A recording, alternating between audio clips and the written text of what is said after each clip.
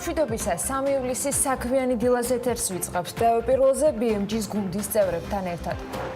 ერთიანი ეროვნული გამოცდების საერთო სამაგისტრო გამოცდების სტუდენტთა საგრანტო კონკურსის და საგნის გამოცდის ჩატარების წესები დაზუსტდა და საგამოცდო პროცესი, რომელიც უკვე მომავალი კვირიდან დაიწყება, მერხთან მუშაობისას პირბადის გარეშე აბიტურიენტის დაშვებას ითვალისწინებს.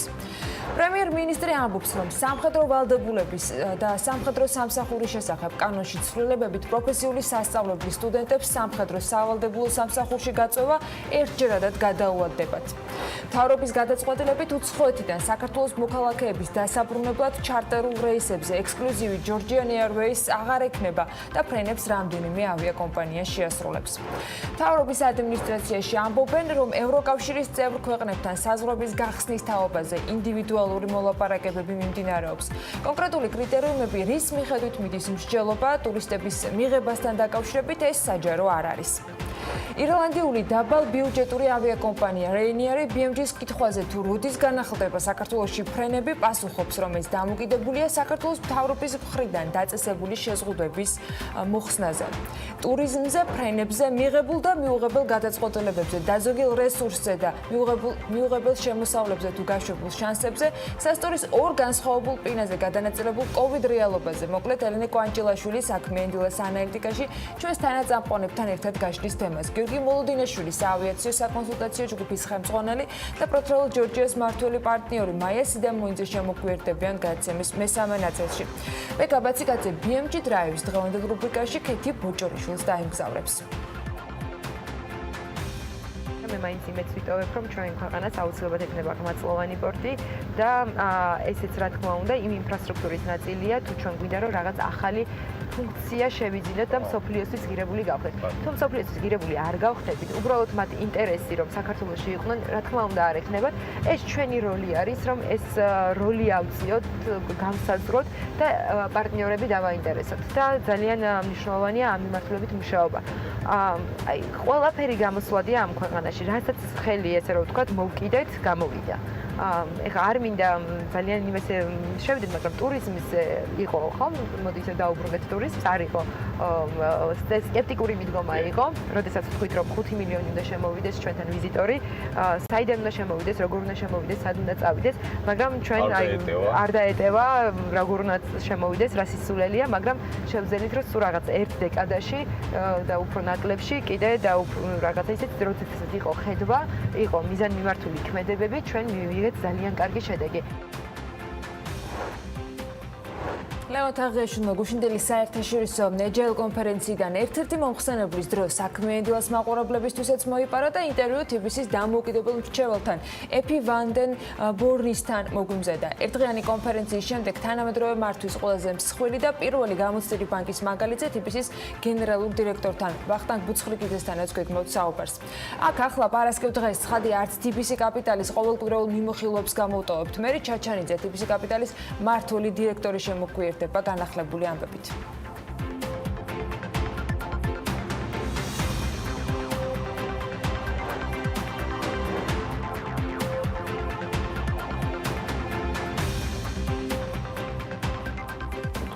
დილა მშვიდობისა საქმიან დილას ეთერში დღეს 3 ივლისი საინტერესო ამბები აქვს თქვენთვის მომზადებული.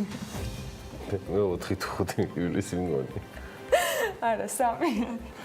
ვიცი რატომაც 4 და 5, იმიტომ ძირითადი აქცენტი კეთდება ახლა შენი გონების ამ შაბათ-კვირის ჩვენი გადაცემების მომზადებაზე. ხო, კვირის და Forbes Talks-ის, რომელიც ემზადება ჩასაშვებად უკვე წარმოებაში, ასე ვთქვათ, მიღებული და ძალიან კარგი რამ გამოდის მიხეილ ხიდურელის და რევაზ ვაშაკიძის დუეტი შედგა ამ შემთხვევაში, როგორც ეს ალავერდის პრინციპი რაც გამოდის Forbes Talks-ში, როცა ბოლო სპიკერი გადასცემს, ასე ვთქვათ, სურვილებს წამყვანს. ამ შემთხვევაში წამყვანი იქნება ელენე კვანჭილაშვილი, რომელმაც ჩაიბარა მიხეილ ხიდურელი რევაზ ვაშაკიძისგან და სწორედ მათ შორის შედგა ეს საკმაოდ საინტერესო საუბარი, რამდენიმე ადგილას დეტალი დისკუსიაც კი და დებატიც. ნამდვილ თოქსი გამოვიდა. ხო, ძალიან საინტერესო. ამას უნდა დაალოთ, რა თქმა უნდა, BMG-ის ონლაინ პლატფორმებზე, ჩვენს ვებგვერდზე, სოციალურ ქსელებში, იქამდე პირველის მაყურებლებისთვის საქმიან დილას ეთერის დრო არის. გადაცემის ბოლო ნაწილში, რა თქმა უნდა, საქმიან დილას ანალიტიკა იქნება და ელენე კვანჭილაშვილის ანალიტიკის ეთერები გელოდება დღეს გამომბაში ძალიან საინტერესო. დავიწყოთ. კი, ელენეს წარმატებულ ეთერს უსურვებთ. სული და გული დარწმუნებული ვარ, რომ ძალიან კმაყოფილი დარჩებით მით უმეტეს იმ ფონზე, რომ ვეცდებით აგერ კვირის დასაწყისში შედარებით ამოვწუროთ საერთაშორისო ეკონომიკაში მიმდინარე ამბები. თუმცა ამას არ აქვს რაღაცა ესეთი პირდაპირ ესეთი სახე ამ ბლოგს, უბრალოდ ძალიან მოერგო მიქსი ქართული და საერთაშორისო ამბებისა ამ დასაწყისში. მოდი მსოფლიოს ყველაზე მსხვილ ეკონომიკას გადავხედოთ. ამერიკა ზრდის სულ უფრო თავის ექსპანსიას, იმ კუთხით ის ექსპანსიას ორი მიმართულებით ზრდის. ერთი მხრივ ეს არის კორონა დაინფიცირებულები, ამაზე ოდნავ მოგვიანებით, მაგრამ სულ უფრო მეტი მილიარდერი იმკვიდრებს თავს ამ ქვეყანაში და მილიარდერთა ურბანისტიკა იმაზეც მეტყოლებს, რომ ხშირად ერთ ქალაქში იმდენი სიმდიდრის და ქონების პატრონი ცხოვრობს, რაც, ავიცი, ერთად აღებული პლანეტის რამდენიმე სახელმწიფოს ეკონომიკებსაც კი სჯობიან სიდიდით და მოცულობით. ასეთი ამჯერად უკვე სან-ფრანცისკო, რომელიც Wall-6-ის მორიკვლევაში მოექცა და სან-ფრანცისკო ახლა მსოფლიოში რიგით მესამე ქალაქია მილიარდერების რაოდენობის მიხედვით. Wall-6-ი უმდიდრესი ადამიანების ყოველწლიური გამოკითხვიდან ირკვევა, რომ შეერთებულ შტატებში მთლიანად უკვე 788 მილიარდერი ცხოვრობს და მსოფლიო მილიარდერების მთლიანი ქონების 28% სწორედ ამერიკელ მილიარდერებზე მოდის. ნიუ-იორკში ყველაზე მეტი მილიარდერია, მას მოსდევს ჰონგ-კონგი, ხოლო მესამე ადგილას უკვე სილიკონ ველი გავიდა, რომელიც სან-ფრანცისკოში მდებარეობს და რეგიონის ტექნოლოგიური ელიტის სახლია. ჩემო ბატონო, აღნიშნულმა ქალაქმა 2019 წელს დამატებით კიდევ 2 ახალი მილიარდერი შეიმატა, შედეგად უკვე სან-ფრანცისკოში 77 მილიარდერი მიითვალეს. ამგვარად სან-ფრანცისკომ გაუსწრო მოსკოვს, ლონდონს, მოსკოვში 73-ია, ლონდონში 66, პეკინში 57 და როგორც გითხარით, სან-ფრანცისკოში უკვე 77. რეიტინგში ამ მხრივ სან-ფრანცისკო მე-6-ზე იყო სულ რაღაცა 4-ოდე წლის წინ.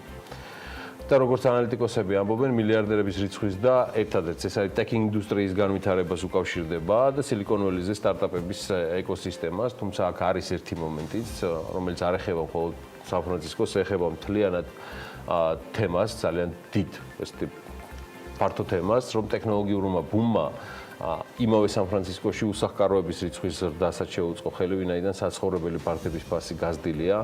ამას Business Insider-ის კეთი ტეილორი წერს, კიდევ უფრო გაიზარდა ქონებრივი უთანასწორობა ქვეყანაში და ამერიკელი მილიარდერების ქონება 20%-ით გაიზარდა პანდემიის ფონზე. ანუ პანდემიის დაწყებიდან ივნისამდე მაგალითად მოყავს Amazon-ის ჯეფ ბეზოსის და Tesla-ს ელონ მასკის ქონება, რომელიც დაახლოებით 2 მილიარდით გაიზარდა მათი აქციების დრამატული ზრდის ფასზე მარტის შემდეგ. სხვა შორის შეერთებული შტატები ბევრი მიზეზით და ძირითადად სრულად ემოციური გახსნის გამო გადავედი უკვე ექსპანსიის გაცილებით სევდიან და ხშირ შემთხვევაში ტრაგიკულ ნაწილზე. სწორედ ესეთი ემოციური გახსნის გამო ცალკეული შტატების და ქალაქების ლიდერია ასევე კორონა ინფიცირებულთა მიმართულებით. შტატებმა ყველა რეკორდი მოხსნეს ინფიცირებულთა მატებაზე. თუ არ ვცდები, ერთადერთი პერიოდულად მათ სჯობდა ამ ანტირეკორდში ბრაზილია, მაგრამ ის რაც ხდება ბოლო პერიოდში და რასაც COVID სტატისტიკა აფიქსირებს, ეს არის დაახლოებით 40-45,000 ინფიცირებული დღე-ღამის განმავლობაში. ავტორიტეტული საინვესტიციო ბანკების ჩვენი ქართული საინვესტიციო ბანკების არ იყოს, თუმცა ყოველდღიურ რეჟიმში სრულიად უპროგნოზო და ცვლადი ამბების ფონზე ცდილობენ გარკვეული დასკვნების გაკეთებას, მათ ფაქტიურად მედიცინასთან და სტატისტიკასთან უწევთ ხშირი შეხება, რომ შედარებით რეალისტური გათვლები დადო. მაგრამ ერთი რამ ფაქტია, რომ შეერთებულ შტატებში კორონავირუსის შემთხვევების რეკორდული რაოდენობისთვის მიუხედავად, პირბადეების სიხშირის მოხმარება არის საკმაოდ დაბალი. და ამაზე ძალიან საინტერესო ყურადღება და კვლევაც და დაუთმო ამ მიმართულებას Goldman Sachs-ი, რომელიც ამბობს, რომ ეროვნული პირბადის, ასე ვთქვათ, ეროვნულ პირბადეს შეუძლია ვირუსის გავრცელების შენელება, თუ ეს გადავა რეალურად კულტურაში და მთლიანი შიდა პროდუქტის 5%-იანი დანაკარგისგან გადაარჩენს შეერთებულ შტატებს. Goldman Sachs-ის ანალიტიკოსები ჩაუждნენ თემას და ეს რამ მოიფიქრეს, რომ პირბადის დარება თუ სავალდებულო გახდება, ეს მნიშვნელოვნად გაზრდისო იმ მოქალაქეების რაოდენობას, რომლებიც პირბადით ისარგებლებენ და განსაკუთრებით ისეთ შტატებში, როგორიც არის ფლორიდა და ტეხასი, სადაც ამჟამად პირბადის დარება მაგალითად სავალდებულო არ არის. ამგვარად ანალიტიკოსები ამბობენ, რომ პირბადის უფრო ხშირი მოხმარება ვირუსის ახალი შემთხვევების რაოდენობას მინიმუმ ერთი ცენტში ამცირებს და ჩაანაცვლებს საგანგებო მდგომარეობის მკაცრ რეგულაციებს, რაც ქვეყნის ეკონომიკას დაახლოებით 5%-ს წაართმევდა და ეს 5% Goldman Sachs თარგმნილი აქვს თითქმის $1 ტრილიონში. $1 ტრილიონში. ანუ ამერიკელები რო იყვნენ Goldman Sachs-ის ასე ვთქვათ დაკვირვებით და დასკვნით, ადეკვატურები და უფრო მორჩილები ებით წესების დაცვის კუთხით, ავტორიტეტული Goldman Sachs-ი მიიჩნევს, რომ მათი გათვლებით არც მეტი არც ნაკლები $1 ტრილიონი დაიზოგებოდა შეერთებულ შტატებში. $1 ტრილიონი. ალბათ ხვდებით, რამდენი ნულია და საერთოდ რაზეა საუბარი. ამერიკაში კიდევ ერთი ამბავია, რომელიც საკმაოდ რთულად იქნება გადასახადში ჩინეთ შტატების სავაჭრო ომების ფონზე, შეერთებული შტატების კომუნიკაციის ფედერალურმა კომისიამ უკვე სრულად ოფიციალურად ჩინური ტექნოლოგიური გიგანტები Huawei და ZTE გამოაცხადა ეროვნული უსაფრთხოების საშიშროებად, ასე ვთქვათ. და აღნიშნული ნაბიჯი ფორმალურად ამერიკულ ტელესაკომუნიკაციო სივრცის კომპანიებს სრულად აეკრძალათ ფედერალური თანხების გამოყენება Huawei-ის ან ZTE-ის მოწყობილობების ყიდვისა და დამონტაჟებისთვის. როგორც კომუნიკაციების კომისიის თავმჯდომარე, მის სახელი Ajit Pai ამბობს, უამრავი სამხილი დაგროვდა ამ გადაწყვეტილების მისაღებად და უკვე დიდი ხანია ფედერალური სააგენტოები და კანონმდებლები აცხადებენ, რომ ვინაიდან ტექნოლოგიური გიგანტები Huawei და ZTE ჩინურ კანონმდებლობას ექვემდებარებიან, ისინი შესაძლოა იძულებული შეიქმნან ჩინეთის სადაზვერვო სამსახურების სასარგებლოთაც იმუშაონ. თავად Huawei და ZTE ცხადია, აღნიშნულს კატეგორიულად უარყოფენ, ჩვენ ვერ და არ მივცემთ უფლებას ჩინეთის კომუნისტურ პარტიას ქსელის დაუცველობა გამოიყენოს და დააზიანოს ჩვენი კრიტიკულად მნიშვნელოვანი საკომუნიკაციო ინფრასტრუქტურა. აი ესე პირდაპირ გაჭრილად გამოაცხადა ამბავი ფედერალური კომისიის შეფმა. მე მაინც შეგახსენებთ, რომ Huawei და ZTE შეერთებულ შტატებში ეროვნული უსაფრთხოებისთვის საშიშროებად და საფრთხეთ ისედაც იყო გამოცხადებული, თუმცა ეს არ იყო გაოფიციალურებული და ამას არ ქონდა მინიჭებული რეგულატორის მხრიდან ოფიციალური სამთავრობო ეგნებოდ სტატუსი, რაც დღეს უკვე ოფიციალურია. ბოლო პერიოდის ალბათ ყველაზე გახმაურებული ბიზნეს კონტრაქტი და ამბები, რომელიც ნამდვილად მომაკლდა და ამ კორონას გადამკიდე გეტყვით, რომ შედგა მორიგი გარიგება, საკმაოდ მსხვილი. Amazon-მა ძალიან მაგარი კომპანია Zoox-ი $1.2 მილიარდად შეიძინა.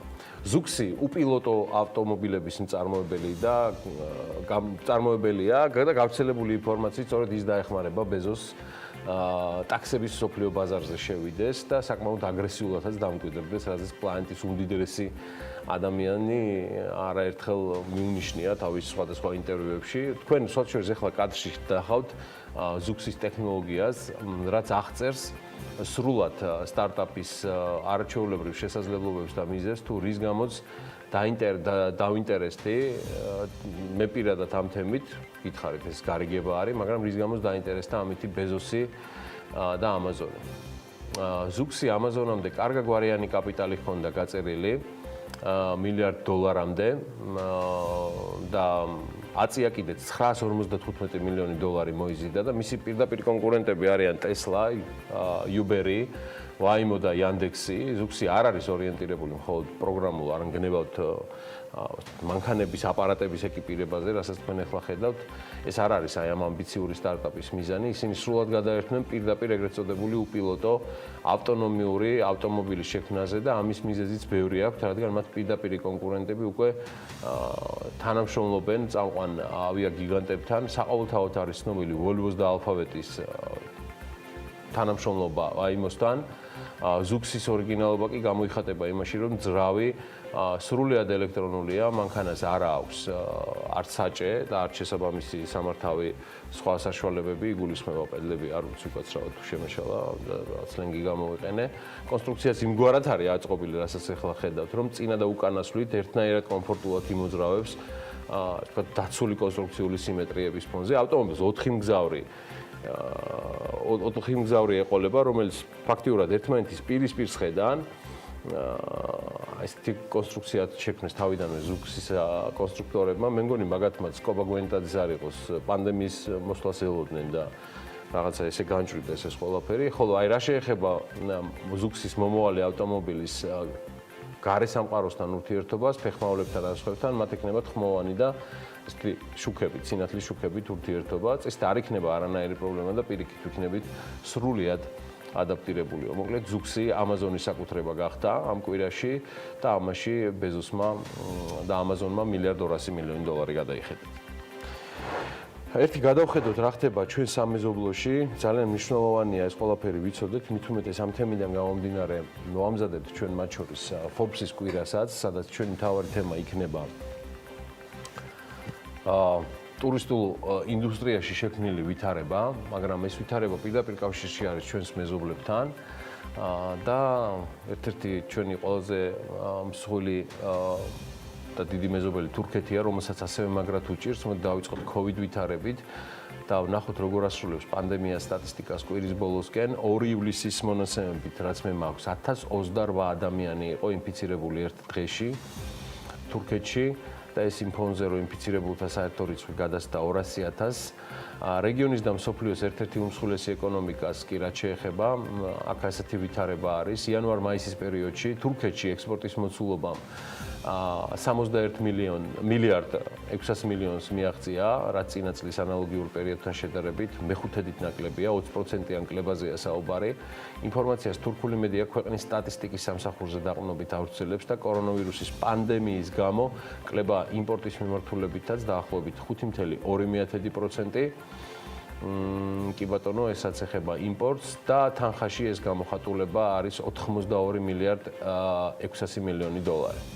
სხვაობა ექსპორტსა და იმპორტის მაჩვენებელს შორის გაორმაგდა და წლის პირველ 5 თვეში 21 მილიარდი შეადგინა. თურქეთის ექსპორტის მაჩვენებელი მაისში დაახლოებით 10 მილიარდი იყო, რაც 2019 წლის მაისთან შედარებით ვებერთელა კლება არის თითქმის 41%-იანია და იმპორტმა მაისში კი 28%-იანი კლება აჩვენა. გასული წლის ანალოგიურ პერიოდთან შედარებით და 13 მილიარდ 400 მილიონი შეადგინა. თურქსტატი გვაუწყებს, რომ ექსპორტის 94%-მდე წარმოების სექტორზე მოდის, ხოლო სოფლის მეურნეობის, თევზის მწარმოებლების და მეტყევეობის სექტორზე დაახლოებით ჯამურად 3.7, სამთო-მომპოვებელზე 1.9. ამასთან თურქეთის სტატისტიკური სამსახურის ინფორმაციით მაღალტექნოლოგიური პროდუქციის წილი საწარმოო ინდუსტრიაში 3.8% იყო, ნახევარფაბრიკატებს მთლიან ექსპორტში ლომის წილი ეს დაახლოებით 76.7% ეკავა. რაც შეეხება თურქეთის უმსხვილეს სავაჭრო პარტნიორებს, გერმანია თურქული პროდუქციის ერთ-ერთი მთავარი მომხმარებელი გახლავთ იმპორტიორის სტატუსითაც. მაისში თურქეთიდან გერმანიაში ექსპორტირებულია 919 მილიონი ღირებულების პროდუქტი ექსპორტზე და ამას მოყვა შეერთებულ შტატებში 892 მილიონი, ერაყში 603, დიდი ბრიტანეთი 560 და საფრანგეთი 416 მილიონი. აი ეს არის უმსხვილესი სავაჭრო პარტნიორები ქვეყნებს შეხედეთ. თურქეთის უმსხვილეს სავაჭრო პარტნიორებს და მიხვდებით სხვა მიზეზებთან ერთად რატომ არის თურქეთი ძლიერი და წარმოდგენილი როგორც ძლიერი ეკონომიკა. თურქეთის ეკონომიკა პანდემიამ კი მართლაც მნიშვნელოვნად დააზარალა. აქ საკმაოდ სერიოზული პრობლემები აქვს ეროვნულ ვალუტასაც. მაისის თვეში დოლართან მიმართებაში 7.59 ლირა შეადგინა. დოლარი ლირას კურსია საუბარი და პრობლემა რჩება საკმაოდ მაღალი ინფლაცია და ექსპერტების პროგნოზით ქვეყნის ეკონომიკა მიმდინარე წელს 3.5%-ით, მინიმუმ 3.5%-ით შემცირდება. ასეთი ამბებია და ამ ფონზე გუშინ ამოვიკითხე, რო არ მოგიყვეთ არ შეიძლება რა. თურქეთის პრეზიდენტს რეჯეპ ტაიპ ერდოღანს ამ ფონზე აქვს გადაწყვეტილი სოციმედია გააკონტროლოს თურქეთში და ამის მიზეზი გადაგრევთ უბრალოდ რა არის რა. ერდოღანის ეს რეაქცია გამოიწვია მისი სიძის ტვიტმა, სხვა შორის თურქეთის პრეზიდენტის სიძე არის თურქეთის ფინანსთა მინისტრი და მისი სახელი ბერატ აილბაირაქია, რომელსაც მეოთხე ვაჟი შეეძინა. ანუ საუბარია ერდოღანზე როგორც ბაბუაზე. ხო და ადრე ხა საქართველოში რო იცოდნენ ამაზე ორლულიანიდან ბიჭია ზახილი, ეხლა დატვიტვა და Facebook-ზე დადება არის მოდაში. ხო და აგერ ჩვენ სიძე ბატონის ტვიტს 10,000-ობით მილოცვა მოხვა. კეთილი სურვილებით და ამბებით, მაგრამ გამოერია ცხადია კრიტიკული და სიძულვილის ენაზე დაწერილი კომენტარები. ხო და ეხლა ამას აიტანდა ბატონის სიმამრი? ხო, კაც რეგიონის იმპერატორი გონია თავი, ხო და ერდოღანის თქმით თავხედები, ვინც გინებას და სხვას არაკლებდნენ ტვიტებშიო სასამართლოს წინაშე წარსდგებიან და პასუხსაც აგებენო ყველანიო როგორც დედოღანი ამბობს, ყველა სოციალური ქსელი მალევე დაექვემდებარება სახელმწიფოს კონტროლს. ეს ქსელები, ციტირებ მას, რომლებიც დუხ სიცრუით, შეურაცხყოფით, დარღვევებით აუცილებლად უნდა იყვნენ დარეგულირებული. აი ამას აცხადებს თურქეთის პრეზიდენტი და Deutsche Welle წერს, რომ ერდოღანს სურს, რომ რაც შეიძლება მალე შეიტანოს ეს კანონპროექტი განსახილველად და ასევე მოიაზრება სოცქსელებზე წვდომის შეზღუდვას და იურიდიული და შესაბამისი ფინანსური სანქციები. სოციმედიის კონტროლზე და ბოიკოტზე გამახსენდა, რომ მარკ ცუკერბერგმა გუშინ დილით თუ არ ვცდები, პირველად გააკეთა კომენტარი Facebook-ის გარშემო აწეხილ ამბებზე, მარტივად და გასაგებადაც, რომ მიუხედავად იმისა, რომ პროტესტს უამრავი რეკლამა დამკვეთი შეუერთდა, უკაცრავად ის არ შეცვლის. Facebook-ი არ შეიცვლება და მათ შორის დრამატულად არ შეიცვლება არც იძულვილიანის შემცველი კონტენტის შესახებ კამპანიის მიდგომიდან გამომდინარე. როგორც გითხარით, 500-ზე მეტმა კომპანიამ უკვე გამოუცხადა პლატფორმას ბოიკოტი რეკლამირების ფონზე და Business Insider წერს, რომ ცუკერბერგმა ამ საკითხებში თანამშრომლებისადმი მიმართვაში ისაუბრა და ამბობს, რომ ჩვენ არ ვაპირებთ პოლიტიკის ან მიდგომის შეცვლას რაიმეზე. იმის გამო, რომ ჩვენი შემოსავლების მცირე ნაწილს საფრთხე ემუქრებაო. როგორც მივხვდები, ყველა ეს რეკლამის დამკვეთი, ამას ცუკერბერგი ამბობს, მე მხოლოდ ციტირებ, მალე დაუბრუნდება ჩვენს პლატფორმასო და ამაზე ბევრი არ ინერვიულოთო, აი ამას წერს ცუკერბერგი თავის ათასობით თანამშრომელს. ამ კომპანიებს შორის კი, რომელიც უცხადებენ Facebook-ს ბოიკოტს, Coca-Cola, Ford, Starbucks, Verizon, Adidas, Unilever, რომელმაც 43 მილიონამდე გამოიტანა დოლარში ბიუჯეტი. მარტო ერთმა კომპანიამ რაც გამოიტანა ბიუჯეტი Facebook-იდან, ლამის საქართველოს მთელი სარეკლამო ბაზრის ტოლია. მას შემდეგ რაც ბოიკოტმა სხვა შორის ედვარ კამპანიის სახე მიიღო, გასულ კვირას ცუკერბერგი დაათანხმდა, რომ პოლიტიკოსების განცხადებებს სოციალში, რომელიც სიძულვილის ენა შეიცავს, სპეციალურ მინიშნებას მიაბავდნენ, რითაც მოხმარებელი გაარჩევს და დატანების შესაბამისად მაჩვენებელს სიძულვილის ენის პათოსიდან გამომდინარე. ესეთი ამბავია. ამასობაში ცვლილებებია, მოდი გადავიდეთ ახლა შემდეგ თემაზე. ავტოინდუსტრიის ბაზარზე მოსალოდნელი და განჭვეტადი ცვლილებები, ჩემი აზრით, ჩემო ბატონო, ამ ცვლილებებს მეტწილად ხელი შეუწყო Falcon 9-ის გაფრენამ კოსმოსში, რის შედეგადაც Tesla-ს და მისი დამფუძნებლის აქციების და რეპუტაციაც გაიყოლა კოსმოსისკენ. დიახ, ამ კვირიდან Tesla პლანეტის ყველაზე ძვირად ღირებული ავტომწარმოებელია. 208 მილიარდს მიაღწია საბაზრო ღირებულებამ Tesla-სი და გადაასწრო ბოლო წლებში ერთპიროვნულ ლიდერს ავტოწარმოებაში, იაპონურ Toyota-ს. მხოლოდ მიმდინარე კვირაში Tesla-ს აქციების ფასი 17%-ით არის გაზრდილი და ერთი აქციის ღირებულება $100-საც გადააჭარბა. პირველად ისტორიაში Toyota საბაზრო ღირებულება 203 მილიარდი რჩება. აი რაც შეეხება სხვა ავტომწარმოებლებს, აქ არის ჩამონათვალი და მათ საბაზრო ღირებულებას Fiat Chrysler-ი მესამე ადგილზე. ნახეთ სხვაობა პირველ და მეორე ადგილს შორის სამხელა არის 20 მილიარდი. აქ გარკვეული არეულობაა თანმიმდევრობასთან დაკავშირებით. მოკლედ Ford-ი, Ferrari, General Motors-ი, BMW, Honda, Volkswagen-ი. აი ეს არის ის ძირითადი ათეული, რომელიც შეადგენს ამ შემთხვევაში ათეულს ავტოინდუსტრიის წარმოებლებისა. მიუხედავად იმისა, რომ Tesla-მ საბაზრო ღირებულებით იაპონურ Toyota-ს გაუსწრო, ეს უკანასკნელი გაცილებით უფრო მეტ მანქანას აწარმოებს, ვიდრე Elon Musk-ის კომპანია. მაგალითად 2020 წელს, ნახეთ, ძალიან მაგარი სტატისტიკაა. წელს პირველ კვარტალში Tesla-მ სულ 103,000 ავტომობილი აწარმოა. მაშინ როცა Toyota მიუხედავად პანდემიისა 2,400,000 მანქანა აწარმოა. შესაბამისად Tesla საბაზრო ღირებულებასთან ერთად იცით ალბათ რომ გაზრდილია Elon Musk-ის ღირებულებაც და სიმდიდრე აპრილის შემდეგ ის თითქმის გაორმაგდა $46 მილიარდამდეც გაიზარდა. კარგი, ესეთი ამბებია. ეხლა მართალია მიწაზევე ერთ, მაგრამ ფრენებზე და გაფრენაზეც უნდა გადავიდეთ. ოღონდ გაფრენამდე მაინც ცოტას დავიცდეთ. ცაში თვითმფრინავებით ფრენაზე ვისაუბრებთ, ოღონდ ცოტა მოგვიანებით სიახლეების ნაწილში. ახლა ავიაციის ერთ-ერთ მნიშვნელოვან მოთამაშეზე, ეგრეთ წოდებულ low-coaster-ზე მოკითხული ამბები უნდა გაგიზიაროთ. მარიამ ადამიანის დახმარებით. ირლანდიური დაბალბიუჯეტური ავიაკომპანია Ryanair BMG-ს კითხვაზე, როდის განახლდება საქართველოში ფრენები, პასუხობს, რომ ეს საქართველოს მთავრობის მხრიდან დაწესებული შეზღუდვა შეზღუდვების მოხსნაზეა დამოკიდებული. ამ დროს ევროპაში უკვე მიიღო მან ფრენის უფლება და დღეში დაახლოებით 100,000-ზე მეტი მგზავრის მომსახურების შესაძლებლობა აქვს. რას ამბობს დაბალბიუჯეტიანი ავიაკომპანიის დირექტორი ჩვენს ქვეყანაზე და ვის აკრიტიკებს პოსტპანდემიურ ვითარებაში არასწორი გადაწყვეტილებების გამო? თემაზე შეგვიძლია მომზადებული რეპორტაჟი ვნახოთ.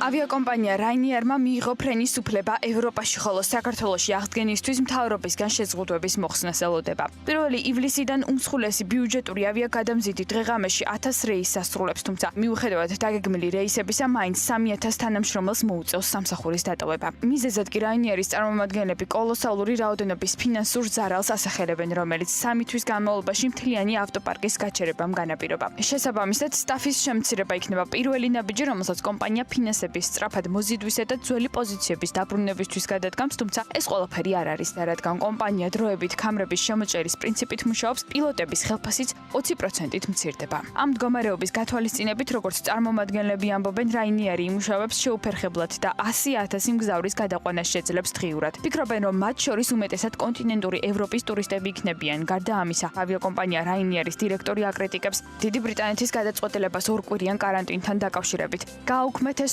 სულელური კარანტინი აღნიშნავს ის და ამბობს, რომ წინააღმდეგ შემთხვევაში ეს ნაბიჯი სერიოზულად დაარტყავს ისედაც არასახარბიელო მდგომარეობაში მყოფ ტურისტულ სექტორს და თანაც არამხოლოდ ბრიტანეთში, არამედ მთელს ევროპის კონტინენტზე. რაც შეეხება საქართველოს, ირლანდიური დაბალბიუჯეტიანი ავიაკომპანია Ryanair BMG-ს კითხვაზე თუ როდის განიხილება ჩვენთან ფრენების განახლება პასუხობს, რომ ეს დამოკიდებულია საქართველოს მთავრობის მხრიდან დაწესებული შეზღუდვების მოხსნაზე. შეგახსენებთ, რომ ირლანდიური ავიაკომპანია საქართველოში გასულ წელს შემოვიდა და ის თბილისისა და ქუთაისის საერთაშორისო აეროპორტიდან მარსელის, ბოლონიისა და მილანის მიმართულებით ასრულებდა რეისებს. ხოლო კითხვაზე გაიხსნება თუ არა 2020 წლის აგვისტოდან რეგულარული საჰაერო მიმოსვლა, ფინანსთა მინისტრი აცხადებს, რომ ამ კითხვაზე კონკრეტული პასუხი ჯერჯერობით არ არსებობს.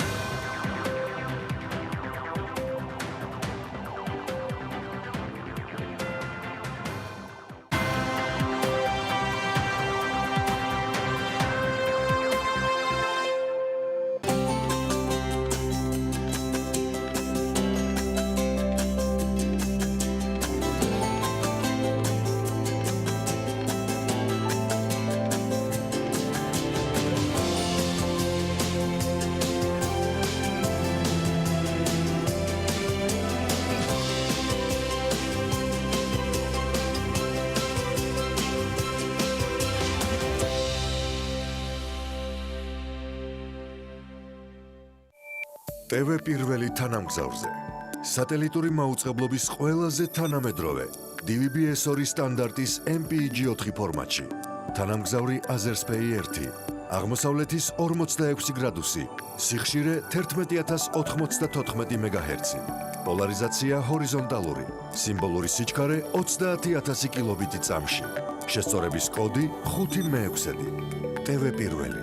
საქართველოში და მსოფლიოში. როდესაც მოვლენები ჩვენს თვალწინ ელვის სისწრაფით იცვლება, როდესაც ყოველდღე ჩნდება რეალობა, რომელიც ცვლის ჩვენს ცხოვრებას. ჩვენ ვფიქრობთ, რომ თქვენ უნდა იცოდეთ არა მხოლოდ ის, რა ხდება, არამედ უნდა იცოდეთ ისიც, რატო ხდება. ჩვენ დავსვამ ყველა კითხვას და გიჩვენებთ ყველა მთავარ მოვლენას პირდაპირ ეთერში. ყოველ სამუშაო დღეს საღამოს 6 საათზე ანა წერეთლის დღის ამბები.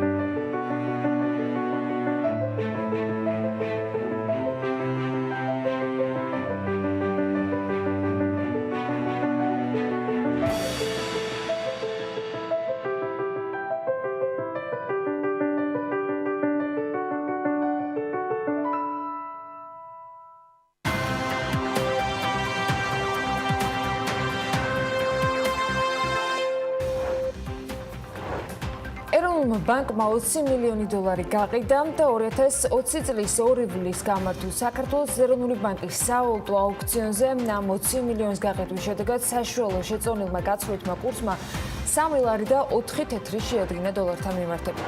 ეროვნული ბანკი მოქალაქეებს აფრთხილებს განსაკუთრებული ყურადღება ინტერნეტ სივრცეში ფინანსური და პირადი მონაცემების მითითებისას გამოიჩინა. სემეკმა იდუმალი მომხმარებლის კვლევის ფარგლებში კომუნალურ კომპანიებში დარღვევები გამოავლინა. ამ კვლევის ფარგლებში გამოვლენილია როგორც საერთო, ისე ინდივიდუალური ხასიათის დარღვევები. ბათუმის ბულვარს განაშენიანების გეგმა ექნება კვლევითი ნაწილის და სანაპირო ზოლის განაშენიანების სამუშაო ვერსიის განხილვასთან დაკავშირებით აჭარის ფინანსთა და ეკონომიკის სამინისტროში მორიგი სამუშაო შეხვედრა გაიმართა. ტიპის აპლიკაციების კონკურსის 3 გამარჯვებული გუნდის ვინაობა ცნობილია. პირველი ადგილი ინვენტორსმა, მეორე ფაიზმა და მესამე ტიფილაინმა დაიკავა. კომერცბანკმა საქართველოს ბანკს ევროს ეფექტური და ზუსტი გადარიცხვებისათვის საუკეთესო ეს ტიპი პროცესებისათვის საოპერაციო ჯილდო გადასცა. ევროპის რეკონსტრუქციისა და განვითარების ბანკის პრეზიდენტი სუმა ჩაკრაბატი პრეზიდენტობის 2 ვადის დასრულების შემდეგ დაკავებულ პოსტს ტოვებს. ჩაკრაბატმა EBRD-ის პრეზიდენტის არჩევნებში 2012 და 2016 წლებში გაიმარჯვა.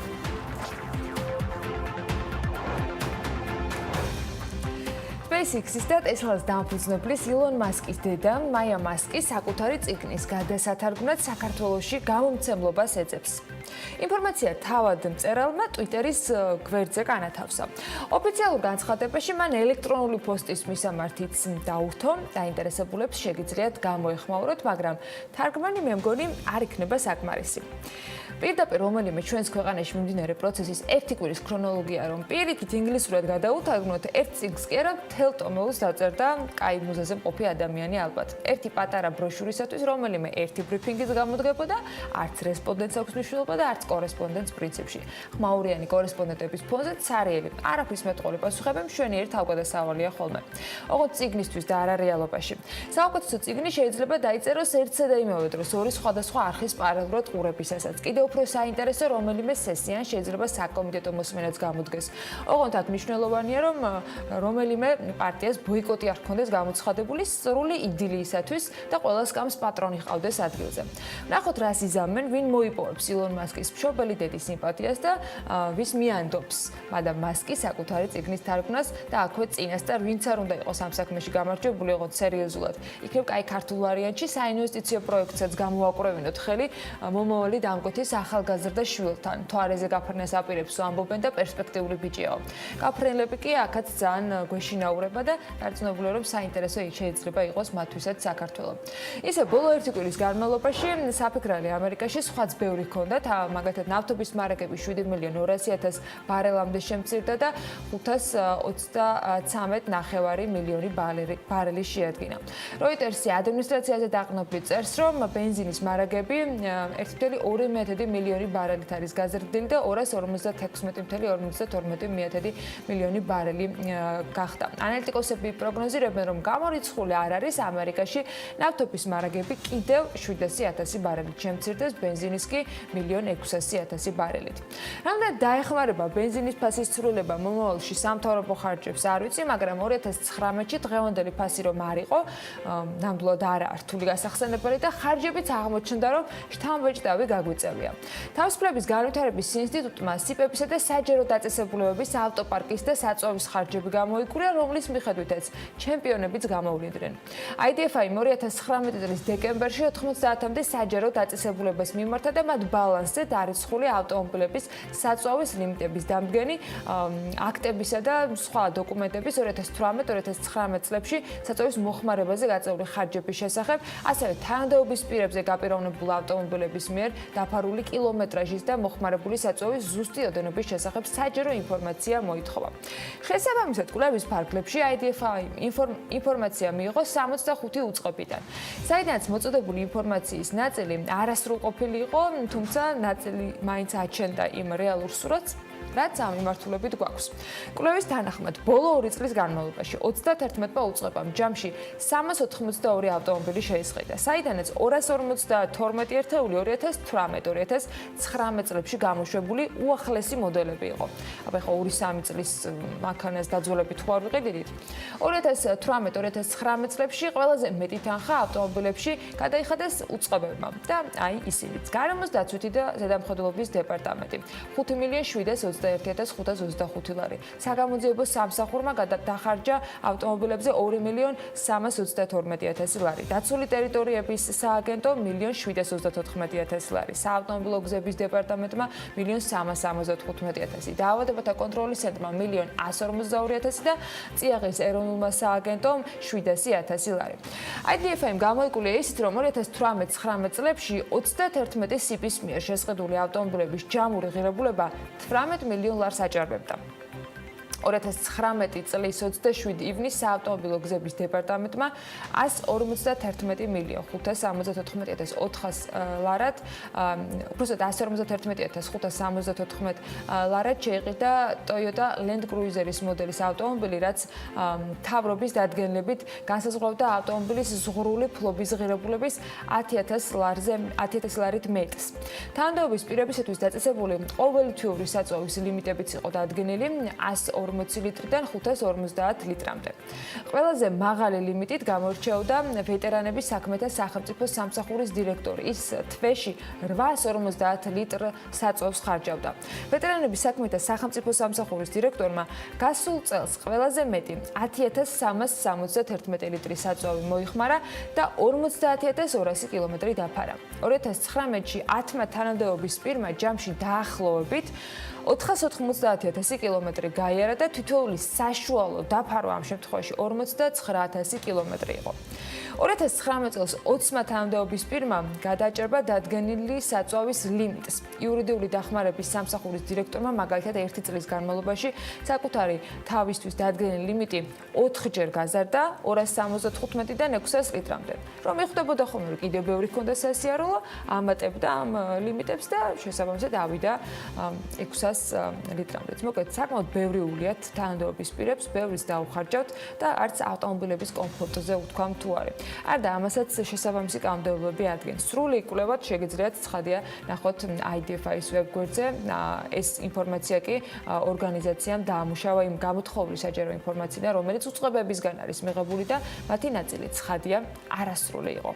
არ და ვარჯიში არავის აწყენდა, თუმცა სპორტ დარბაზებში ამ დრომდე დახურული რეალობა გვხვდება. ფიტნეს ცენტრების და აუზების წარმომადგენლები სერვისების გახსნას მე რამდენი საპროტესტო მინი აქციები თითხოვენ. შესაბამისი მოთხოვნით უკვე რუსთაველის მეტროსთან გაიმართა გუშინ აქცია და ორგანიზატორები მთავრობისაგან ითხოვენ კონკრეტულ პასუხს კითხვაზე, თუ რატომ არ იხსნება სპორტ დარბაზები და რატომ არის ეს განსაკუთრებული რისკის შემცველი საქმიანობა.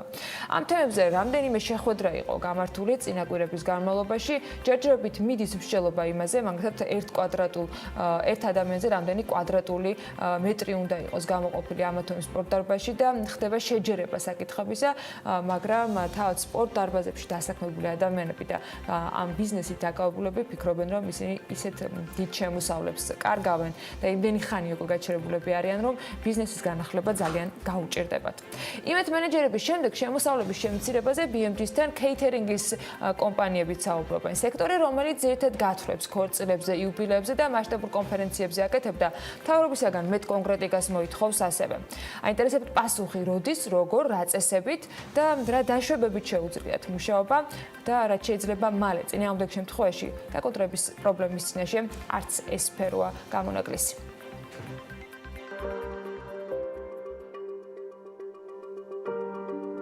შეიძლება ერთი ღონისძიება იყოს 300.000-იანი, 150.000-იანი და საკმაოდ დიდ ამონაგებზე გავდივართ. ეს მიმართულება საერთოდ გაჩერებულია.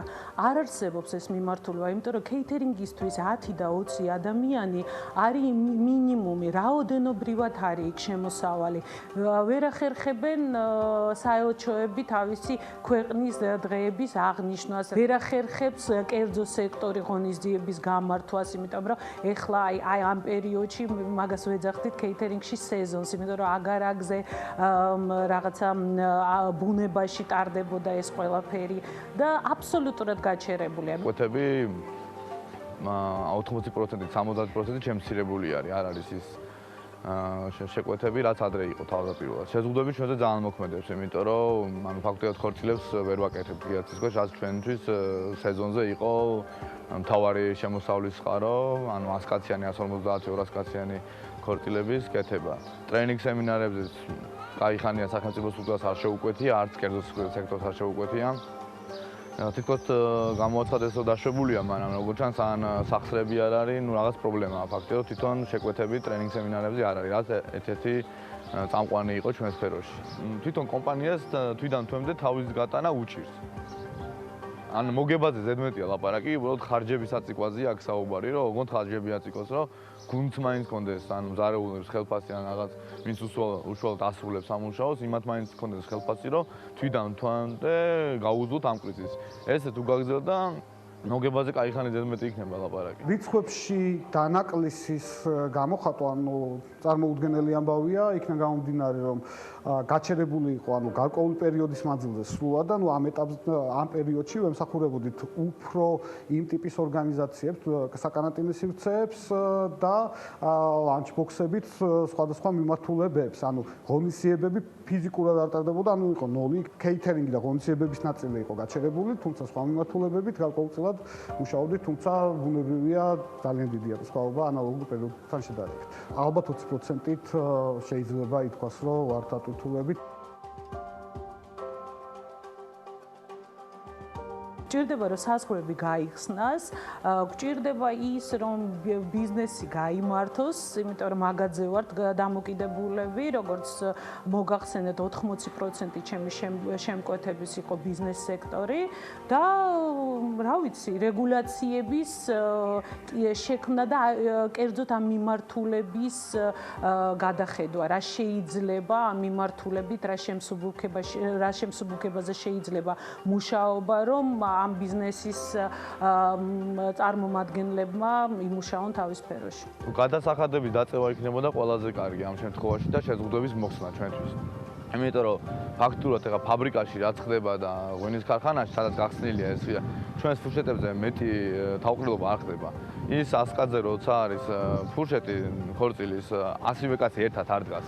მოძრაობენ გაშლილ ტერიტორიაზე და მაქსიმუმ 5-6-7 კაცი იკრიბებოდეს ერთად, ვინც ნაცნობი არის ერთმანეთზე. კარგად გამოკვეთილი რეგულაციები იქნებოდა ძალიან მნიშვნელოვანი და ისევე როგორც სხვა ნებისმიერ სფეროს, ხელმისაწვდომობა ფულად რესურსებზე და საგადასახადო შეღავათების თვალსაზრისით ალბათ ზუსტად ისევე გვჭირდება, როგორც სხვა ნებისმიერ სექტორს და რაიმე განსაკუთრებული საჭიროებები ჩვენ შემთხვევაში არ არის. ერთადერთი რაც ამ ეტაპზე ხელს გვიშლის ეს არის 10 პერსონაჟზე შეზღუდვა, ვიმედოვნებთ, რომ უახლოეს პერიოდში ეს შეზღუდვა ან მოიხსნება, ან დაკორექტირდება გონივრული ციფრით. შესაბამისად, მოლოდინი იმის, რომ ზრდა ამ მიმართულება ზოგადად ექნება, არის ძალიან მაღალი. მე ვფიქრობ, სანამ რეგულაციები არ შეიცვლება, სანამ არ მივიღებთ მაგის უფლებას, რომ შევაგროვოთ თქვათ ერთ სივრცეში ადამიანები, სანამ კარგად არ დაალაგდება საერთოდ კეითერინგის სურსათის უნებლობის თემა, ტრანსპორტირების თემა, სანამ მკვეთრად არ გამოიკვეთება პროფესიონალები, რომლებსაც აქვს უფლება რომ აწარმოონ ეს ბიზნესი და სანამ არ გაიხსნება საზღვრები, მე ვფიქრობ, რომ ეს ბიზნესი დროებით შეჩერდება. აი შეზღუდვებზე ვარ მიბმული პირდაპირ, შეზღუდვები როცა მოიხსნება და თლიანად გაეშვება ეს ბიზნესი, აი იქიდან დაწყებული უკვე ვფიქრობ, რომ ამუშავდება. ამაზე ხა ეს ერთი მხარეა, რაც ხელს გვიშლის თვითონ და მეორე მხარე ის არის, რომ ამ კრიზისმა ისე დაარტყა ხალხის ბიუჯეტს, ისე დაარტყა, რომ შემწყიდველუნარიანობა აღარ აქვს ისეთი, როგორც ადრე ჰქონდათ და ეს ოდის გამოსწორება უკვე არ ვიცი, იმიტომ სხვა ბიზნესებსაც ვარ დამოკიდებული, შემოსავლები უნდა გაეზარდოს ხალხს და ამის გაზრდა ალბათ კაი ხანი დაჭირდება 1 წლამდე, მინიმუმ 1 წელი დაჭირდება, რომ ძველ ნიშნულს დაუბრუნდეს. ისიც კაი ვარიანტი ესე მგონია.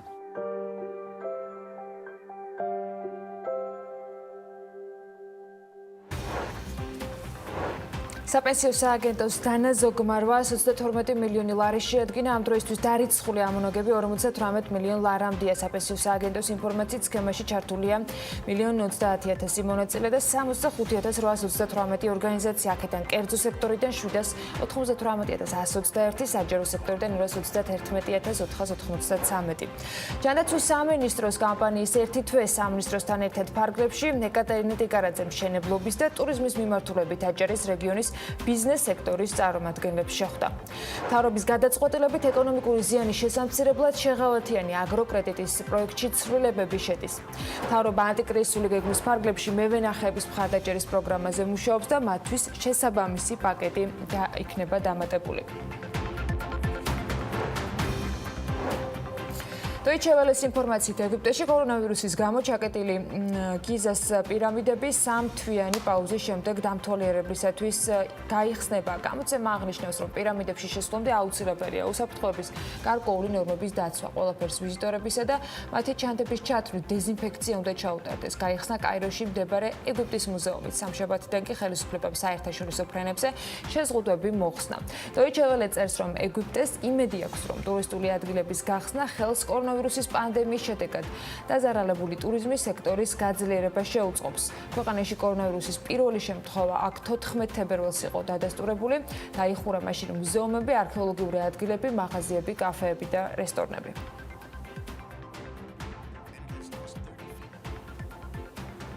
Telegraph-ის ინფორმაციით გაერთიანებული სამეფო საზღვრებს 75 ქვეყნის მოქალაქეებისთვის გახსნის. სააგენტო წერს, რომ ქვეყნების ზუსტი სია მიმდინარე კვირის ბოლოს გამოქვეყნდება. ამჟამად არსებული ინფორმაციით კი დიდი ბრიტანეთის საზღვრებს თურქეთს, ავსტრალიას, ახალ ზელანდიას და ევროპის თითქმის ყველა ქვეყანას გაუხსნის. სიაში მოხვედრილი ქვეყნების მოქალაქეები გაერთიანებულ სამეფოში შესვლას 14 დღიანი კარანტინის გარეშე შეძლებენ. სააგენტოს ინფორმაციით 75 ქვეყანას შორის ვერ მოხვდნენ შტატები, რუსეთი, ბრაზილია და შვედეთი. გერმანიის ფედერალური მთავრობის კაბინეტმა ეგრეთ წოდებული მესამე ქვეყნებისათვის მოგზაურობასთან დაკავშირებული აკრძალვების ეტაპობრივ შემსუბუქებაზე მიიღო გადაწყვეტილება. ეს ინფორმაცია გერმანიის მთავრობის ოფიციალურ ვებგვერდზე ვრცელდება. გერმანია საზღვრებს ევროკავშირის არაწევრი 11 ქვეყნისთვის ხსნის, მათ შორის საქართველოც არის. ამ ქვეყნის მოქალაქეები გერმანიაში შესვლას ყოველგვარი შეზღუდვის გარეშე შეძლებენ.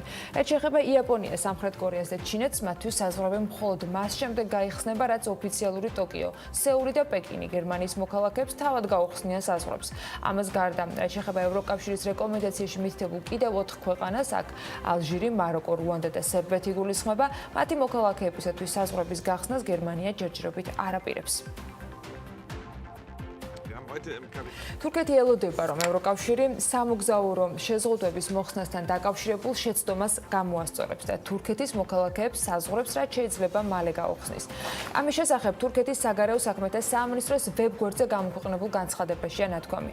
გადაწყვეტილება უნდა ყოფილიყო მიღებული ობიექტური კრიტერიუმების საფუძველზე და უნდა ყოფილიყო გათვალისწინებული თურქეთის მიღწევები, რომლებიც სამაგალითოდ არის აღიარებული მსოფლიოს ჯანდაცვის ორგანიზაციის და საერთაშორისო საზოგადოების მხრიდან წერია განცხადებაში. და იქვე ნათქვამია, რომ თურქეთი გააგრძელებს ევროპულ ინსტიტუტებთან პანდემიასთან დაკავშირებულ საკითხებზე თანამშრომლობას და ინფორმაციის გამჭვირვალედ გაზიარებას. როდის ეწოდინება საქართველოს მოსახლეობას მისი მთავრობის გადაწყვეტილება საზღვრების გახსნასთან დაკავშირებით, როდის აღდგება ფრენები და როდის შეუძლებთ ან რომელი ქვეყნების ტურისტების მასპინძლობას, ეს ფინანსთა მინისტრის ინფორმაციით ჩვენთან ჯერ ხელმიუწვდომელია. მოვისმენთ ვანა მაჭავარიანის ახსნა იმაზე, თუ რატომ ვერ იკავებს თავს მთავრობა გადაწყვეტილების მიღებაზე. ჩვენ სავარაუდოდ 10 მილიონი ტურისტი ველოდებოდით, ხო, წელს მინიმუმ 50000 ტურისტი რომ შემოვიდეს წლის ბოლომდე. აი უბრალოდ განსტისთვის გეუბნებით. ეს პრაქტიკულად ვახსენე კიდე და გავიმეორებ ამ ტერმინს. ეს არის წვეთის ზღვაში ეკონომიკისთვის. მათმა 1%-მა რომ დაინფიცირებული იყოს, საკმაოდ სერიოზული გავრცელება შეიძლება გამოიწვიოს. მერე შედეგად რომ შეზღუდვები არ დავაწესოთ. მთავრობა არანაირ შეზღუდვებს არ აწესებს. გავრცელების პირობებში ადამიანები თვით შეზღუდვით არიან დაკავებული, ეკონომიკური აქტივობა ვარდება. ამიტომ რამდენადაც პარადოქსული არ უნდა მოგვეჩვენოთ, ამ შემთხვევაში რისკი და სიკეთე მანდამაინც ვერ ბალანსდება. ნიშნავს ის რომ ჩვენ საერთოდ არ გავხსნით არავისთან, არ ნიშნავს, ეს ნიშნავს რომ სიფრთხილით მოვეკიდებით და შევეცდებით რომ ან ის ქვეყნები ეს რო შეირჩეს სწორედ, ან ის წესი მიმოსვლის, იქნება ეს ტესტირება თუ სხვა ტიპის, ეს ვთქვათ, უსაფრთხოების წესები ისე დადგინდეს, რომ პირველ რიგში ავიცილოთ ეპიდემიოლოგიური აფეთქება და მეორე რიგში რასაკვირველია ხელი შეუწყოთ მიმოსვლას. ეს არის ძირითადი პრინციპი, რომელიც ამ პერიოდისთვის ადეკვატური პრინციპია, დარწმუნებული შემდეგი 1-2 თვისთვის ეს ადეკვატური მიდგომაა. ზოგადი სიტუაციასთან იმის დამიხებით ზოგადი სიტუაცია როგორ გავითარდება მსოფლიოში, გაუარესდება თუ გაუმჯობესებისკენ წავა, ხო? რასაკვირველია, აქაც შეიძლება გაცილებით უფრო გახსნილ და გაცილებით უფრო როგორ გითხრათ, ეს ვთქვათ, დაბალი და უფრო ნაკლები სიფრთხილით მოვეკიდოთ ამ საკითხს. ეს არის ზოგიერთი ფილოსოფია, რაც დგას იმის უკან, თუ რატო მეორე დღესვე არ გამოვარდით და ყველა მიმართულებით ფრენები რატო არ არის აღდგენილი. რისკები მაღალია, მთავრობაში ფრთხილობენ, თუმცა საგარეო წყობის ხელმძღვანელი ირწმუნება, რომ მეგობარ და პარტნიორ ქვეყნებთან ურთიერთობაში ყველა საკითხზე მუშაობა მიდის და სამხრივად გადაწყვეტილებები არც ერთი მიმართულებით მიღებული არ იქნება. მოგეხსენებათ, რომ გადაწყვეტილება, რომელიც არის მიღებული, არ არის იურიდიულად სავალდებულო, ის ატარებს სარეკომენდაციო ხასიათს და გადაისინჯება ყოველ 2 კვირაში ერთხელ. ეს კიდევ უფრო მეტ პასუხისმგებლობას გვანიჭებს ჩვენ, რადგანაც ეპიდემიოლოგიური კუთხით არ მოვადუნოთ ჩვენი საქმიანობა და შევინარჩუნოთ ის ძალიან კარგი შედეგი, რა შედეგის გამოც საქართველოს ხელისუფლების საქმიანობა აღიარებულია როგორც უაღრესად ეფექტური და 2 კვირის თავზეც და შემდგომ, როდესაც იქნება ამსჯელობა ევროკავშირის შიგნით, საქართველოს მუდმივად იყოს უსაფრთხო ქვეყნების რიგში. უნდა დავასრულებ.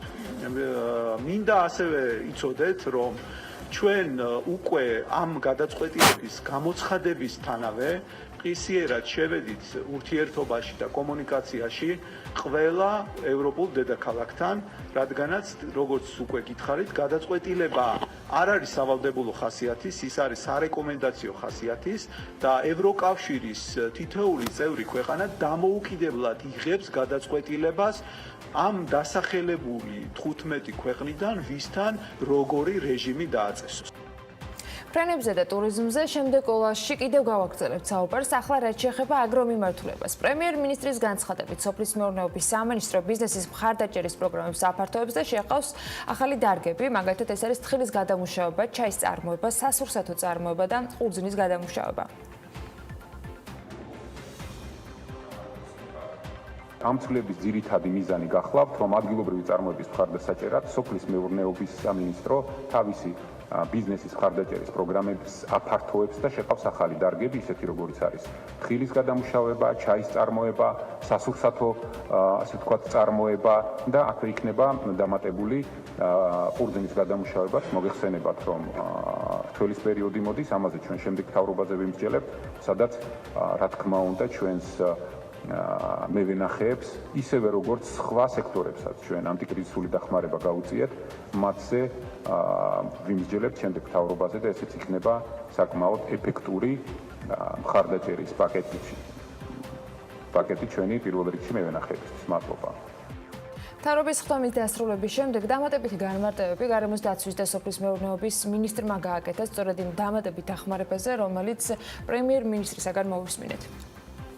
Გავათიან აგროკრედიტის პროექტში დაემატა ჩაის მიმართულება. იცით რომ ჩაი არის ტრადიციული სექტორი სოფლის მეურნეობის საქართველოში, რომელსაც სახელმწიფო ეხმარება განვითარების კუთხით. ერთი მიმართულება, რომელიც ზოგადად სასურსათო მრეწველობის მეტ მხარდაჭერას ითვალისწინებს, ეს გულისხმობდა მეტი თანადაფინანსება და მეტი საკრედიტო უზრუნველყოფა ამ სექტორის. ეს არის ისეთი გადამამუშავებელი დარგები, როგორც არის იგივე ფულპროდუქტების წარმოება, მაკარონის და ასე შემდეგ, სხვადასხვა მსხვილი სამრეწველო მიმართულებები, სურსათის სამრეწველო მიმართულებები, სადაც თანადაფინანსების ზოგადად კრედიტის თანხა გაიზარდა 10 მილიონ ლარამდე, 5 მილიონი ლარიდან და ასევე ვადიანობა 36 თვემდე 24 თვის ნაცვლად. მნიშვნელოვანი ცვლილება ალბათ ასევე შეეხება საგრანტო კომპონენტებს, რომელიც ჩვენი მეხილე ფერმერებისთვის არის საყურადღებო. იცით რომ ჩვენ ქონდა კომპონენტი, რომელიც ჭაბურღილების თანადაფინანსებას ითვალისწინებდა, აქ მეტი მოქნილობა მივეცით ფერმერებს, რომ გამოიყენონ ეს კომპონენტი, ანუ მათ შეძლონ თავიანთი მეურნეობების უკვე უწყვეტად რეალურად ხარისხიანად წყლით სტაბილური მომარაგება, რაც წარმატებული მეურნეობისთვის აუცილებელია და ხარისხიანი პროდუქციის მიღებისთვის არის ძალიან მნიშვნელოვანი და ბოლოს ვიტყვი, რომ საენერგო მეურნეობები არის ძალიან მნიშვნელოვანი მიმართულება, რომ ჩვენ ხარისხიანი სარგავი მასალა გქონდეს. აქ ჩვენ გქონდა ახალი მეურნეობების თანადაფინანსების შესაძლებლობა, პროექტი დანერგემომავალი ახალი ცვლილებებით ითვალისწინებს უკვე არსებული მეურნეობების მოდერნიზაციას და შესაძლებლობების გაზრდას. ლევან დავითაშვილი ამბობს, რომ მიუხედავად განსხვავებული სიტუაციისა, იმასთან რისი მოლოდინიც იყო, მევენახეობა მეღვინეობის სფეროში დასაქმებული ფერმერები თუ გლეხები რთველის დროს პრობლემების წინაშე არ აღმოჩნდებიან.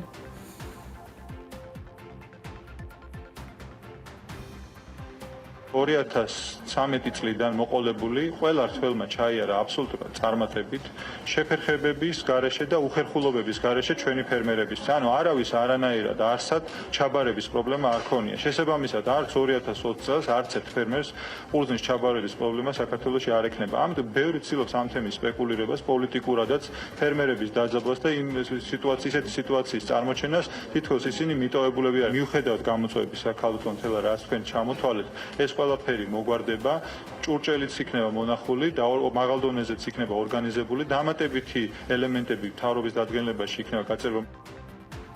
თუ მოლოდინები გამართლდა წელს, განსაკუთრებით კარგი მოსავალი თხილის უნდა გქონდეს. მინისტრი ამბობს, რომ გაფართოებული პროგრამა გაითვალისწინებს მეთხილეობის დარგსაც.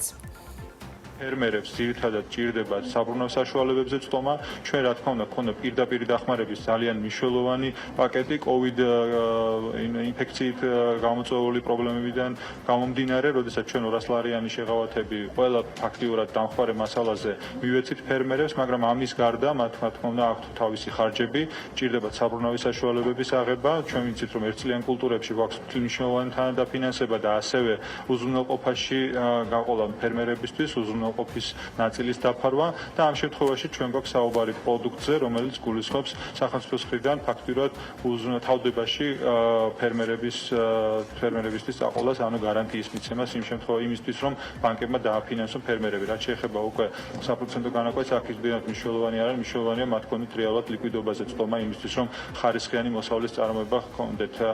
ესეთი პროდუქტი საკმაოდ სპეციფიურია, ნამუშევარია კერძო სექტორთან. ხორბლის აღების პროცესი აქტიურ ფაზაშია. სოფლის მეურნეობის სამინისტროს ინფორმაციით, მარცვლეული კულტურების მოსავლის აღებასა და დაბინავების პროცესი შეუფერხებლად ხორციელდება. კლიმატური პირობებიდან გამომდინარე, წელს წინა წელთან შედარებით მოსავალი უფრო ნაკლებია, თუმცა მოთხოვნა გაზრდილია როგორც ქერზე, ისე ხორბალზე. კახეთის რეგიონში თავთავიანი კულტურის მოსავლის აღების სამუშაოები 15 ივნისიდან დაიწყო და ის გრძელდება აგროვადების დაცვით. ნათის ფართობებზე მოსავლის აღების პროცესში აქტიურად არის ჩართული გარემოს დაცვის და სოფლის მეურნეობის სამინისტროს შესაბამისი ლოგისტიკის და სერვისების კომპანიის 100 ერთეული კომპანია.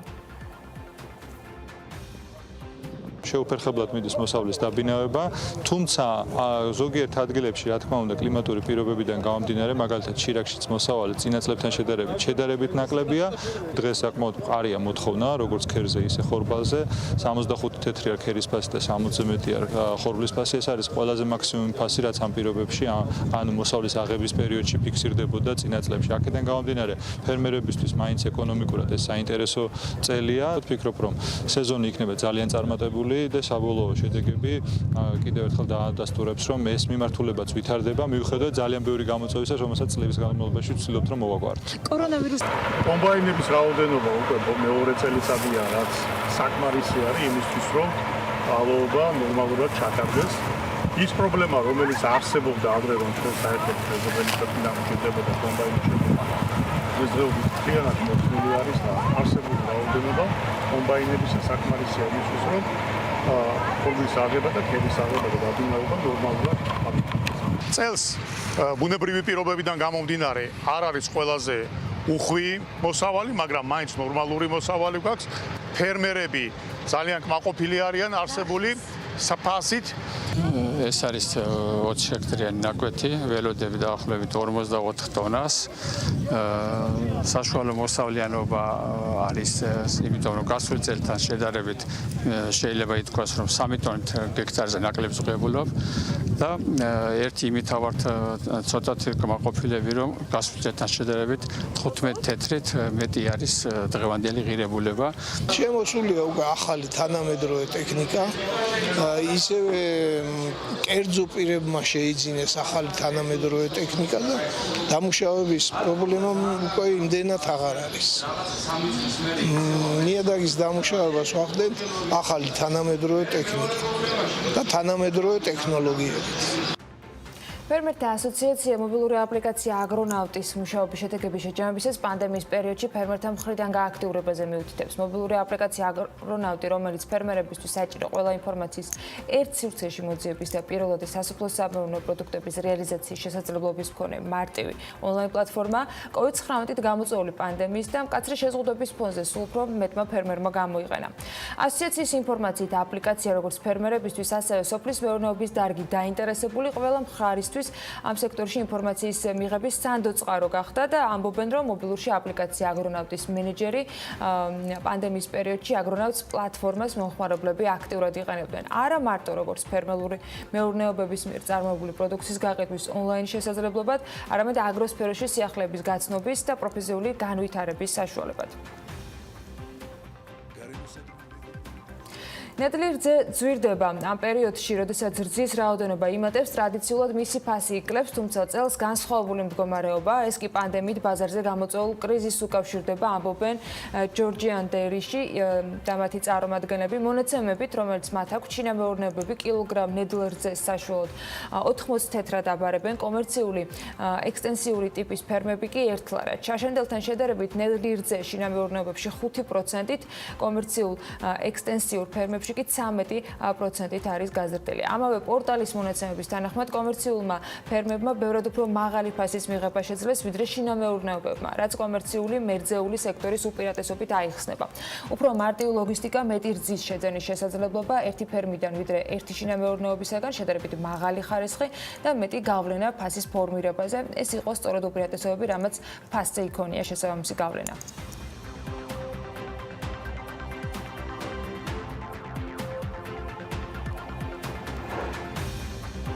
საერთაშორისო ტურიზმი ჯერ არ იხსნება, ადგილობრივი ტურიზმის შედარებით ამუშავდა, თუმცა ამის ეფექტი მინიმალური შეიძლება იყოს, როგორია ზაფხულის პირველი თვის ეკონომიკური აქტივობის დინამიკა.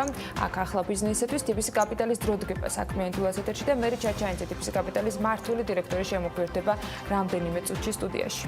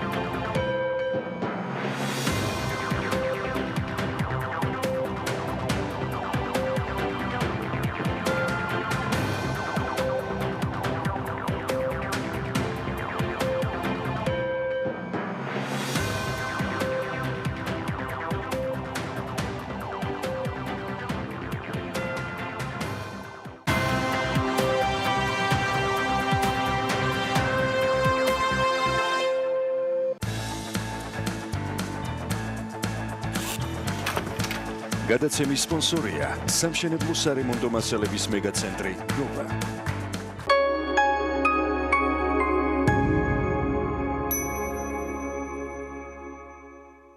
გაიაქტიურე სილქნეტის ინტერნეტი და ტელევიზია და საჩუქრად მიიღე 2 თვის სააბონენტო გადასახადი. უმაღლესი ხარისხი, გასართობი არხების უნიკალური სელექცია, უმარტივესი ნავიგაცია და ყველაზე მრავალფეროვანი პაკეტები ნებისმიერი გემოვნების მაყურებლისთვის. და კიდევ ჯეოსელის 4 სიმბარათის საჩუქრად ულიმიტო სასაუბრო დროით. გადმოერთე სილქნეტზე და მიიღე ერთ შეთავაზებაში სრულყოფილი ინტერნეტ და ტელემომსახურება და ისაუბრე შენს ოთხეულთან ულიმიტოდ.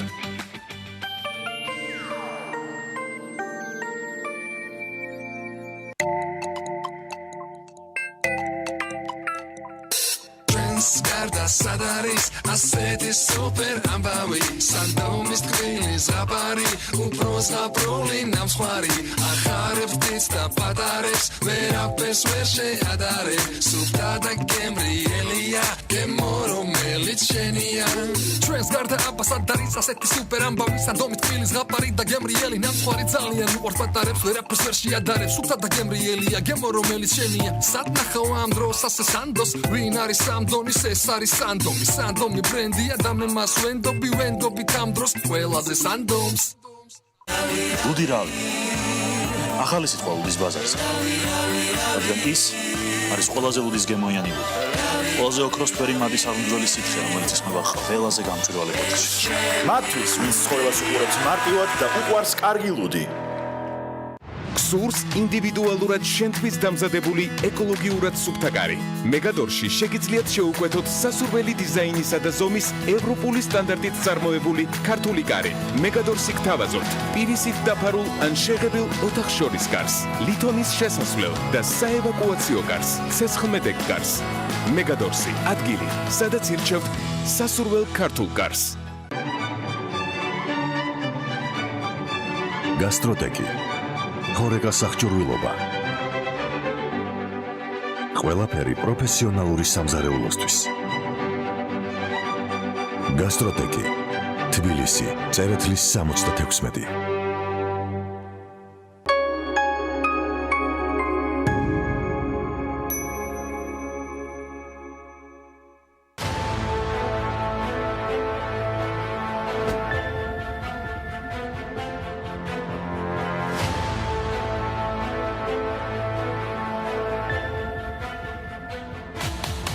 ზუსტად აქ ამ ნაქირავე ბაგარაკზე დაიწყო დაპირისპირება დაბადების დღეზე მოწვეულ სტუმრებს შორის და ამ დაპირისპირებაში გიორგი შაქარაშვილი თავად არ მონაწილეობდა.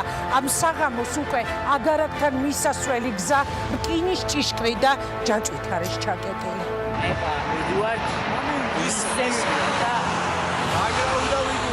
ეს არის ის ადგილი, სადაც 2017 წლის 1 დეკემბერს ხორავას ქუჩის ტრაგედია დატრიალდა. 16 წლის მოზარდების დათუნა სარალიძის და ლევან დადუნაშვილის სიცოცხლე სწორედ აქ დაწყებულ საქმის გარჩევას შეეწირა. ამ ადგილზე ის საბედესირო ფარდული უკვე აღარ არსებობს. ვცდილობთ ვიპოვოთ შეკითხვებზე პასუხები, რომელიც უამრავი დაგროვდა. რატომ არის შეცვლილი მოწმეთა ჩვენებები? რატომ კითხულობთ ერთი პიროვნების ერთ ჩვენებაში სხვას და იმავე პიროვნების მეორე ჩვენებაში უკვე სხვა ვერსიას? რატომ არ დაიწყო პოლიციამ გამოძიება ფოტოგრაფის ზარის განხორციელების შემდეგ, როდესაც ადგილზე მივიდა? რატომ არ სცადა პატრულმა გაერკვია რა ხდებოდა იქ სინამდვილეში? დავიჯეროთ თუ არა, რომ პოლიცია ამ დროს საქმეს არ იძიებს? რატომ პირველსავე დღეებში არ დააპატიმრეს ეჭმიტანილები? ისინი ხომ თავისუფლად გადაადგილდებოდნენ და ბუნებრივია ერთმანეთთანაც ექნებოდათ კონტაქტი და სავარაუდოდ მოწმეებთანაც. რატომ არის უამრავი რატომ, რომელზე პასუხების მიღებასაც მთელი ეს დღეებია ვცდილობთ. გაყალბებები, მოწმეების დაშინება, დამნაშავეებზე ხელის დაფარება, მტკიცებულებების განადგურება და მაღალჩინოსნების გავლენების გამოყენება იმისთვის, რომ სასურველი შედეგი მიიღონ. ეს არის ის, რაც ხორავას ქუჩის საქმეზე უკვე ვნახეთ. სწორედ ამ მძიმე გამოცდილების გამო ვითხოვთ პასუხებს ყველა კითხვაზე. პარასკევს პარასკევს საღამოს 8-ზე მე და ეკა მიშველაძე ვიხსენებთ ქვეყანაში ბოლო დროს მომხდარ ყველა გახმაურებულ ამბავს, რომელიც სამწუხაროდ ახალგაზრდების გარდაცვალებით დასრულდა. ხორავას ქუჩის ტრაგედია, ლუკას სირაძის ტრაგედია, გიორგი შაქარაშვილის ტრაგედია, რატომ ვერ ვიცავ ჩვენ შვილებს ყველა ამბავი ერთ გადაცემაში. ხვდებით ერთმანეთს საღამოს 8-ზე პოლიტიკურ პარასკევს. დანაშაულის დაფარვის ისტორიების სამართალდამცავ და პოლიტიკურ სისტემებში ძველი თუ ახალი ისტორიების მსგავსებები და განსხვავებები. ამ ყველაფერზე ღიად და პირდაპირ საუბრობთ ინგა გრიგოლია და მე პოლიტიკურ პარასკევს. სიმართლე უნდა გაირკვეს.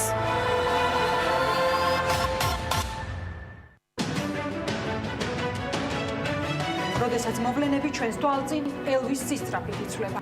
როდესაც ყოველდღე ჩნდება რეალობა, რომელიც ცვლის ჩვენს ცხოვრებას.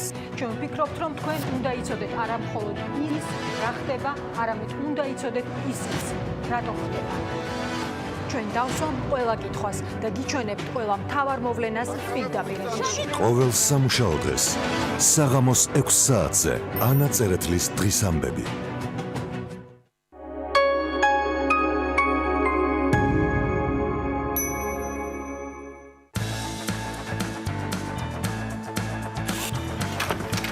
გადაცემის სპონსორია სამშენებლო სარემონტო მასალების მეგაცენტრი ნოვა.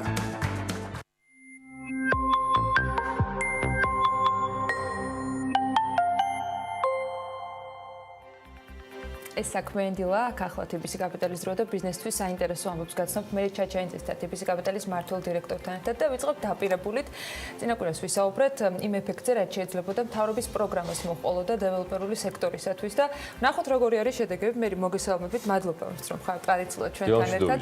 მართლა დიდი მოლოდინი იყო, ვიდრე თქვენს ანგარიშს გავეთნობოდი, როგორ აისახა ის ერთგვარად დაპაუზება ამ შემთხვევაში მომხმარებლებისა სესხებზე და შემდეგ უკვე დეველოპერების შეთავაზებებზე. როგორი არის სტატისტიკა? დილამშვიდობის კიდევ ერთხელ. რაც შეეხება სტატისტიკას, ანუ მე ჯერ კონკრეტული ციფრებით ვერ მოვედი, უბრალოდ მოვედი ინფორმაციით, რომ ეს პროგრამა უკვე ჩაეშვა და პირველი დამტკიცებული სესხი ამ კვირაში გვაქვს. თუმცა გაცემა ალბათ დღეს ან შაბათს მოხდება TBC ბანკში. დამტკიცდა? კი, პროგრამა უკვე გაეშვა. იმიტომ რომ 6 ივლისზე იყო საუბარი, რამდენიმე გამოვიკითხე, რომ ეთყობა ფორმალურად გაიცემა, მე შეიძლება ამ პროგრამით პირველი დამტკიცებული სესხი უკვე გვაქვს. ანუ გუშინ დაამტკიცეს ჩვენთან რიტეილში, რომლის გაცემაც ტექნიკური ფორმალური დეტალებია, რომლის გაცემაც უკვე შემდეგ კვირაში დაიწყება და იმედი გვაქვს, რომ შემდეგი ან ორ კვირაში, როდესაც მოვალ და წინა კვირას შევაჯამებ, უკვე ამის ეფექტზე რაღაცა პირველადი მონახაზის გაკეთება შეგვიძლია რომ გავაკეთოთ. მაგრამ მანამდე შეგვიძლია ვისაუბროთ აქამდე რა მონაცემები გვაქვს. ანუ თვითონ იპოთეკის თემები რო დავასრულოთ, ამ მოლოდინების გათვალისწინებით იპოთეკურ განაცხადებში შემცირება წლიდან წლამდე არის -8%, რაც ვფიქრობ, რომ ძალიან კარგი შედეგია და ეს უკვე ნაწილობრივ ასახავს იმ მოლოდინს, რომელიც შეიძლება რომ გქონდეს. რეესტრის დატას რაც შეეხება, რეესტრის დატაშიც გაუმჯობესება გვაქვს, დაახლოებით 26%-იანი შემცირებაა წლიდან წლამდე წინა კვირაში, რაც ასევე კარგი მაჩვენებელია, იმიტომ რომ ორი კვირის წინ, როდესაც ვიყავი 51%-იანი შემცირებაზე ვსაუბრობდი, ამიტომ აქაც ესე ვთქვათ, რეგისტრირებული ბინების რაოდენობაში უკეთესი შედეგი და გამოცოცხლება გვაქვს, მაგრამ მაინც დავალოდოთ ამ იპოთეკის პროგრამას, როგორც ჩვენს ანგარიში იყო მოცემული, დაახლოებით 450 მილიონი ლარის იპოთეკის გაცემას ვარაუდობთ ამ პროგრამის ფარგლებში, რომელმაც გაყიდვები დაახლოებით 10%-ით უნდა წაახალისოს ჩვენი დაშვებებით. ანუ ჩვენ ცალსახად შეიძლება ითქვას ტრენდში, რაც ვიღებთ რეესტრიდან და ამ ყველაფრიდან მე არ ვსაუბრობ პროგრამის ეფექტურობაზე, ზედმეტად ნაადრევია ჯერ, აშკარად პოზიტივში გადავედი და რამდენად მდგრადი იქნება ეს ყველაფერი, უკვე ჯამურად დაახლოებით გვეცოდინება 14-15 დღეში. ხო, ორ კვირაში პირველ ნიშნებს დავინახავთ. ეხლა მხოლოდ ერთი კვირის მონაცემებზე, რა თქმა უნდა, გრძელვადიანი პროგნოზის გაკეთება რთული იქნება, მაგრამ პირველი ნიშნები, ეხლა ჩვენ გვაქვს მოლოდინები, პირველი ნიშნებს შევადარებთ ამ ჩვენს მოლოდინებს და უკვე რაღაცა ანალიზის გაკეთება შეგვიძლია. სანამ TBC კაპიტალის მიგნებების სხვა დეტალებზე გადავალთ, მინდა გადავახვიო იმ თემაზე, როგორ ელოდებოდა მომხმარებელი და როგორ იქცეოდა ამ იპოთეკურ სესხებთან დაკავშირებით და როგორ აისახა ეს მათ შორის იგივე ბანკთან ურთიერთობაში. ჩვენ ნახეთ რამდენიმე განცხადება და კომენტარი, რომ ვიღაცები დაპაუზდნენ კიდევაც, იმიტომ რომ ელოდებოდნენ სტიმულირების გეგმის ამ ნაწილის, ანუ იპოთეკური სესხების ამოქმედებასო. რა ხდებოდა ბანკში მე, რომ ეს ჩვენ საქმიან საზოგადოებასაც მოუყვეთ, ანუ ბანკის და კლიენტის ურთიერთობა. იყო თუ არა ეს რეალურად ასე ასახული? რა თქმა უნდა, ნაწილობრივ იყო, ან იყვნენ რა თქმა უნდა ისეთები, რომლებიც არ დაელოდნენ ამ პროგრამას, ან მეორე კრიტერიუმს არ აკმაყოფილებენ და შესაბამისად სესხები აიღეს. თუმცა მანამდე იყო ის, ვინც აკმაყოფილებს კლიენტებს, განაცხადი გააკეთა, ყველა შესაბამისი დოკუმენტი მოიტანა, თუმცა გადაწყვიტა, რომ 2 კვირა დაალოდებულიყო, როდესაც შეუძლია რომ 4%-ით უფრო ნაკლები 4%-ში უფრო ნაკლებში აიღოს სესხი. ამიტომ დამტკიცებული სესხები, რომელიც გაიცემა შემდეგ პერიოდში, როდესაც ის პროგრამა ჩაიწერა. ტენდენციის დასანახად ძალიან საინტერესო იყო, მათ შორის სამშენებლო, ამავე თემატურად რო გავაგრძელოთ, სამშენებლო მასალები, რომელიც ერთგვარად მაშინ თქვით, რომ შეიძლება გადაავადებული მოთხოვნის ეფექტი ყოფილიყო ის განსაკუთრებული ზრდა, რაც გახსნიდან პირველ რამდენიმე კვირაში დაფიქსირდა. რამდენად მართლდება აქ ის აღქმა, რომელიც ამ მიმართულებით იყო და დღეს დაახლოებით როგორი ზრდა გვაქვს, თუ გვაქვს ზრდა საერთოდ? ამ მიმართულებით ნამდვილად გამართლდა, იმიტომ რომ უკვე უყურებთ, რომ დავუშვით 2 კვირის წინ, როდესაც ვიყავი მოსული, მაშინ თავიდან დავიწყეთ 70-80%-იანი ზრდით კვირიდან, ანუ წლიდან წლამდე მონაცემებში, შემდგომ ეს ჩამოვიდა დაახლოებით 40%-ის ფარგლებში და ეხლა ვართ 30-25%-ის ფარგლებში ზრდაზე. ანუ აქ ნამდვილად გადაავადებულ მოთხოვნაზე გვქონდა საუბარი. ანუ მეორე მხრივ ლოგიკურიც არის, ანუ 2 კვირა დაკეტილი პერიოდში, ანუ რაც იყო დაგროვილი ხალხი, როდესაც გამოვიდა და შეძლეს ყიდვა იყიდეს, თუმცა დანარჩენი საბოლოო ჯამში სამშენებლო სექტორი ძალიან არის მიბმული იგივე დეველოპმენტთან და სხვადასხვა ანუ დაკავშირებულ სექტორებთან და იქ როდესაც შემცირება გვაქვს და კლება გვაქვს, ავტომატურად აისახება. ანუ ეს ისევ კლებისკენ მიმდინარე ტენდენცია თუ შეიძლება კლებისკენ ჯერჯერობით უფრო კლებისკენ მიმდინარე ტენდენცია, ანუ ზრდაში შემცირება შეიძლება. სტაბილურობის წერტილი ჯერ ნაპოვნი სავარაუდოდ გვაქვს, ანუ ზრდაში კლება გვაქვს, ანუ ესეთ სტაბილური წერტილი ჯერ მიღწეული არა გვაქვს დატას ასაც უყურებთ. ხარჯვითი ნაწილი ალბათ საკვებპროდუქტებზე ეს ფლად გადაავადებული მოთხოვნით არ შეიძლება რაიმე ფორმით აიხსნას, მაგრამ რა საჩვენებს აქ მომხმარებლის თქვათ ინტენსივობა, რომელიც შეძენის მიმართულებით მათ კონდათ. თვითონ რაც შეეხება, ანუ მან საკმაოდ სტაბილურია ბოლო 2 თვის განმავლობაში გაყიდვების რაოდენობა, ანუ ვერ ვიტყვით რომ ანიშნულოვნად იზრდება, ან მცირდება, როგორც ფარმაციაზე, ასევე საკვებპროდუქტებზე, გაყიდვები სტაბილურად 30%-იანი ზრდის მასში არეალშია, მაგრამ აქ ერთი აუცილებელი მომენტი, რასაც უნდა დავაფიქსირდეთ, რომ ეს დატა, რომელსაც ჩვენ ვაქვეყნებთ, ეს არის უნაღდო ანგარიშწორებით გადახდები და ამით შეგვიძლია ჩვენ ვისაუბროთ ტრენდზე და არა კონკრეტულ რიცხვებზე. ამიტომ ამ შეცდომაში არ უნდა შეგვიყვანოს. ამიტომ რომ ყოველწლიურად ერთი რომ უნაღდო ანგარიშწორებების გადახდის წილი იზრდება ჭამურ გადახდებში, ამიტომ 30%-იანი ზრდა პირდაპირ არ აღნიშნავს, რომ ხარჯვა გაიზარდა 30%-ით, უბრალოდ ბარათებით გადახდა გაიზარდა, თუმცა ჩვენ ეს უკვე ბოლო 2 თვეა ვაქვეყნეთ ამ დატას და კარგი პროქსი შეიძლება იყოს იმისთვის, რომ ტრენდი დავინახოთ. ეს არის პროდუქტები, რომელიც ყოველთვიურად დაახლოებით იგივე გჭირდებოდა წინას თვესთან შედარებით უკვე რაღაცა მონაცემს გარკვეულწილად. ანუ მნიშვნელოვანი ზრდა იყო მაშინ, როდესაც ანუ რამოდენიმე ეფექტი რო ვთქვათ რა, ანუ მაშინ, როდესაც რესტორნები იყო დახურული და ხალხს იმის მაგივრად რომ დაუშვათ ის, ვინც გარეთ დადიოდა რესტორანში იქნებოდა სხვადასხვა პროდუქტის საყიდლად, სახლში ყიდულობდა, სახლში ამზადებდა, ამიტომ ეს ეფექტი რა თქმა უნდა მაღაზიებზე აქტიურად აისახა. და ჯერჯერობით ისევ შენარჩუნებულია ერთმნიშვნელოვნად ვერ ვიტყვით, მაგრამ რომ გადავიდე მეორე თემაზე, რესტორნებში გვაქვს საკმაოდ კარგი პოზიტივი და ძალიან ესეთი კარგი მოლოდინები. დაახლოებით 29%-იან შემცირებაზე ვსაუბრობთ მხოლოდ კვირიდან კვირამდე. რაც წინა წელთან შედარებით, რაც ძალიან მაგარი მაჩვენებელია, რაც ერთმნიშვნელოვნად ეს პირდაპირ ასახავს, რომ ადგილობრივი ქართული მოთხოვნა რესტორნებში თითქმის აღდგა. და რა გვაძლევს ამის საფუძველს? როდესაც ჩვენ შევხედეთ იგივე ბარათების ხარჯვას 2019 წლის ივნისში, 1/3 მოდიოდა არარეზიდენტებზე, 2/3 ქართველებზე. შესაბამისად, თუ შევხედავთ ქართველების ხარჯვა უნაღდო ანგარიშწორებით, შარშანდელ იგივე კვირის მაჩვენებელს პრაქტიკულად გაუტოლდა. ამიტომ შეგვიძლია აქ ვიმსჯელოთ, რომ ქართველების მოთხოვნა თითქმის სრულად არის გაანაიტრალებულა უკვე COVID-ის ეფექტი რა. გაანაიტრალა გამოსმა რომ 2/3 პოტენციალ შემოსავლისა შეიძლება რომ უკვე უახლოეს მომავალში ამ რესტორნებმა ისე 2/3 უკვე დაბრუნებულია, ანუ წინა კვირის მონაცემებით და ეს 1/3, ანუ 1/3-ის დაბრუნება ალბათ რთული იქნება გამომდინარე იქიდან რომ ეს იყო არარეზიდენტების, ანუ ტურისტების დანახარჯები და სანამ ტურიზმი ანუ ჩვენ ვამბობთ რომ ეს 30%-იანი კლება არის საერთო ჯამთან შედარებით კლება, ანუ როცა არარეზიდენტები იხდიდნენ რეალურად 1/3-ს. ანუ გამოდის რომ მაშინ ადგილობრივმა სრულად შეავსო. კიდე გინდა გითხრა კიდე რატო არის ეს უნაღდო ანგარიშტორება რაც მე მახსნა ჩვენი მაყურებლებისთვის მნიშვნელოვანი. ამას ემატება კიდე COVID ეფექტი. არა მართლა, ოღონდ ახლა მართლა ავშაყირობ COVID ეფექტის დროს საკმაოდ სერიოზულად დაზარალდა ნაღდი ფულის ცნება. მან მიიღო გარკვეული დისკრედიტაცია.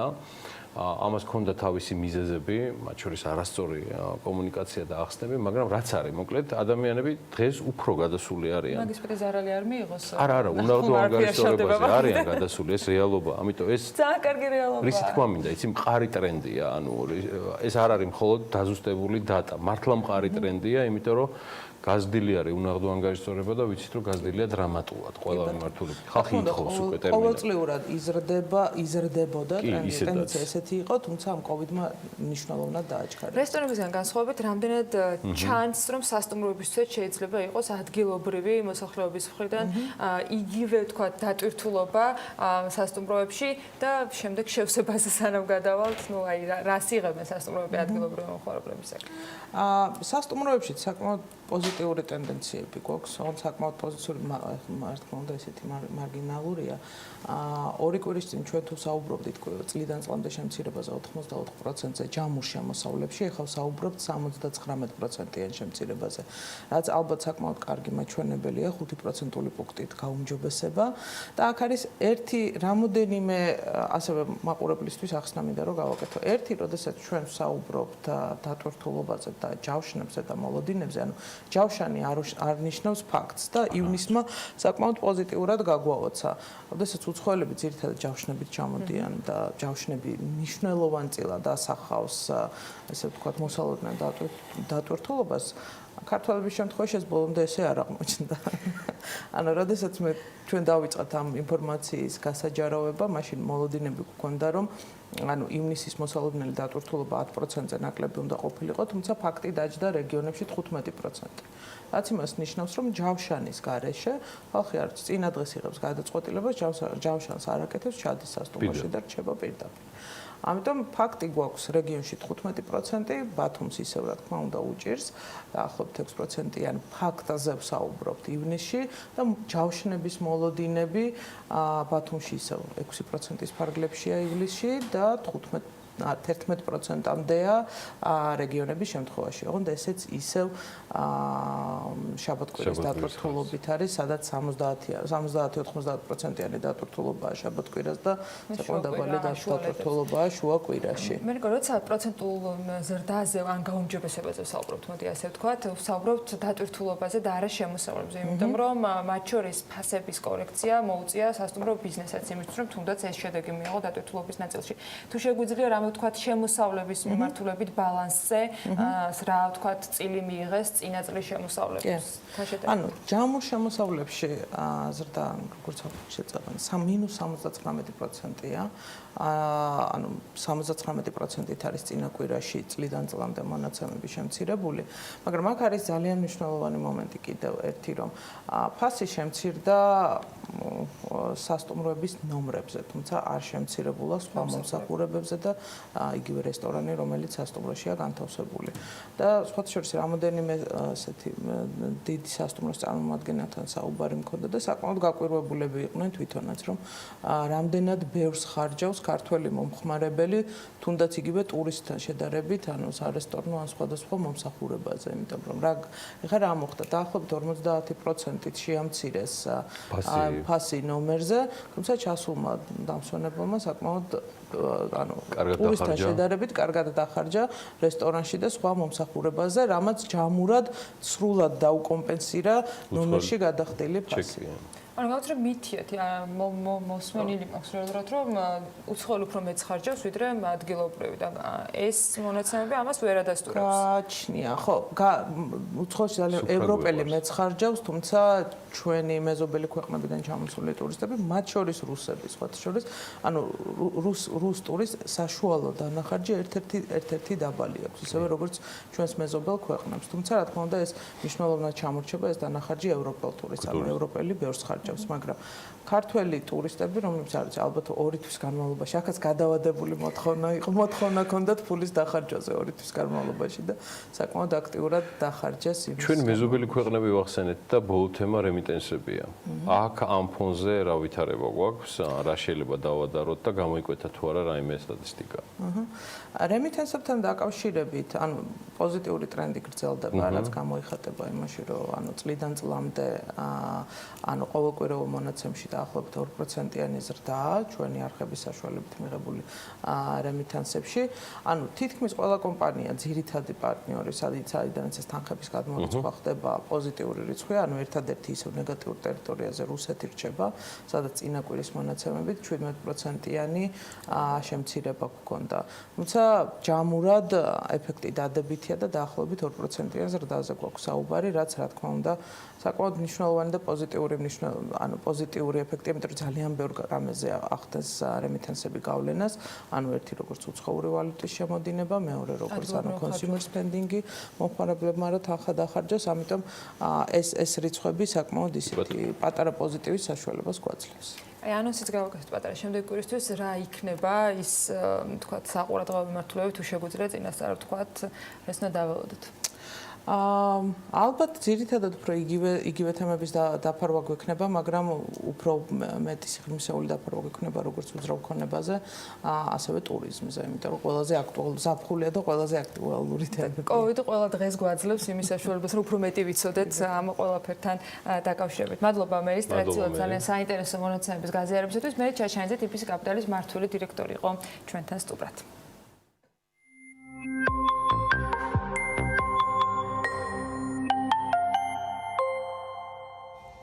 როგორ უნდა დავეხმაროთ შიდა ტურიზმს და სექტორს ურთულესი გამოწვევების პირობებში, რა რესურსი გვაქვს ახალი ინვესტორების შემოსაყვანად და რატომ გადაწყვიტა ეკონომიკის მინისტრის ყოფილმა მოადგილემ განათლების სექტორში საქმიანობის გაგრძელება. BMG Drive-ის მორიგი ეპიზოდის სტუმარი ევროპული სკოლის სამეთვალყურო საბჭოს წევრი ქეთი ბოჭორიშვილია. ბექა ბაციკაძე მას Volvo X90 მიაკითხა.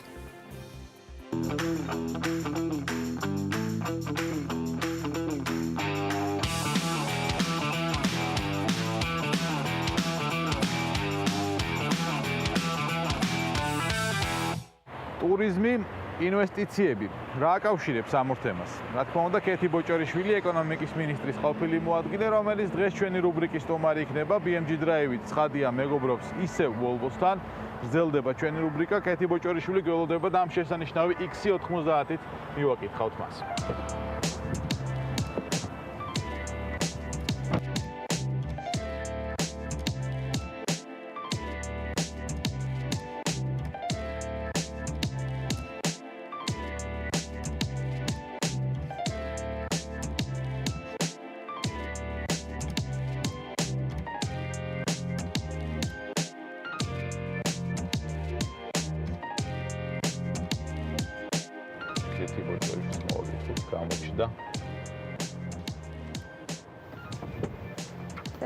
გამარჯობა.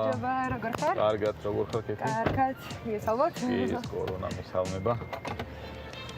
როგორ მიდის საქმეები? აი, კარგად. პანდემიურ რეჟიმში თუ? პანდემიურ რეჟიმში ვარ მე პირადად. ეხლა ჩამოვედი ლაგოდეხში ვიყავი, ლაგოდეხის ნაკრძალში. შიდა ტურიზმს ეხმარები? აი, ძალიან ვეხმარები შიდა ტურიზმს და მე ჩემთვის, ესე რომ ვთქვათ, ხელახალ აღმოჩენას ვაკეთებ საქართველოში. ეხლა ძალიან ბევრ ადგილას ყოფილ ვარ, ძალიან ბევრი ადგილი მინახავს, სხვადასხვა მიმართულებით, სხვადასხვა რეგიონში, მაგრამ სამწუხაროდ ადრე არ მქონდა იმდენი დრო, რომ უფრო გრძელვადიანი ყოფილიყო ჩემი ვიზიტები სხვადასხვა ლოკაციაზე. შესაბამისად, ახლა ვიყენებ ამ შესაძლებლობას და სამდღიანი ტური მქონდა ლაგოდეხის ნაკრძალში, დაახლოებით 2500 მეტრზე ავედი ვერტიკალში. ცხენებით, ფეხით მოვინახულე ულამაზესი ადგილები, მართლაც ძალიან შთამბეჭდავია და ესეც ვფიქრობ, რომ ჩვენი ეროვნული ნაკრძალების პოპულარიზაცია კიდევ უფრო უნდა მოხდეს. მან ვიზიტორები ძალიან იზრდებოდა ბოლო წლებში. იზრდებოდა კი, რა თქმა უნდა, და კიდევ უფრო მეტად არის მნიშვნელოვანი ნაკრძალების ინტეგრირება როგორც ტურიზმთან, ასევე განათლების სექტორთან, მეცნიერებასთან, კვლევით ცენტრებთან. დღეს რეალურად შიდა ტურიზმით გასაგებია, რომ იმ შემოსავალს ტურიზმის სექტორი ვერ მიიღებს, რომელიც ყველაზე მეტად დაზარალდა ტურიზმის სექტორში მარტო არ გულისხმობთ ხო სასტუმროებს, იქ სატრანსპორტო კომპანიები არიან, იქ კიდები არიან, რომლებიც რეალურ შემოსავალს. რესტორნები, ყველაფერი ღონისძიების ორგანო, დამდგმავი ორგანიზაცია. აი რა უნდა გაკეთდეს კერძო სექტორის მხრიდან სახელმწიფოს დონეზე, რომ შიდა ტურიზმით წელს რაღაცნაირად მოახერხოს სექტორმა გადაწყდა. პირველ რიგში მინდა დავიწყო იმით, რომ ეს პანდემია, რა თქმა უნდა, როგორც უკვე აღნიშნეთ, ძალიან დიდი დარტყმა მიაყენა ტურიზმის სექტორს და სამწუხაროდ უნდა შევქმნათ სწორი მოლოდინები უნდა შევქმნათ და სამწუხარო რეალობა ის არის, რომ საერთაშორისო ტურიზმი ესე სწრაფად ვერ აღდგება. ეს გამოწვეულია ძალიან პირველი ივლისი თავშივე იყო განწერული? თავშივე იყო განწერული, მე ამას კონკრეტული ესე ვთქვათ მესიჯიც მიუძღვენი, რომელიც გავრცელდა სხვადასხვა წყაროებით. პირველ რიგში რატომ? თუ ჩვენ ნახავთ საერთაშორისო გამოცდილებას, რა თქმა უნდა, მსგავსი პანდემია არ ყოფილა, მაგრამ იყო რეგიონალური პანდემიები. პანდემია არის ისეთი კრიზისი, რომლის შემდეგაც საერთაშორისო ტურიზმის აღდგენა ხდება ყველაზე გვიან. თუნდაც რომ შევადაროთ ტერორიზმს, ან შევადაროთ ბუნებრივ სტიქიას. თუ ტერორიზმის შემთხვევაში 1-დან 12 თვემდე, თუ ბუნებრივი სტიქიის შემდეგ 5-დან 7 თვემდე, ან 10 თვემდე ხდება აღდგენა ტურიზმის, პანდემია არის ის შემთხვევა, სადაც მინიმუმ 10 თვე ჭირდება და საშუალოდ ეს არის 20 თვე. და არ გავითვალისწინოთ, აქ უნდა გავითვალისწინოთ ასევე გვექნება თუ არა მეორე ტალღა და გვექნება თუ არა ვაქცინა. აქედან გამომდინარე, შეიძლება ეს კიდევ უფრო გახანგრძლივდეს. თან რა არის ყველაზე კიდევ მნიშვნელოვანი? რატო იწვევს ეს ამხელა პროცესს? აქ არ არის მარტო შენი ერთი ქვეყანა, ხომ? აქ არის პროტოკოლი, საერთაშორისო გლობალური პროტოკოლი. ამაზე რამდენად სწრაფად შეთანხმდებიან ქვეყნები. მაგალითად, ეს აქ იკეთებ, იქ იკეთებ, კარანტინი გჭირდება, არ გჭირდება. შეიძლება შენ შემოუშვა, მაგრამ ის უკან თავის ქვეყანაში როგორ შევა. ანუ ერთიანი სტრატეგია უნდა შემუშავდეს და თუ ეს ერთიანი სტრატეგია არ იქნება, რა თქმა უნდა, კიდევ უფრო გაართულებს ამ პროცესებს. თან მოდი ნახოთ, რომ პანდემიასთან ბრძოლაში სამწუხაროდ ქვეყნებს ერთიანი სტრატეგიაც არ ქონდა. იტალიას სხვა ქონდა, მე ევროპაც ვერ შეთანხმდა. შვედეთს სხვა ქონდა, გერმანიას დასაწყისს სხვა ქონდა, ბრიტანეთს სხვა ქონდა, იმას რა ქონდა. ხო, აქედან გამომდინარე, ესეც მესმის, რომ იმდენად შოკიში იყო ყველა ქვეყანა, რომ მაგრამ კოორდინაცია აკლდა და სწორედ აქედან გამომდინარე, ეს კოორდინაცია თუ ეხლა არ შეჯერდა, არ მოხდა, კიდევ უფრო გაახანგრძლივებს ამ პროცესებს და სწორედ ჩვენ ამასაც ვხედავთ, ხო, ჩვენ შეიძლება მზად ვართ, მაგრამ სხვები არ არიან მზად. რა შეიძლება შიდა ტურიზმს? შიდა ტურიზმის პოპულარიზაცია ჭირდება. პირველ რიგში მოდი გავიხსენოთ, სულ რამოდენიმე წლის წინ ჩვენ ეგრეთ წოდებული შაბათ-კვირის ტურებიც არ გქონდა და ძირითადად ვიყავით თბილისში და აი ეს მოკლე დასვენებებისაც არ ვაკეთებდით. აი იგივე კახეთის განვითარებამ, აჭარის რეგიონის განვითარებამ, სხვადასხვა გუდაურის და მაღალმთიანი კურორტების განვითარებამ გამოიწვია ის, რომ მოსახლეობა უფრო აქტიური გახდა, თუმცა ჯერ კიდევ ძალიან დიდი რესურსი არის. მოსახლეობა არა ვართ ბევრი, ეხლა თუ ბევრ ქვეყანას შიდა ტურიზმი შეუძლია მთელი სტრატეგიის აგება, ესე რომ ვთქვათ, საქართველოში ერთი რომ რაოდენობრივად ბევრნი არ ვართ და მსყიდველუნარიანობაც მაღალი არ არის, შესაბამისად, რა თქმა უნდა, ძალიან რთული იქნება შიდა ტურიზმის მიმართულებითაც, რომ დიდი ეფექტი მივიღოთ ეკონომიკური, მთავარი აქ უფრო ინკლუზიურობა უნდა იყოს და ერთის კიდე დავამატებ, ვფიქრობ, რომ რადიკალური რეფორმები არის გასაკეთებელი და მათ შორის ამ ეტაპზე დღეგეგის განთავისუფლება ალბათ იქნება დარგის რეალური ხელშეწყობა. საერთოდ იგივე არ მიყვარს ზედმეტი სტიმულირების პაკეტები და სუბსიდიები თუ ასე შემდეგ, მაგრამ ხანდახან იგივე რომ არ მოკვდეს დარგი, მნიშვნელოვანია ეს დროებითი ზომების მიღება და რეალური ტურიზმის დახმარება იქნება დღეგეგის განთავისუფლება. ტურიზმის სექტორი ერთ-ერთი მნიშვნელოვანი სექტორი იყო იმ მიმართულებითაც, რომ საინვესტიციო მიმზიდველობა ქონდა მაღალი, იმიტომ რომ უამრავი სასტუმრო შენდებოდა, უამრავი კომპანია იწყებდა საქმიანობას ტურისტული კომპანია იქნება, სატრანსპორტო კომპანია იქნება თუ სხვა ნებისმიერი, რომელიც ტურიზმთან არის დაკავშირებული, მათ შორის მეურნეობები, რომელიც ამარაგებდნენ, ასე ვთქვათ, ტურისტულ ობიექტებს პროდუქტებით, ხო? საინვესტიციო გარემო ქვეყნის ძალიან დაზიანებული, ხო, ახლა ინვესტიციებისთვის, ასე ვთქვათ, მithumetes მეორე კვარტალი იქნება ძალიან მძიმე სურათი, პირველი მძიმე სურათი იყო, მაგრამ მეორე უფრო მძიმე სურათი ვთქვათ. რა საინვესტიციო თუ ტურიზმში არ შევხვდეთ შიდა ტურიზმი და რაღაც სტიმულები რა არსებობს ინვესტიციებისთვის პანდემია ნამდვილად იქნება ხელშემშლელი ფაქტორი მეორე მესამე და წლის განმავლობაში ეს არა მხოლოდ საქართველოსთან გამომდინარე არამედ საერთაშორისო გარე ესე რომ ვთქვათ ფაქტორებიდან გამომდინარე, რადგან თვითონ მსოფლიო არის შოქში, მსოფლიო კომპანიები არიან ესე რომ ვთქვათ ამ კრიზისის პერიოდში გლობალურადაც შემცირდა და შესაბამისად კომპანიებს სჭირდებათ ადაპტირება. და პირველ რიგში რა თქმა უნდა ადაპტაციას ახორციელებენ იმ ქვეყნებში, სადაც არიან წარმოდგენილნი და უკვე შემდეგ ხედავენ რა ახალი ტრენდებია, რა ახალი შესაძლებლობებია და უკვე მერე იწყებენ სხვა გარე ესე რომ ვთქვათ ინვესტირებაზე ანუ ახალი ინვესტორების მოზიდვა გაგვიჭირდება. ახალი ინვესტორების მოზიდვა გაგვიჭირდება თუ რაღაცა ძალიან კონკრეტულს ავთავაზობთ.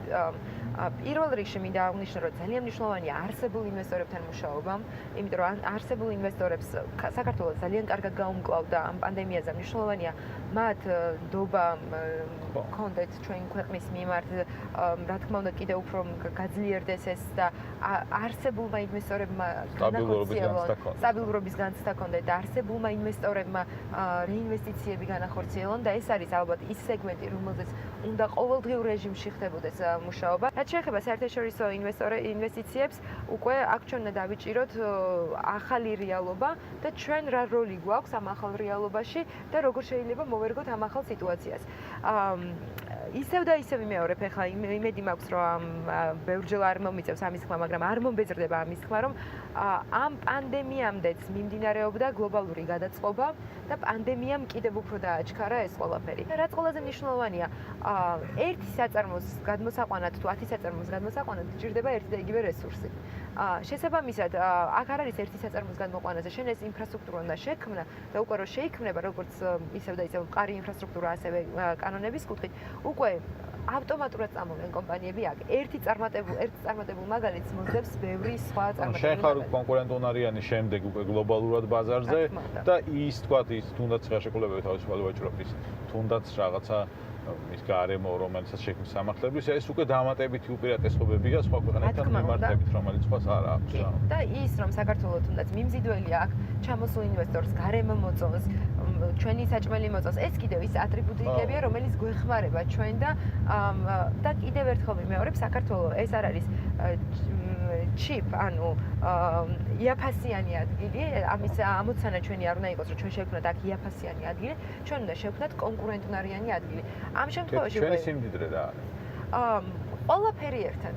ანუ ერთი მხრივ მოდი აღნიშნოთ, რომ რა თქმა უნდა ლოკაცია და სტრატეგიულ ლოკაციაზე ვართ, იმიტომ რომ ჩვენ თუ არა გვაქვს გეოგრაფიული მდებარეობა, იმიტომ რომ ჩვენ თუ არა ვართ რაოდენობით დიდი, ჩვენ გვაქვს სამომხმარებლო ბაზრებთან ახლოს ვართ და აქ ამ შემთხვევაში მე ვგულისხმობ ცენტრალურ აზიას და კავკასიის რეგიონის მთლიანობაში, რომელიც არის 150 მილიონამდე მოსახლეობა და დაახლოებით ეს არის 800 მილიარდზე დიდი ეკონომიკა, 800 მილიარდიანი ეკონომიკა და ჩვენ სწორედ ბევრი კვლევაც არის გაკეთებული და იდენტიფიცირებაც გვაქვს რიგი სექტორების და დარგების, რომელზეც უნდა გავაკეთოთ აქცენტი, რადგან ვიცით, რომ მაგალითად 2020 წელს ამ პროდუქტებზე მოთხოვნა არის თითქმის 230 მილიარდი.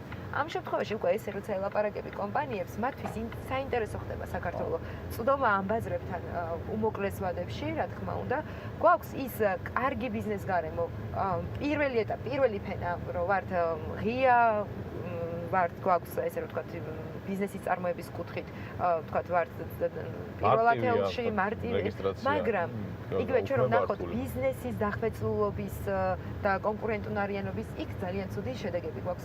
აი ამ კონკურენტუნარიანობის სტანდარტების აწევაც უნდა გახდეს ჩვენთვის ანუ თავარი სიმდიდრე მაინც გეოგრაფიული მდებარეობა. გეოგრაფიული მდებარეობა მე ვთვლი ერთ-ერთი მნიშვნელოვანია, ასევე ის რომ ვართ ძალიან მოქნილები და ეს ხალხზეც არის დამოკიდებული როგორც კი რაღაცას მისცემ აი ესე რომ ვთქვათ ძალიან ადვილად ხდება ადაპტირება და მორგება რა თქმა უნდა ხალხი არის უმნიშვნელოვანესი კაპიტალი ჩვენი და დავამატებ უკვე ის იგივე თუნდაც წყლის რესურსი რაც გვაქვს და შიდა ის რომ 22 მიკროკლიმატი გვაქვს ჩვენს ქვეყანაში და მრავალფეროვანი გარემო გვაქვს ესეც რა თქმა უნდა უდიდესი სიმდიდრე არის თვითონ ქვეყანაში მოვიზიდეთ. კეთ შენ განათლების სფეროში თქვა გადახვედი რაღაც სიახლეები მაქვს კი ბატონო ამ პანდემიის პროცესში მოხარული ვარ რომ მომეცა შესაძლებლობა და ევროპული სკოლის სამეთვალყურეო საბჭოს წევრი გავხდი დამფუძნებლებმა და კოლექტივმა შემომთავაზა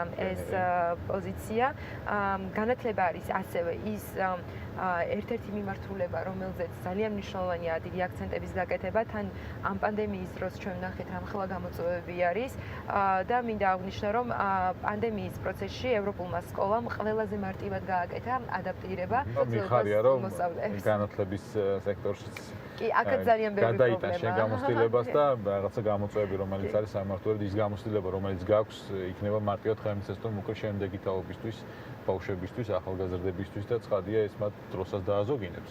და რესურსებს და ახალი შესაძლებლობები. აი აქაც ძალიან მნიშვნელოვანია, რომ იგივე აი ამ პანდემიამ გვასწავლოს კრიზისების მართვა და ახალი მიდგომების დანერგვა და ეს უნდა მოხდეს ყველაფერში, განათლების სექტორში და ყველა მიმართულებით. კი, რაღაცა მენეჯმენტ შეიძლება რაღაცა კომპანიების კორპორაციული მართვის მენეჯმენტ რევოლუცია მოხდეს და ბევრმა კომპანიამ რაღაცები შეცვალა და კიდე მიდის აუცილებლად. კეთ, ძალიან დიდი მადლობა, რომ იყავი BMG Drive-ის რუბრიკის სტუმარი. Volvo-ზე მინდა კითხვა, რა ასოციაცია აქვს Volvo-ს ბრენდთან მიმართებით? ძალიან ვისიამოვნე, ელეგანტური ალბათ ვიტყვი პირველ რიგში. Volvo ძალიან ელეგანტური მანქანა არის და ძალიან კარგად ვიარეთ ასე რომ კი ბატონო, მადლობა Volvo-ს. უსაფრთხოება ერთ-ერთი სამშუალო კონცეფცია, რომელიც Volvo წლებია მის დაარსებიდან მოყვება. მადლობა Volvo-ს მშვენიერი კომფორტული მგზავრობის, უსაფრთხო მგზავრობისთვის.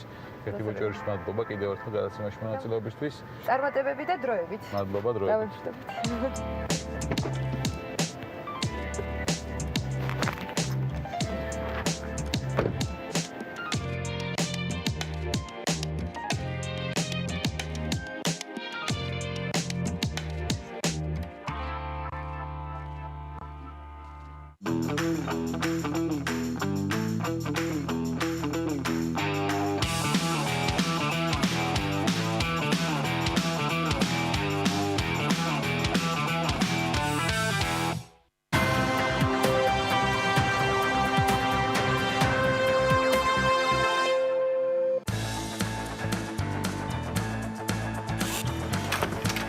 გადაცემის სპონსორია სამშენებლო სარემონტო მასალების მეგაცენტრი ნოვა.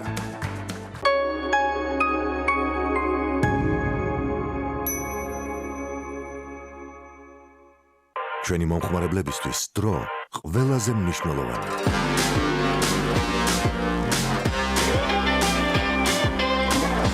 ის დრო, რომელსაც თქვენ გალფსტორში უგემრიელესი ყავისა და ხოთ-დოგის დაგემოვნებას მოანდომებთ. ჩვენთვის სრულიად საკმარისია თქვენს ავტომობილში ძრავის ზეთის შესაცვლელად.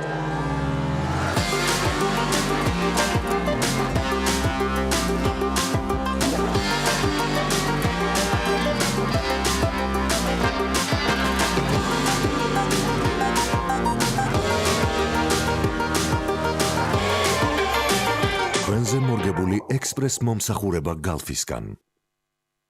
Allstone გთავაზობთ მოსაპირკეთებელი მასალების დიდ არჩევანს. ბუნებრივი ქვა ტრავერტინის ნომერ პირველი იმპორტიორი საქართველოში. უზარმაზარი სასაწყობი ობიექტი. ფერების დიდ არჩევანთან ერთად გთავაზობთ ნებისმიერი სისქისა და ზომის ფილებს. საკუთარი კარიერებიდან თქვენს ობიექტამდე. იყიდე პირველისგან. Allstone, თქვენი პროექტის ოქროს პარტნიორი. უპრეცედენტო ფასდაკლების აქცია მხოლოდ მაგნიტში და ზოგი 20% ყოველდღე სხვადასხვა პროდუქტებზე. ორშაბათი, რძის პროდუქტები -20%, სამშაბათი, ხორც პროდუქტები და ხილბოსტანი -20%, ოთხშაბათი, ნაყინი და გაყინული ნახევარ-ფაბრიკატები -20%, ხუთშაბათი, ყავა, ჩაი და ხილბოსტანი -20%, პარასკევი, ქიმია ჰიგიენის საშუალებები -20%, შაბათი, სასმელები და ხილბოსტანი -20%, კვირა უალკოჰოლო სასმელები -20%, მაგნიტი, ყველაზე იაფი უბნის მარკეტი. მონტერეი ლუქსის მეტალოკრამიტის სახურავები, უმაღლესი ხარისხი და საუკეთესო მომსახურება. ენდე ლიდერებს გაიროს ქუჩა 42. მონტერეი ახლა უკვე ქუთაისშიც. TV პირველის ინტერნეტ პარტნიორია My Video G. იხილეთ ყველა ვიდეო My Video-ზე. გერმანული კომპანია ხოხბაუს პრემიალური კომპლექსი ბათუმი რივიერა, მრავალფუნქციური საცხოვრებელი კომპლექსი, ზღვიდან მხოლოდ 300 მეტრში. განვითარებული ინფრასტრუქტურა, შიდა პარკინგი, ეზო, რუფტოპ ტერასა აუზით. აირჩიებინა თეთრი კარგასით, სრული რემონტით ან ავეჯით და ტექნიკით. ისარგებლეთ სპეციალური შეთავაზებით და სხვადასხვა ფასდაკლებით. ბათუმი რივიერა, თქვენი გონივრული ინვესტიცია. გჭირდებათ სამშენებლო ტექნიკა. ჯეორენჩი შეგიძლიათ იქირაოთ ყველა სახის სამშენებლო მოწყობილობა, რომელიც თქვენ სამუშაო პროცესს გაამარტივებს და დააჩქარებს. ქირაობასთან ერთად შეგიძლიათ შეუკვეთოთ ტექნიკის ტრანსპორტირება თქვენ სამშენებლო ობიექტზე. ჯეორენდი, დაზოგეთ დრო და თანხა. ქართულ-ამერიკულ საერთაშორისო სკოლა პროგრესში მოსწავლეთა მიღება დაიწყო. სკოლა პროგრესი გაძლევთ ჩანს საქართველოს სამ ქალაქში, თბილისში, ბათუმსა და ქუთაისში მიიღოთ უმაღლესი ხარისხის განათლება და სწავლა განაგრძოთ ნებისმიერ საერთაშორისო უნივერსიტეტში. ორმაგი აკრედიტაცია, ორენოვანი სწავლება, IP პროგრამა. მოდი პროგრესში და მიიღე ამერიკული განათლება შენს ქალაქში. აქ შენი პროგრესია.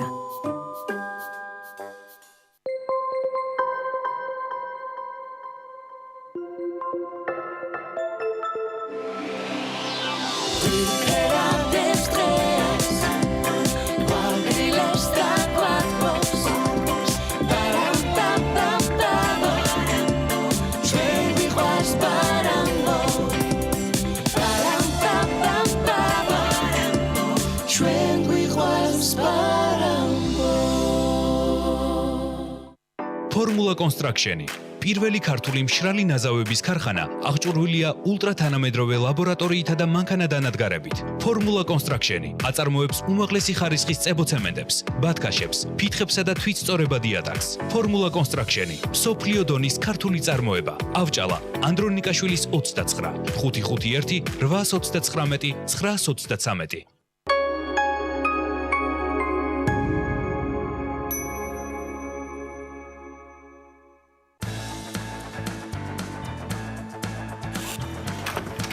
გადაცემის სპონსორია სამშენებლო სარემონტო მასალების მეგაცენტრი ნოვა.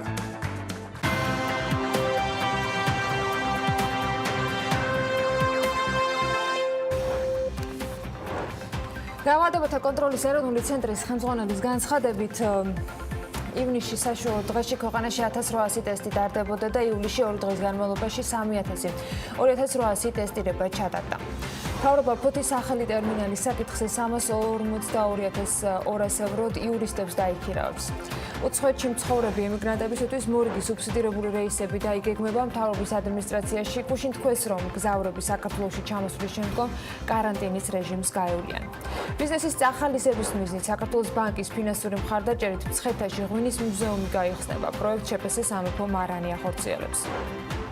ნიუ-იორკში საქართველოს საკონსულო მოქალაქეთა მიღებას 6 ივლისიდან ნაწილობრივ განაახლებს.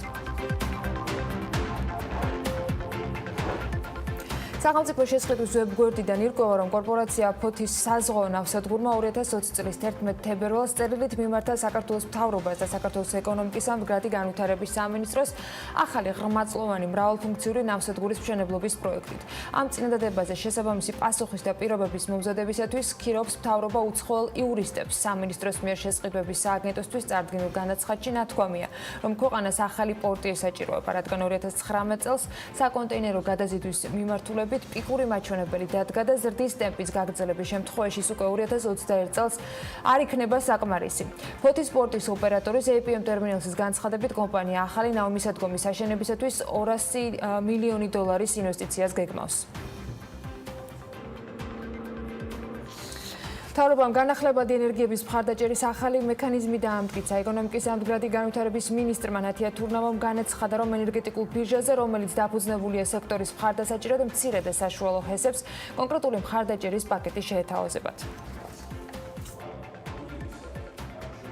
ჩვენ გამოგვაქვს ახალი საკანონმდებლო ინიციატივა, რომელიც კიდევ უფრო ღიას კონკურენტულს გახდის ამ ბაზარს, რომელიც feeding პრემიუმის პრინციპზე იქნება დაფუძნებული და უფრო კომერციულად მიმზიდველი იქნება ინვესტორებისთვის, იმისთვის, რომ მათი ინვესტიციები იყოს ეფექტური, სწრაფი, რაც ქვეყნისთვის უზრუნველყოფს ენერგო დამოუკიდებლობის მაღალ ხარისხს. ორშაბათიდან საქართველოს მთავრობა იმიგრანტების ჩამოყვანის პროგრამას აახლებს. ბილეთის ფასი 200 ევრომდე იქნება. ეს პრემიერ-მინისტრმა თქვა მთავრობის ხდომაზე. გიორგი გახარიას განცხადებით, საქართველოს მადლობას უხდის ევროკავშირის იმ ობიექტური შეფასებისათვის, რომელიც მათი მხრიდან იყო გაკეთებული და აღნიშნავს, რომ ორშაბათისთვის უკვე უნდა იარსებოს განრიგმა თუ როგორ ჩამოვლენ ემიგრანტები და ბილეთის ფასი არ უნდა აღემატებოდეს 200 ევროს. პრემიერმა დაავალა შესაბამისად ეკონომიკის სამინისტროს, რომ ფრენები განახორციელოს არა ერთმა, არამედ რამდენიმე ავიაკომპანიამ და მორგებული უნდა იყოს ის ემიგრანტებზე. ბევრი ინფორმაცია შემოგდის ჩვენი მოქალაქეების, ქართველი ემიგრანტების მდგომარეობაზე ევროპის სხვადასხვა ქალაქებში. ეს პროცესი დროში რო არ გაიჭიმოს და არ გადავადდეს დროში, ჩვენ მივიღეთ გადაწყვეტილება აღვადგინოთ ის პროგრამა, რომლითაც ჩვენ ევროპის სხვადასხვა ქალაქებიდან გამოყავდა ჩვენი თანამემამულეები. ეკონომიკის სამინისტროს აქვს უკვე მიღებული დავალება, რომ სასწრაფოდ ორშაბათისთვის უნდა არსებობდეს კონკრეტული განრიგი ჩვენი მოქალაქეებისთვის მისაღებ ფასებად, მისაღებ ბილეთის მისაღებ ფასებით. და ეს არ უნდა იყოს 200 ევროზე მეტი. რამდენიმე ავიაკომპანიაზე სოციალური ფრენების განაწილების შესაძლებლობა ლოგიკურად და მარტივად ფინანსთა მინისტრმა შედარებით ხელმისაწვდომი ფასის ბაზრისთვის შეთავაზებით ახსნა. რატომ არ იყო ეს აქამდე შესაძლებელი? ეს უკვე მაჭავარიანს არ უთქვამს. მე გეტყვით, რომ ეს გადაწყვეტილება გამომდინარეობს იქიდან, რომ ფასები იყოს მაქსიმალურად ხელმისაწვდომი ჩვენი მოქალაქეების, რომლებიც ბრუნდებიან და ამას თქოთ რთულ პერიოდში არ იყოს თქოთ ძალიან მაღალი ფასები და გაუადვილდეთ სამშობლოში დაბრუნება აქედან გამომდინარე.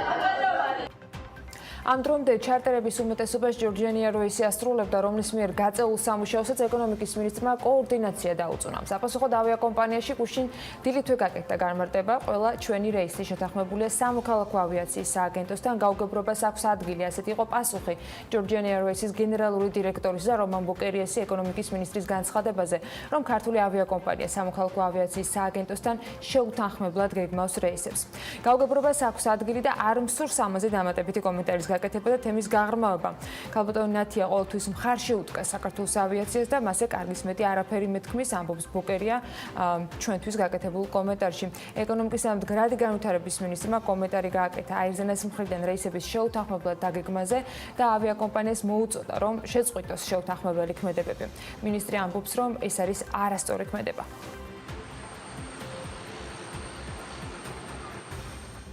საერთაშორისო კონფერენცია გუშინ ისე შედგა, რომ ფრენები საჭირო არ იყო. სახელწოდებით ეს კონფერენცია ორგანიზაციული ტრანსფორმაცია და ეჯაილი ძალიან ბევრმა საინტერესო რესპონდენტმა თავი მოიყარა.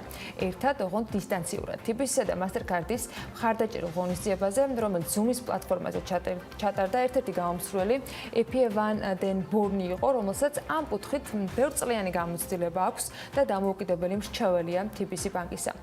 ლევან თაღიაშვილმა სწორედ მასთან მოახერხა და ინტერვიუ ჩაწერა გარდა ამ კონფერენციაზე. მისი მოხსენების მოსმენისა, ეს კონფერენცია კი ორგანიზაციულ სტრუქტურაზე და COVID-19 პირობებში დისტანციური მუშაობის და ეჯაილის კომბინაციაზე იყო, რომელზეც საუბარსაც აუცილებლად გავაგრძელებთ ამ ინტერვიუს შემდეგ. ჩვენი სტუმარი უკვე ვახტანგ ბუცხრიკიძე, TBC-ის გენერალური დირექტორი იქნება.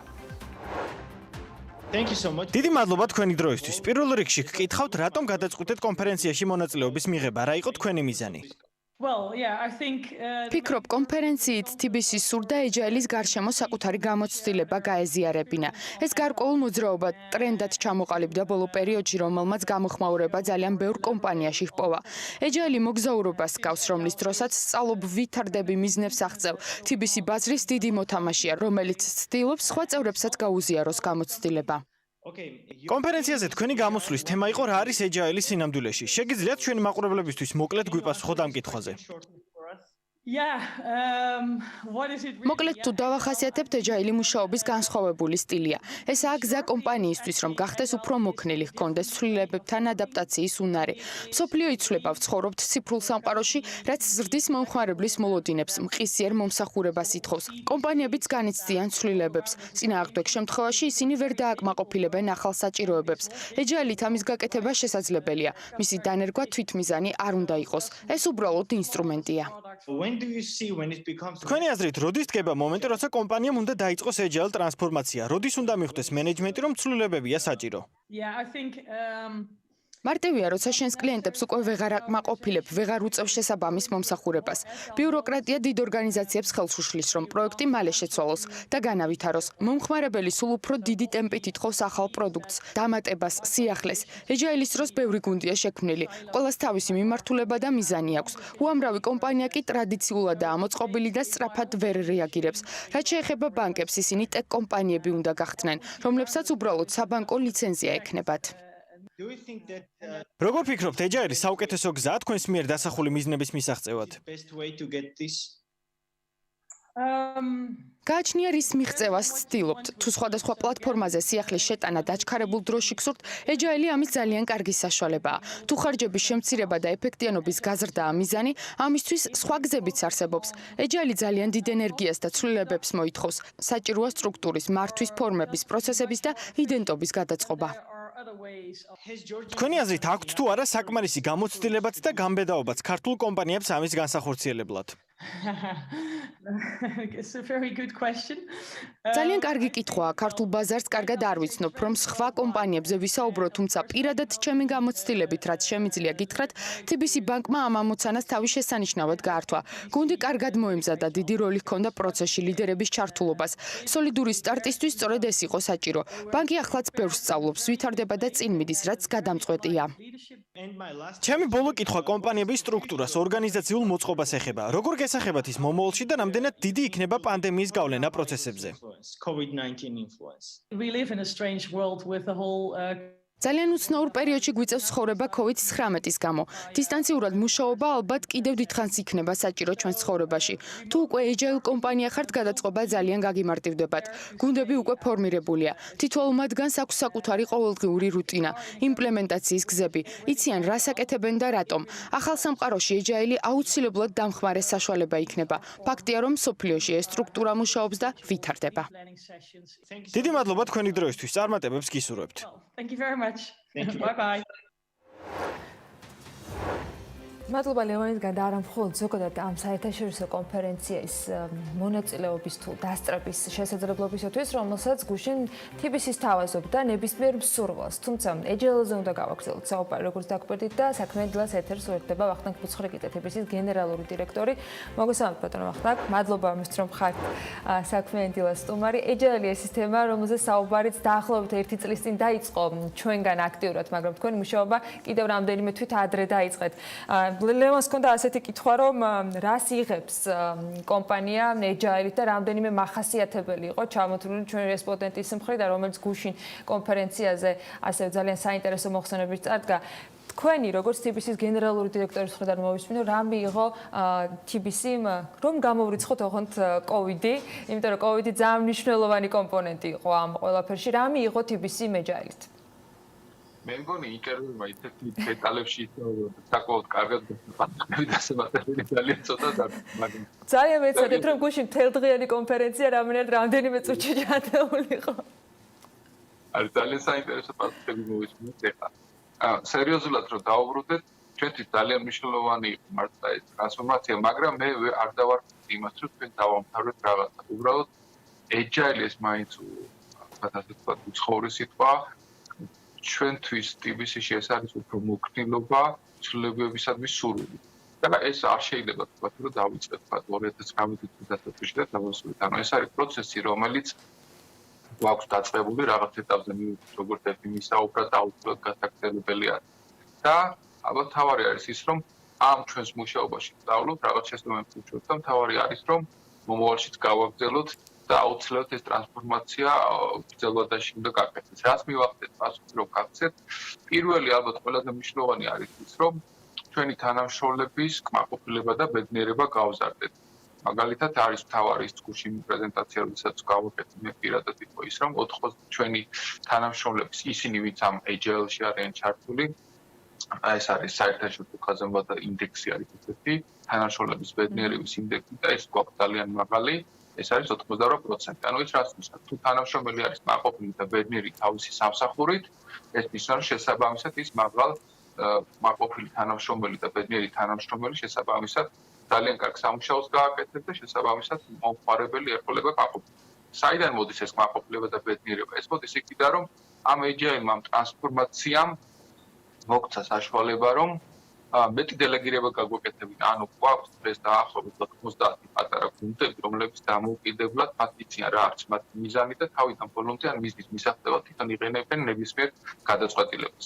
შესაბამისად, მათი მაყოფილება ბედნიერება ისდევს, რომ თავის დირექტორები თვითონ არიან, ანუ ვახო არ არის მათი დირექტორი და შესაბამისად იმ პერიოდის განმავლობაში თვითონ მათ აქვს დამოუკიდებლობა. რაც ისეთ მსხვილ და სისტემურ სტრუქტურას, როგორც ამ შემთხვევაში TBC არის, აძლევს მოქნილობას, რაზეც იყო პრინციპში საუბარი, რომ ამოსავალი წერტილი ხშირ შემთხვევაში სხვადასხვა კომპანიის მხრიდან ერთ-ერთი მთავარი სწორედ ეს არის და მეორე საკითხი, რაც ძალიან საინტერესო იყო, ასევე რომ თუ ვინმე ხარჯების დაზოგვა უნდა, ეს სხვა გზებით უნდა მიიღწეს და ეს არ არის გამოსავალი ამ შემთხვევაში Agile-ის მომხმარებლებისათვის. მაგრამ კიდევ ერთი ძალიან საინტერესო ამ ინტერვიუში აგერთებით ამაში არ დავეთანხმები ერთის, იმიტომ რომ გონია გრძელვადაში და საშუალოებაში აქაც ეფექტი არის, იმიტომ რომ კმაყოფილი თანამშრომლები სწორად აწყობილი ორგანიზაციული სტრუქტურა გრძელვადაში აუცილებლად ეფექტურობას ზრდის და ჩვენ მაგალითად შეიძლება ითქვას, რომ ეს ეფექტურობას დაახლოებით შარშაროდ დავიწყეთ ეს 12 თვის განმავლობაში იმ ნაწილში, სადაც გავაკეთეთ დაახლოებით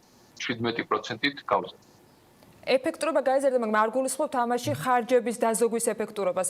ეს ვიგულისხმობთ, რომ ხარჯების დაზოგვა შეიძლება სხვა მხრივ იყოსო ნაწილში. ხმობით ბატონო ვახტანგ. ირიბად გაიზარდა, თუ თანამშრომლები თქვა 1000 თანამშრომელი აკეთებდა რაღაც 5000 რაღაც კონკრეტულ საქმიანობას, 1000 თანამშრომელი დღეს თუ არის ბედნიერი, მათი არის დელეგირებული და მათ ამ დელეგირების შესაძლებლად შეუძლიათ მეტი უფრო საინტერესო სამუშაო გააკეთონ, 5000 მაგრამ დროს აკეთებს 6000 ცალ რაღაც იუნიტ სამუშაოს. შესაბამისად, ბანკის რა თქმა უნდა ორგანიზაციას გაცილებით უფრო ეფექტური არის, ანუ გაცილებით უფრო მეტის მოცემა შეუძლიათ ამ ადამიანებს თანამშრომლებს. მუშაობის განსხვავებული სტილი ჩვენ სტრუქტურულად აღწერეთ, როგორ აისახება მომხმარებელზე, მაგრამ პირდაპირ და უშუალოდ მომხმარებლისათვის რამდენად ცვლის ამ შემთხვევაში კომპანიის დამოკიდებულებას ან კომპანიის თანამშრომლების დამოკიდებულებას, რაც საბოლოო ჯამში თავისთავად აისახება და ეს იყო მთავარი იდეა, მაგრამ როდის და რა ეტაპზე გრძნობს მომხმარებელი ამ ყველაფრის ეფექტს?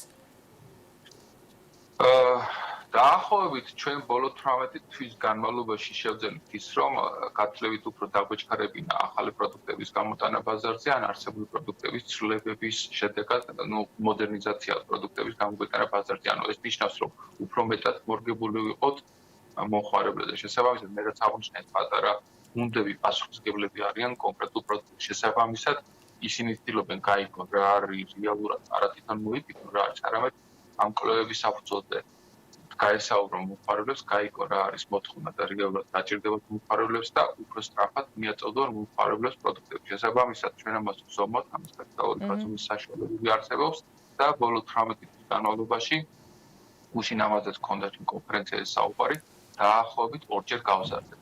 და კიდევ ერთი ალბათ მნიშვნელოვანი ფაქტორია, რაც მინდა ხაზი გავუსვა, ბოლო 5-7 წლის განმავლობაში საკმაოდ დიდი კონკურენცია გვაქვს საბრუნდო სექტორს ახალი ტალანტების მოსაზრებით.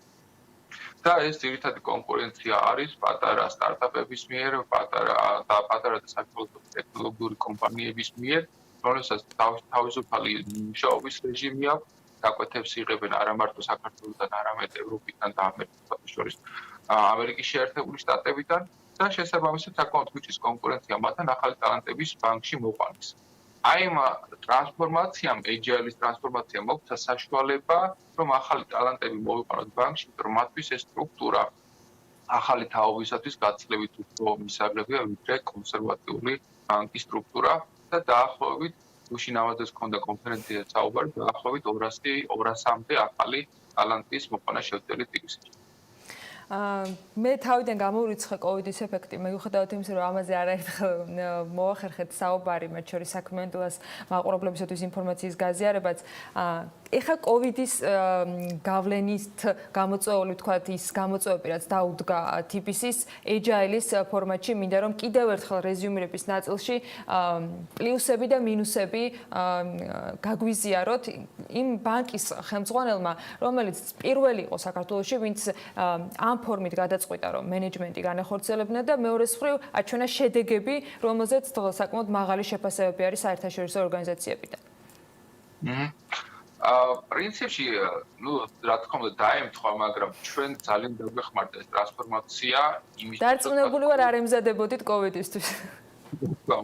ანუ ძალიან დაგვეხმარა და ერთი მაგალითს მოყვანა შემიძლია, რომ პატარა ჯგუფში, როდესაც ვიხილავდით, როდესაც ვიწყებდით ამ Agile ტრანსფორმაციას დაახლოებით 400-დან 500-მდე თანამშრომელი უნდა გადაგვეყვანა ამ ახალ მიმართულებაში. რა თქმა უნდა, ეს საკმაოდ რთული იყო, ეს ადამიანები თავისი ოპორტუნიტეტიდან უნდა გამოგვეყვანა, სიახლეს ვეუბნოდით, ჩანდა საინტერესოდ, მაგრამ საკმაოდ რთული გადაწყვეტილება, იმიტომ რომ არ იცი რა იქნება, იმიტომ რომ სულ სიახლე იყო და თავიდან უნდა დაწყებულიყო ყველაფერი. აქედან გამომდინარე, გვინდოდა განსხვავებით სხვა სტრუქტურებისაგან განსხვავებული რაღაც სიახლე შეგვეთავაზებინა და გაჩნდა პატარა ჯგუფში ესეთი იდეა, რომ მოდით მივცეთ საშუალება ორ კვირაში ერთი დღე ამ Agile-ზე გადავა იმუშაო სახლიდან. ამაზე ახლა სადაც გვეჩვენება, მაგრამ მაშინ ეს რევოლუციური იდეა მოგვეჩვენა, გადაწყვეტილება მივიღეთ და მახსოვს მთელი ეს 400-500 ადამიანი თანამშრომელი შევკრიბეთ რუმსის სასტუმროში და Agile-ზე ქონდა საუბარი და ჩემი ერთ-ერთი ძირითადი მესიჯი იყო, რომ აი თქვენ განსხვავებით იმ სხვა TPC-ის თანამშრომლებისაგან გეკნებათ საშუალება ორ კვირაში ერთი პარასკევი იმუშაოთ სახლებიდან თქვა პატარ-პატარა გუნდები.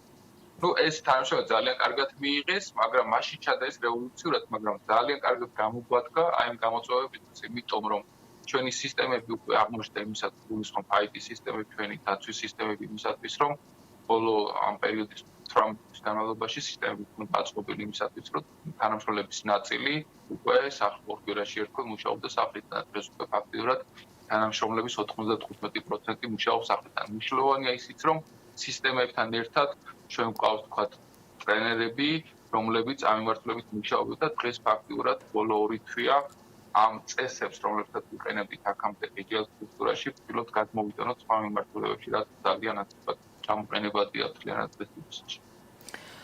და ბოლოს გუშინდელი კონფერენციიდან თქვენთვის რა იყო ახალი ამ სისტემებზე და რა შეიძლება იყოს თქვენი თანამშრომლებისათვის შესაძლოა რევოლუციური. ეხლა როცა ვამბობთ, რომ მაშინ რევოლუციური იყო, ეს მაშინ იყო რამდენიმე თვის წინ რეალურად და არ იყო რაღაცა ბევრი წლის წინანდელი პერიოდიდან. აი ამ ყოველდღიურ რეჟიმში განსხვავებულ სამუშაო რეალობაში, როცა ამდენი იდეა ჩნდება, რასაც TPC უკვე მომხმარებელს თავაზობს სხვა პლატფორმებით, მომსახურებით თუ სერვისებით. რა იყო გუშინდელი დღიდან თქვენთვის გამორჩეული და საინტერესო? სიმართლე გითხრათ, ჩემო ლოდის ნამდვილად გადააჭარბა, ანუ გუშინდელ კონფერენციაზე მონაწილეთა რაოდენობა იყო 1000-ზე მეტი. მე სიმართლე გითხრათ, არ მოველოდით ამდენი მონაწილე გვეყოლებოდა. მონაწილეები გვყავდა სხვადასხვა ინდუსტრიებიდან, ძალიან ბევრი სხვადასხვა ქართული ბანკებიდან იყვნენ, მაგრამ სხვადასხვა ინდუსტრიებიდან იყო ძალიან ბევრი მონაწილე. და კონფერენციის შინაარსი გამოგვივიდა ძალიან საინტერესო, არა მარტო TPC-თან, არამედ გლობალური ორი დიდი ბანკის, Unicredit-ის და ING-ის გამოცდილების გაზიარება მოხდა ამ კონფერენციაზე და ბოლოს შეჯამება გავაკეთეთ ქართული კომპანიების ჩართვა ჰქონდა Tegeta Motors-თან და Novas-თან, რომლებიც არიან თავი ინდუსტრიებში ლიდერი კომპანიები საქართველოში და ვფიქრობ, რომ თვითონ შინაარსობრივად ძალიან საინტერესო კონფერენცია იყო. აი როგორც გითხარით, მონაწილეების ძალიან დიდი რაოდენობა დაფიქსირდა და ალბათ ესეთ ამ კორონავირუსის გამოწვევა ალბათ შეუძლებელი იყო ჩვენ ახლა 1000-ზე მეტი ადამიანი შეგვიძლია ფიზიკურად პრეზენტაციებინა და ალბათ ამის ორგანიზება ასეულობით 1000 ლარი დამჯდებოდა.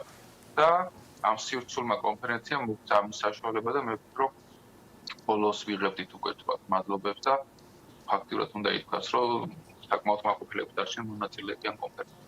და მათ შორის გიპასუხოთ კითხვაზე, თავარი ხარ ჩვენ, როდესაც პირადად მე და მონაწილეები თავარი იყო, რომ რადგან ბევრი კომპანია, მცირე და პატარა კომპანია იღებდა მონაწილეობას, ვცდილობდით გაგვეზიარებინა ჩვენი გამოცდილება და პირადად ჩემი გამოსვლის თავარი იყო, რომ არ მეთქვა, რომ რა მაგრები ვართ, რა მაგარი რაღაცები გავაკეთეთ, არამედ მესაუბრები შეცდომებზე, რაც ჩვენ დავუშვით და მე გამიზიარებინა ჩვენი გამოცდილება, რომ მათ იგივე შეცდომები არ დაუშვათ, ჩვენზე უკეთესად გააკეთონ, თქვა რომ გადაწყვეტავენ ამ ტრანსფორმაციას.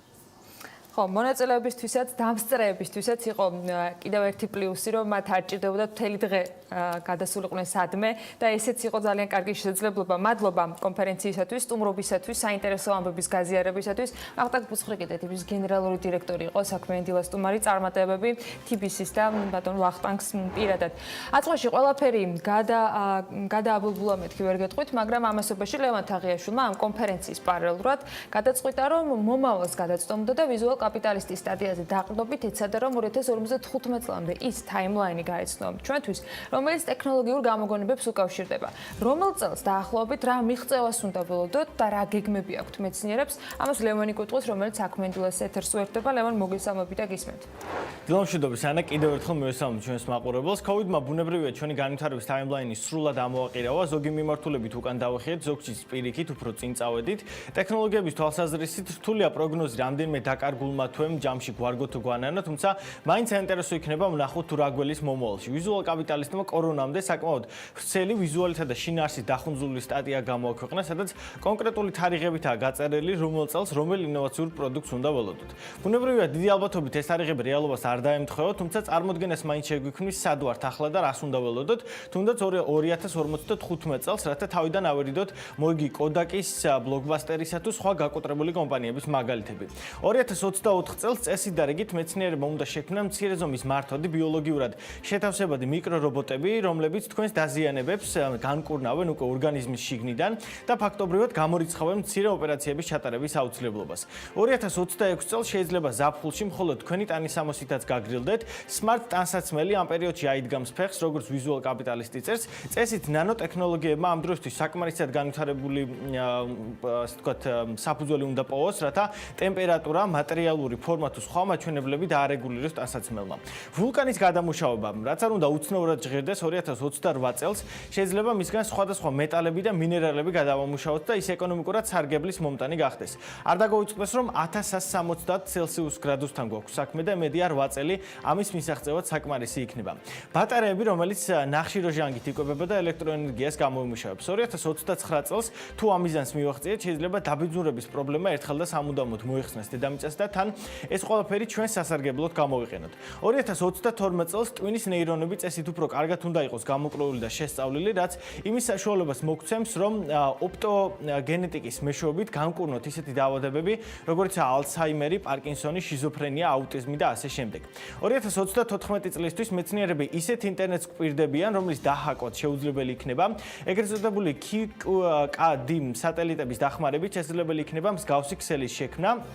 2036 წელი შესაძლოა ის პერიოდი გახდეს, როდესაც 2000-იან წლებში გადაღებული ფილმები თვითმართველი და მფრენავი ავტომობილების შესახებ მთელს დედამიწაზე რეალობა გახდეს. ახალი თაობის ხელოვნური ინტელექტი ამ პერიოდში წესით იმდენად შემოვა ჩვენს ყოველდღიურობაში, რომ მის გარეშე ცხოვრება უკვე წარმოუდგენელი გახდება.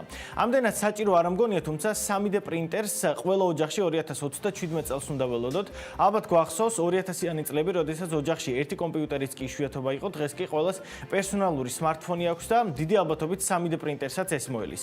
ჩემსავით ალბათ ბევრს უოცნებია ჯარვისზე და სრულად ხელოვნურ ინტელექტსა და სენსორებზე დაფუძნებულ კომპიუტერზე. დღეს ამ ტექნოლოგიის სერიოზული დახვეწა მიდის. Microsoft-ის ერთ-ერთი პროტოტიპი საქართველოშიც იყო ხელმისაწვდომი, მას ეს სიუჟეტიც ნახავთ ჩვენმა მაყურებელმა, თუმცა სრულყოფილთან ახლოს ეს ტექნოლოგია მხოლოდ 2028 წელს იქნებაო, ყოველ შემთხვევაში ასე ვარაუდობს ვიზუალ კაპიტალისტი. ჰოლოგრამული ცხოველები 2051 წელს მათი მოყვარულებისთვის შესანიშნავი საშუალება იქნება. ისეთი ცხოველები მოაშინაუროთ, როგორიცაა სპილო, ვეფხვი, ლომი. მართალია ჰოლოგრამის სახით გეყოლება, თუმცა გამოხატავს ემოციებს და ექნება რეაგირება გარემო პირობებზე. და ბოლოს საინტერესოა მზის პანელები, რომლებიც კოსმოსში შეძლებენ მზის ასე ვთქვათ, ენერგიიდან ელექტროენერგიის გამომუშავებას და დედამიწის მომარაგებას, რაც მათ ეფექტურობას ძალიან გაზრდის. სტატიაში კიდევ ძალიან ბევრი საინტერესო დეტალი იყო განხილული, ოზონის შრის აღდგენა, გენეტიკის ცვლილება და კიდევ უამრავი სიახლე, რაც ჩვენს ცხოვრებას სამუდამოდ შეცვლის. ფაქტია, ყველაზე დიდი მიღწევები მედიცინასა და ენერგეტიკაში იგეგმება, ასე რომ თუ რომელიმე იდეა მოგეწონოთ, მაგრამ დიდი ხანი მოწდა არ გინდათ, შეგიძლიათ თავად მიიღოთ მის შექმნაში მონაწილეობა და დააჩქაროთ პროცესები. მადლობა ლევან მიმოხილვისათვის, ძალიან საინტერესო ამბების გაზიარებისათვის. წინ ახლა სარეკლამო პაუზა გულდება და რამდენიმე წუთში რეკლამის შემდეგ გავაგრძელებთ სტუმრებთან ერთად საუბარს.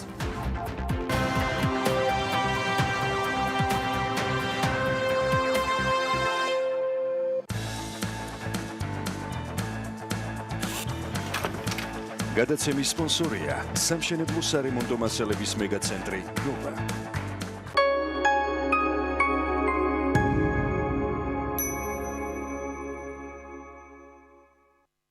მინაპლასტიკური არმატურა ბაზისი მეტალის ანალოგთან შედარებით ორჯერ მტკიცეა, ხუთჯერ მსუბუქი, არის ჟანგება და რაც მთავარია, მნიშვნელოვნად იაფია. შეცვალე მეტალი, აშენე იაფად. მინაპლასტიკური არმატურა ბაზისი.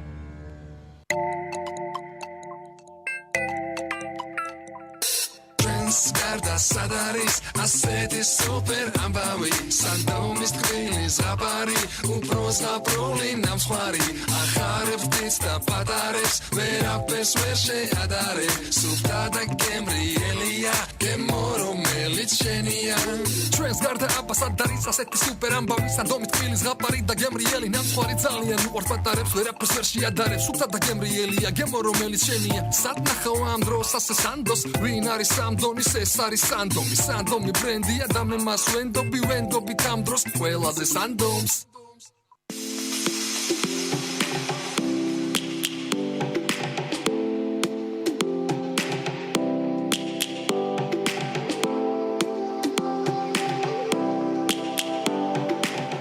გადაწყვიტე და უბრუნდე ბუნების წიაღს. მაშინ ეს შენი შანსია. ფინური კარკასული ტექნოლოგიით დამზადებულ ეკოლოგიურად სუფთა ხის სახლს ქოხი ჯიშე გიქმნის. აიშენე ოცნების სახლი სრული რემონტით, სულ რაღაც 20 დღეში. კვადრატული მეტრი 600 ლარიდან. ყუდრო და ჯანმრთელი გარემო ჩვენი მთავარი გზავნილია.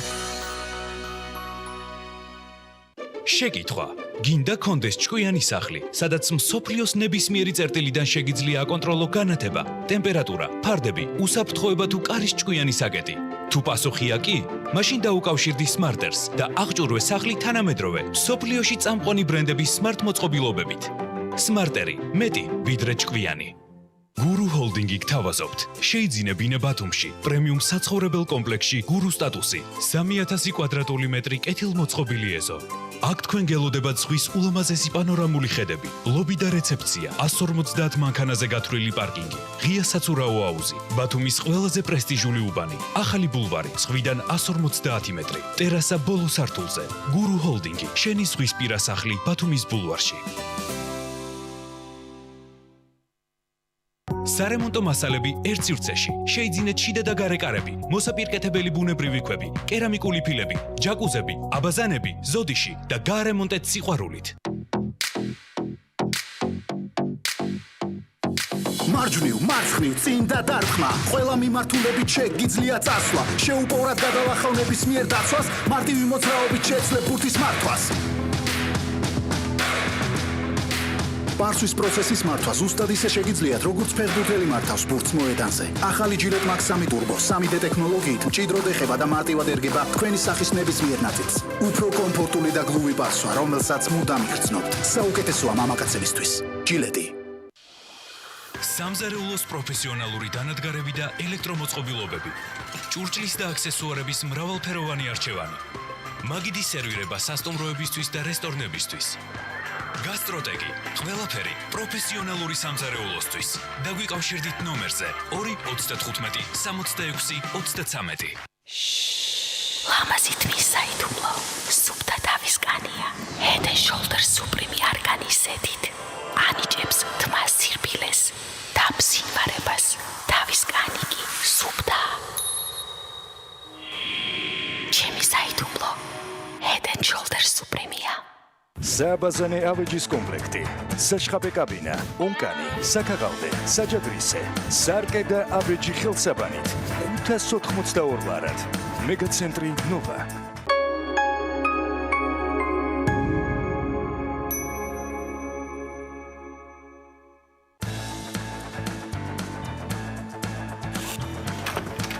გადაცემის სპონსორია სამშენებლო სარემონტო მასალების მეგაცენტრი ნოვა.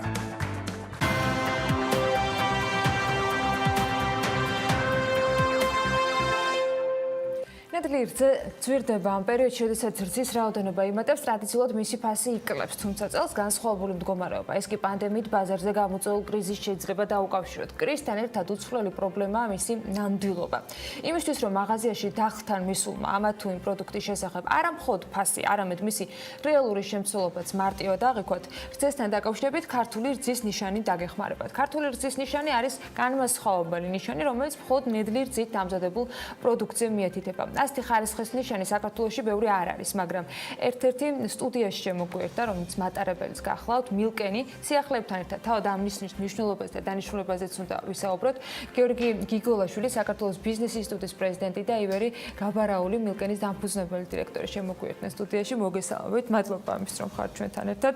ბატონ გიორგი, ჯერმდე რომ თქვენგან დავიწყოთ საუბარი, თქვენ ამ ხარისხის ნიშანზე მინდა რომ მოგყვეთ, რას წარმოადგენს, როგორ ხდება შემოწმება პროდუქტისა, სად ხდება, ნამდვილობა როგორ დასტურდება, მე ეს განმასხვავებელი ნიშანი მომხმარებელმა როგორ უნდა ამოიცნოს და რამდენი პროდუქტი გვაქვს, რომელიც ამ ნიშანს ატარებს. მოგესალმებით და დიდი მადლობა რომ აქტუალურ თემებს აშუქებთ ყოველთვის და ამ შემთხვევაში ეს ეხება ქართული რძის პროდუქტებს, რომელიც ჩვენთვის უცხო არ არის, მხოლოდ საკპატენტში ათეულობით პროდუქტია რეგისტრირებული და აქედან დიდი ნაწილი რძის პროდუქტებს უკავია. ეხლა ჩვენთვის ეს ტრადიციული პროდუქტია და მოხმარებით ერთ სულზე დაახლოებით 20 კილოგრამი ყველი მოიხმარება საქართველოში. ეს ქართული რძის ნიშანი, ამის იდეა წამოვიდა იქიდან, რომ მე თვითონ ვარ მომხმარებელი, ჩემი მეგობრები და კოლეგები, ვინც იყვნენ ამ პროექტის შემუშავებაში ჩართული, ჩვენთვისვე გავაკეთეთ, რომ შევალ მაღაზიაში დაღლილი ადამიანის სხვა საკითხებზე რომ ვარ გადართული, აღარ უნდა ვიფიქროთ წვრილი შრიფტით და შეიძლება ვეღარც მივაგნო იმ ეტიკეტს, უბრალოდ მე მსურს შევიძინო სურსათი და ეს არ უნდა იყოს ვაიმე როგორ გავაკეთო არჩევანი. სწორედ მე თქვენ იმ ადამიანებს, რომლებიც მიდიან და არ არიან ახლა რძის სექტორის პროფესიონალები, გავუადვილოთ იყიდოს მართლა ყველი და მერე რძის სხვა პროდუქტები. ქართული რძის ნიშანი თუ არის დატანილი ეტიკეტზე, ეს იმას ნიშნავს, რომ გაკონტროლებულია, თქვენ კითხვებს უპასუხებ, როგორ კონტროლდება და გარანტია არის იმისი, რომ ეს ყველი იქნება თუ სხვა პროდუქტები დამზადებულია ჯერ ერთი საქართველოში მიღებული რძისგან და ის არ შეიცავს მცენარეულ ცხიმს. რა ესაქმება ყველში მცენარეულ ცხიმს და ფხვნილს. ეს ჩვენი ტრადიციითაც არ არის მიღებული და ამავე დროს საქართველოს კანონმდებლობაც კრძალავს, თუ კი რძის ფხვნილით არის დამზადებული და მით უმეტეს ახლა რაღაც მცენარეულ ცხიმს შეიცავს, ასეთ პროდუქტს არ შეიძლება ყველი ეწოდებოდეს, მაგრამ ზოგიერთმა შეიძლება ისარგებლოს იმით, რომ ყველის მსგავსი თავი ახლა გარეგნულად ეს არ ემჩნევა და უბრალოდ ყველი დაარქვას იმ პროდუქტს და მოატყუოს მერე ის მომხმარებელი. სწორედ მომხმარებლისთვის შეიქმნა ქართული რძის ნიშანი. დიახ, ამ ნიშნის თქვათ არსებობა უკვე მეტყოლებს იმაზე, რომ არის კონკრეტული თქვათ პროცედურები გავლილი, შემოწმება ჩატარებულია და არ არის საჭირო დეტალური თქვათ მე კითხვა სხვა დანარჩენი შემცველობისა. სად მოწმდება, ვინ ანიჭებს ამ ხარისხის ნიშანს და რაზე დაფუძნებით? ხარისხის ქართული რძის ნიშანი დავარქვათ, ხარისხი ცოტა სხვა თემაა, შეიძლება ზოგი მეტად მარილიანი იყოს, ნაკლებად მარილიანი, ეს გემოვნურ თვისებებს ჩვენ ვერ ვარეგულირებთ, რა თქმა უნდა, მაგრამ ხარისხის უპირველესი ამოსავალი წერტილი არის ის, რომ ყველი მართლა ყველი უნდა იყოს, ანუ აქაური რძით გაკეთებული. ვინ ანიჭებს? საქართველოს ბიზნეს ინსტიტუტი, ეს არის არაკომერციული ორგანიზაცია და ამ ნიშანს უწევს ადმინისტრირებას. ეს ნიშანი წმინდა გამოსახულების თვალსაზრისით ჩვენ დავარეგისტრირეთ საკპატენტში 10 წლის ვადით, მერე გაგრძელების უფლებით და მხოლოდ ბიზნეს ინსტიტუტს აქვს მისი გაცემის უფლება. გავცემთ როგორ? არა მხოლოდ აქაური რძით გაკეთებული უნდა იყოს პროდუქტი, არამედ ჯერ ერთი ლეგალურად უნდა საქმიანობდეს. სად მოწმდება? სად მოწმდება? თვითონ ყველის ანალიზები და სხვა პროდუქტების არის სოფლის მეურნეობის სახელმწიფო ლაბორატორია, არავინ არ იცის, არც მწარმოებელმა და სხვა შორის არც ჩვენმა მენეჯერებმა, როდის რომელ პროდუქტს და რომელ სავაჭრო ობიექტში შევარჩევთ, შემთხვევით ხდება ეს ყველაფერი, ოღონდ პერიოდულობა ვიცით, რა თქმა უნდა, საკმაოდ ხშირად ტარდება და მიდის ამ ლაბორატორიაში, სადაც შეიძლება იმის გაგება შეიცავს თუ არა მცენარეულ ცხიმს. რა თქმა უნდა, როგორც ველოდით და არსი რაც იყო, აქამდე არ ამოსულა ათეულობით არის 60-მდე თუ არ ვცდები მე დავაზუსტებ, ზოგი პროცესშია.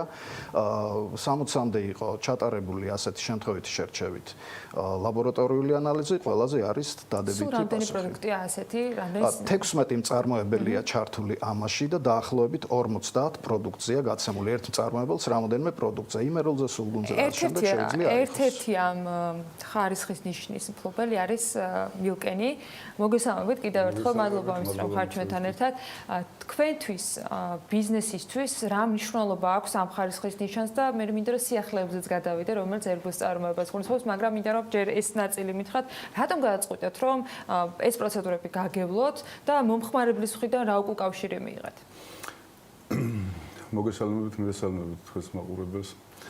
ჩვენი საწარმო 2012 წელს დაარსდა, დაარსების დღიდან უამრავი პრობლემა იყო საწარმოში, ანუ ჰიგიენური თვალსაზრისით, სხვადასხვა არასათანადო შენობა, არასტანდარტები. 2014 წელს ჩვენ მივიღეთ HACCP სტანდარტი, დავნერგეთ უпроსტურად, რომელიც შეიცავს კრიტიკული საკონტროლო წერტილებისა და საფრთხის ანალიზის კონტროლს. ანუ მომხმარებლამდე, წარმოებიდან მომხმარებლამდე რომ მივიდეს პროდუქცია, სრულიად უნებელი. ნელა მოხდა მისი გაფართოება და გავაგრძელეთ სხვადასხვა პროდუქტების წარმოება.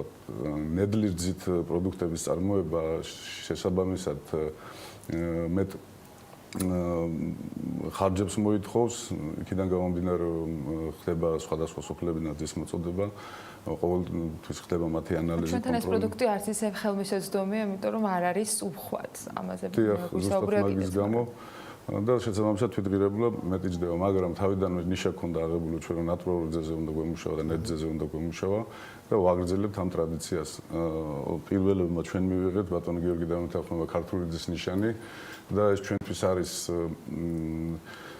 სასარგებლო იმით რომ მომხმარებელი უკვე გათვითცნობიერდება იმაში რომ ნამდვილად ნედლი ნატურალური ძისგან მზადდება ეს პროდუქცია და იქ არავითარი მცენარეული ცხიმი, ფხვნილი და ასე შემდეგ სხვა ნივთიერებები არ არის შერეული. რამდენი ხანია რაც ამ ნიშნით ხართ უკვე ბაზარზე წარმოდგენილები? 2019 წლის მარტში მივიღეთ, პირველებმა ჩვენ მივიღეთ და მას შემდეგ პროდუქტებზე თითქმის ყველა პროდუქცია მივიღეთ ხარისხის ნიშანი, ანუ ქართული ძის ნიშანი. მინდა რომ ახალ პროდუქციაც მოგყვეთ, ზოგადად თქვენს ჩამოთვლაში დღეს რამდენი პროდუქტი ხდება და ერბოს წარმოება რა თქვათ, რასთან იყო დაკავშირებული, რა შეთავაზება არის ეს მომხმარებლისთვის? ნუ ჩვენ დაახლოებით 20 სახეობამდე ძის პროდუქტს ვაწარმოებთ, ნედლი ძის პროდუქტს. აქვეა ამაში უფრო განსხვავებული თქვა ტიპის ყველი, რძე და ასე შემდეგ. დიახ, ძირითადად სულგუნი და სხვადასხვა სახეობის ყველები, ასევე ვაწარმოებთ კარაქს, ასევე ვაწარმოებთ ნადუხს, არაჟანს, ასე შემდეგ, ნაღებს უბრალოდ. იქიდან გამომდინარე რომ ერბო თავისი თვისებებით არის ძალიან უნიკალური და თავისი სასარგებლო თვისებები, ანუ უამრავი რამე შეიძლება ვთქვათ ერბოზე, მის სასარგებლო თვისებებზე ის მაღალ ტემპერატურაზე არ ხდება კარცინოგენული, მისი მოხმარება შეიძლება როგორც ბავშვებში, ისე მოზარდებში, ანუ მიუხედავად იმისა, რომ 99% ცხიმია, იგი ქოლესტერინის არ შეიცავს და პირიქით ორგანიზმს ასუფთავებს ქოლესტერინსა და მავნე ნივთიერებებისაგან. ამაზე ბევრია დაწერილი სოციალურ ქსელებში და გადავწყვიტეთ ამის წარმოება ეს ტრადიციული მეთოდით ხდება და ქარხნული წარმოებით პირველად ჩვენ გადავწყვიტეთ. რა მოცულობებზე დაახლოებით საუბარი და რა მასშტაბის გავრცელებაზე? ეს იქნება თქვა ლოკალურად ერთი ქალაქისათვის, ერთი რაიონისათვის თუ მთელი ქვეყნის მასშტაბით შედგება? მთელი ქვეყნის მასშტაბით ეხლა ხდება დაახლოებით ერთი თვეა რაც დავიწყეთ ამის სერიული წარმოება უკვე. შესაბამისი დანადგარები შევიძინეთ, რომელშიც ხდება პასტერიზაცია მისი და გადამუშავება და ეხლა ქსელებთან გვაქვს კონტაქტები და ვთანხმდებით შეტანაზე. რამოდენიმე ქსელში შევიტანეთ ჯერჯერობით და საკმაოდ წარმატებულად, იმიტომ რომ მოსახლეობა გვირეკავს, მადლობას გვეუბნება და ეჭვი ეპარებათ იმაში, რომ ნამდვილად ნატურალურია თუ არა. აი სწორედ ეს მაქვს ბოლო კითხვა, ნიშნავს თუ არა ის, რომ რადგან მილკენს აქვს მიღებული ეს ნიშანი, მის ყველა პროდუქტს ეს ნიშანი დაერთვის და მისი ყველა პროდუქტი იგივე ინტენსივობით მოწდება თუ ეს ხელშეკრულებით უნდა იყოს, ან ეს ყველაფერი გაფორმებული. ამ შემთხვევაში ბატონი ივერის საწარმოს ყველის რამოდენიმე სახეობა, ერბო, რა თქმა უნდა, ცალსახად როგორც კი ეს ინიციატივა გავიგეთ აქ ჩვენ მეგობრობად, მაგრამ ყველაფერი გადამოწმდა როგორც საჭიროა და კარაგზეა ხო ბატონო ივერი თქვენთან აღებული, როგორც კი ბატონი ივერი იტყვის, რომ ვაფართოებთ მასშტაბს და სხვა პროდუქტებიც გავა და გაიყიდება მარკეტებში, იმ შემთხვევაში ისო ბუნებრივია შემოწმებები ყველაფრის მოხდება, თუმცა ნდობის ხარისხი უკვე მაღალია, მაგრამ შეამოწმე და იცემა კიდევაც სხვა, როდესაც ადამიანი აკეთებს საწარმო უკაცრავად აკეთებს პატიოსნად იმ ყველს, რაც საჭიროა იმ კარაგს და იმ სხვა პროდუქტებს, ახლა არ ამგონია რომ ნადუღისთვის მან ძის ფხვრილი პროდუქტი და არა კომპანია და მწარმოებელი. კონკრეტული პროდუქტი იღებს ნიშანს, კი ბატონო. თქვენ იცით რომ შეიძლება თქვათ მაწონი ფხვნილისგან დამზადდეს და ეგეც არ გავცემთ. შეიძლება რომელიმე საწარმო გააკეთოს. დაახლოებით სიახლეებიც ბევრი იქნება, აუცილებლად ავმართობთ და ახალი პროდუქტებით შემოგვემატება. მადლობა სტუმრობისათვის და საინტერესოების გაზიარებისათვის. გიორგი გიგოლაშვილი, საქართველოს ბიზნეს ინსტიტუტის პრეზიდენტი და ივერი გაბარაული, მილკენის დამფუძნებელი დირექტორი იყვნენ ჩვენი სტუმრები.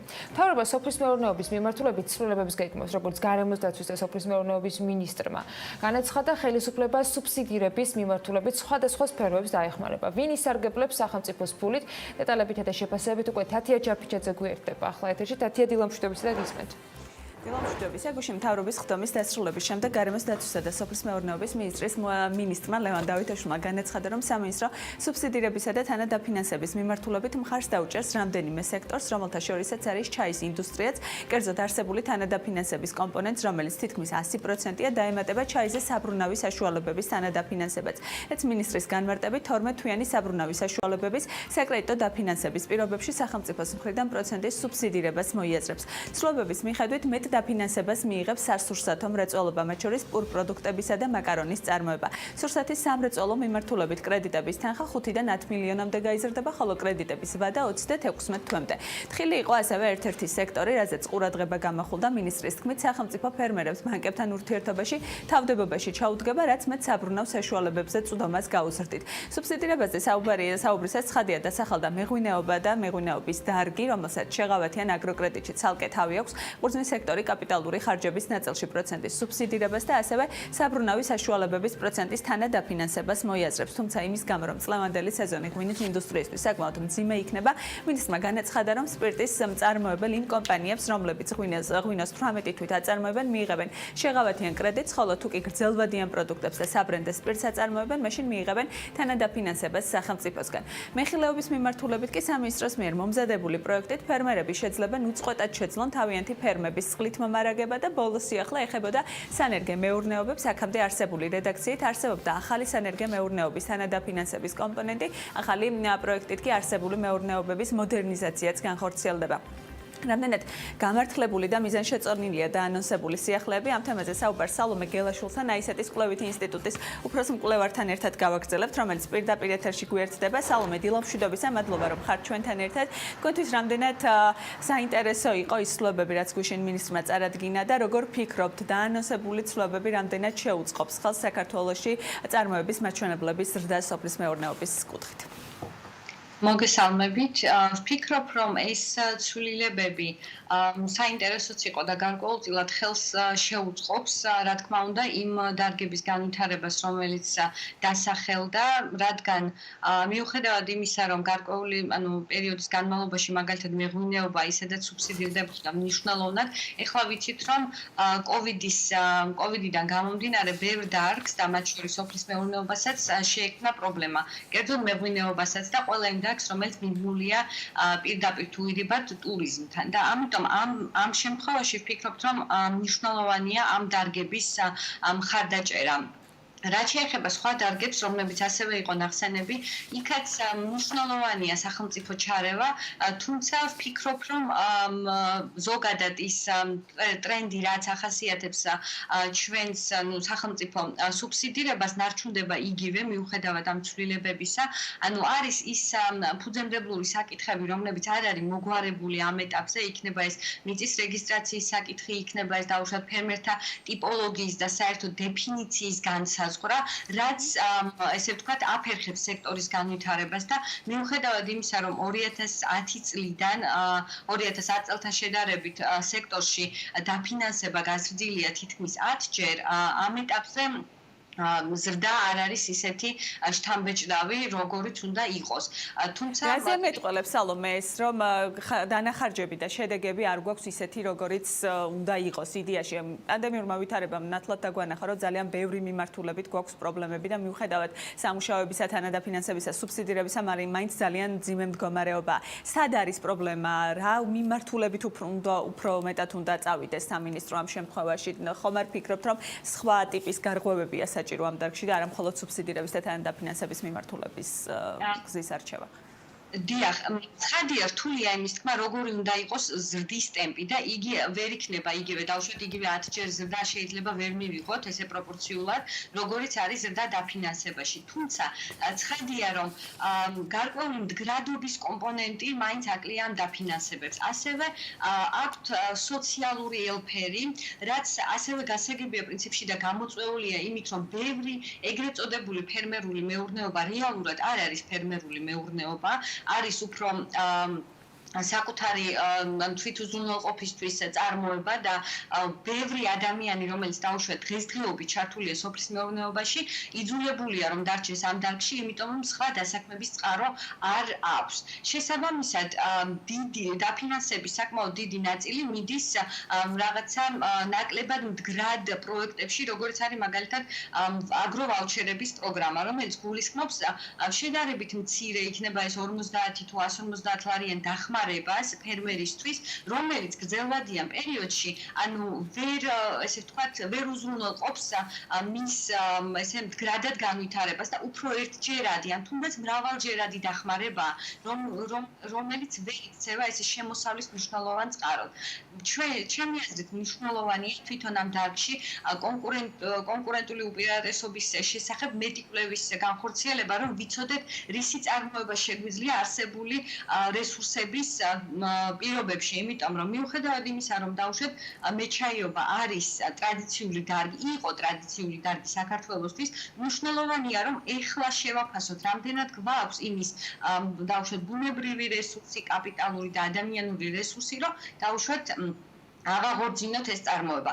ვიცით, რომ ძალიან მაღალია მიგრაცია სოფლებიდან. რაც იწვევს იმას, რომ იქ სამუშაო ძალა, არსებული სამუშაო ძალა, ანუ გარკვეული შეზღუდვებით ხასიათდება, როგორც ასაკობრივი თვალსაზრისით, ანუ ასევე ზოგადად სოფლად განვითარება არის ძალიან დაბალ დონეზე, რაც იწვევს სწორედ იმას, რომ იქ ცხოვრების სურვილი ნაკლებად აქვს ახალგაზრდობას. ეს კი ძალიან მნიშვნელოვანია ნებისმიერი თანადაფინანსების და ნებისმიერი პროექტის განვითარებისთვის. ამიტომ ძალიან მნიშვნელოვანია კომპლექსური მიდგომა, ასევე მნიშვნელოვანია ნებისმიერი პროექტის შემუშავებისთვის რაღაცა phase out, exit სტრატეგიის შემუშავება, როგორ გადის დაუშვათ სახელმწიფო ამა თუ იმ დაფინანსებიდან, იმისთვის რომ ეს არ იყოს მუდმივი დაფინანსება, რომელიც უზრუნველყოფს კონკურენტულარიან განვითარებას. სალმე, ასე მინდა გითხოთ, ჩაი ახსენეთ და ჩაის გარდა ასევე იყო პურპროდუქტები, მაკარონის წარმოება და ასე შემდეგ. რამდენად გვაქვს ამის პოტენციალი, რომ ამ მიმართულებით განვითარდეთ სახელმწიფო თანხები ხარჯოს და შესაბამისად მე რაიმე შედეგს ველოდებოდეთ. რამდენად სწორად არის ეს დარგები ჩამონათვალი, არჩეული, რაც გუშინ მინისტრმა გაგვაცნო? ამ დარგების ვფიქრობ, რომ ამ დარგების შერჩევა განაპირობა ისევ სასურსათო უსაფრთხოების თვალსაზრისით არსებულმა პრობლემებმა, იმიტომ რომ ვიცით, რომ როგორც კი რაღაცა შოკი არის, ამ შემთხვევაში პურპროდუქტებზე მოთხოვნა იზრდება, იმიტომ რომ ეს არის შედარებით დაბალფასიანი პროდუქტები და ამავდროულად კალორიული. თუმცა იქიდან გამომდინარე, რომ ჩვენ საწარმოო ბაზა, ანუ ესე ვთქვათ, ნედლეულის ძალიან მსხვილი იმპორტიორები ვართ, ამ თვალსაზრისით, ესე ვთქვათ, რამდენად მომგებიანია ამის სუბსიდირება, ანუ ფიქრობ, რომ ეგ საკმაოდ შესაძლოა ამან ვერ გამოიღოს ისეთი შედეგი, იმიტომ რომ ჩვენ მაინც ნედლეულის მხრივ იმპორტზე დამოკიდებულები ვრჩებით და ამიტომ ის საფასო რისკები, რაც ჩვენ გვაქვს ამ იმპორტიდან გამომდინარე, შეიძლება მაინც ვერ აღმოიფხვრას ესე ვთქვათ ადგილობრივად აი ამ მეორადი წარმოების დონის განვითარების შემთხვევაში. თუმცა შესაძლოა გარკვეულწილად რაღაცა საფასო რისკი, რა თქმა უნდა, შეამციროს, მაგრამ მნიშვნელოვნად ალბათ ვერ შეამცირებს, იმიტომ რომ მილეულის მხრივ მაინც დამოკიდებულები ვრჩებით, ანუ ხორბლის კუთხით დამოკიდებულები ვრჩებით ჩვენს პარტნიორ ქვეყნებზე, განსაკუთრებით რუსეთზე, რომელიც არის თითქმის 90%. სალმე და ბოლოს მინდა რომ შეგაფასებინოთ 9 პროდუქტი, რომელიც დაფინანსება შემოგთავაზა სახელმწიფომ სამთავრობო პროგრამის ფარგლებში, ფაქტობრივად არავის არ უსარგებლია ამ პროგრამით. როგორ აფასებთ, რამდენად სწორი და მნიშვნელოვანი გადაწყვეტილება იყო 10 მილიონი გამოყოფა ამ თანხისთვის?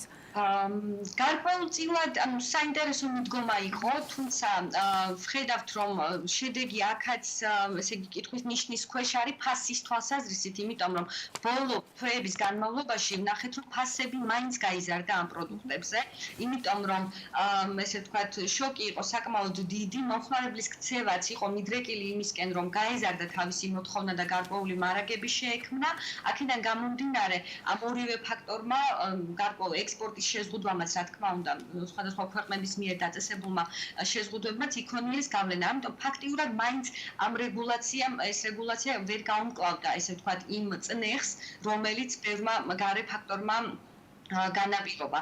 თუმცა ბოლო თვეში ვნახეთ, რომ ფასები, თვის ჭრილში არ ჰქონდა ზრდა, თუმცა წლის ჭრილში, წინა წელს თუ შევადარებთ, გვაქვს ძალიან დიდი ზრდა საკვები პროდუქტების ფასებზე, რაც 16-17%-ამდეა, 15 იყო თუ არ ვწდები მაისში.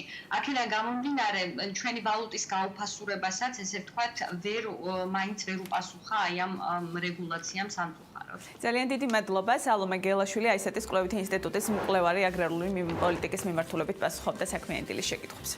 მადლობა თათია, შენ და შენს სტუმარს საინტერესო საუბრისათვის. რამდენიმე წუთში ყველინე კვანტილაშვილი გააგრძელებს საქმიანი დილის ეთერს.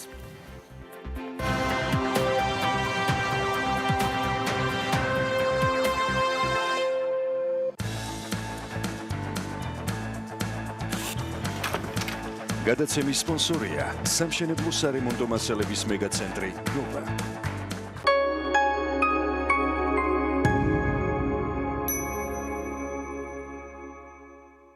გარანტირებული პრიზები ყოველდღე. ითამაშე იჯითის ლოტები, დაატრიალე საჩუქრების ბორბალი ყოველ შესრულებულ პროგრესზე და მიიღე საჩუქრები მომენტალურად. ბეთლაივი, გაერთე შენს გემოზე.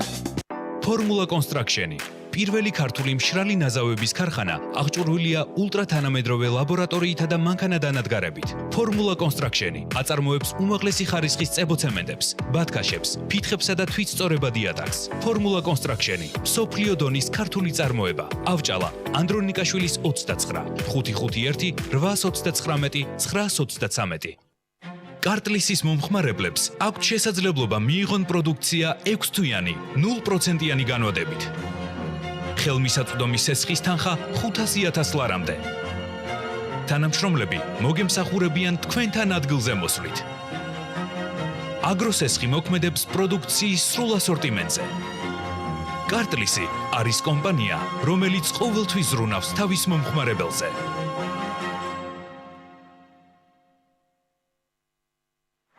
ყოველდღიური გამოწვევების 86,400 წამში ვაცნობიერებთ, რომ ყველაზე მნიშვნელოვანი ცხოვრებაში ოჯახია. ჩვენი კარი უზრუნველყოფს თქვენი ოჯახის უსაფრთხოებას, სიმყუდროვესა და სიმშვიდეს.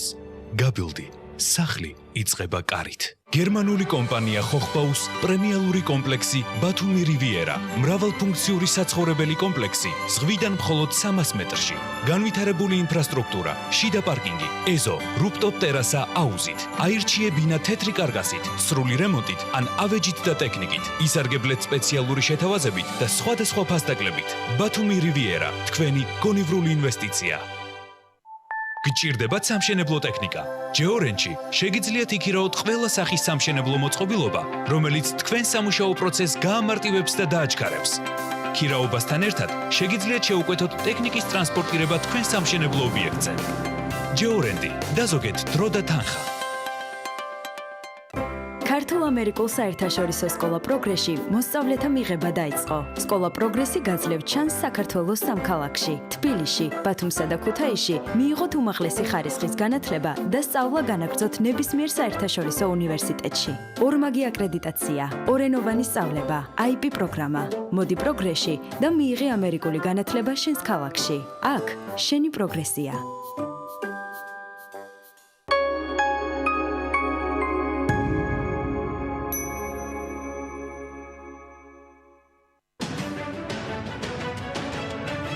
როდესაც მოვლენები ჩვენს თვალწინ ელვის სისწრაფით იცვლება, როდესაც ყოველდღე ჩნდება რეალობა, რომელიც ცვლის ჩვენს ცხოვრებას. ჩვენ ვფიქრობთ, რომ თქვენ უნდა იცოდეთ არა მხოლოდ ის, რა ხდება, არამედ უნდა იცოდეთ ისიც, რატო ხდება. ჩვენ დავსვამ ყველა კითხვას და გიჩვენებთ ყველა მთავარ მოვლენას პირდაპირ ეთერში. ყოველ სამუშაო დღეს საღამოს 6 საათზე ანა წერეთლის დღის ამბები.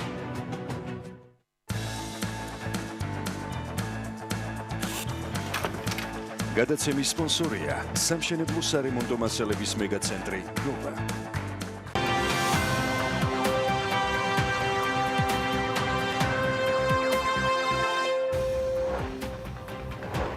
ევროპის რეკონსტრუქციისა და განვითარების ბანკის პრეზიდენტი სუმა ჩაკრაბარტი პრეზიდენტობის 2 ვადის დასრულების შემდეგ დაკავებულ პოსტს ტოვებს. ამ პერიოდში ბანკის წამყვან პრიორიტეტად მწვანე დაფინანსება იქცა. შედეგად 2019 წელს განხორციელებული ინვესტიციების ნახევარი მწვანე ეკონომიკის ხელშეწყობისთვის დაიხარჯა.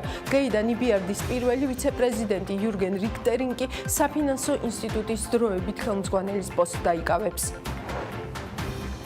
საქართველოს ბანკის ფინანსური მხარდაჭერით მცხეთაში ღვინის მუზეუმი გაიხსნება. პროექტს სამეფო მარანი ახორციელებს. აშენდება კომპლექსი, რომელიც მოიცავს 42 ნომრიან პრემიუმ სეგმენტის სასტუმროს, 500 კაციან რესტორანსა და ღვინის ქარხანას ვენახით 3 ჰექტარზე.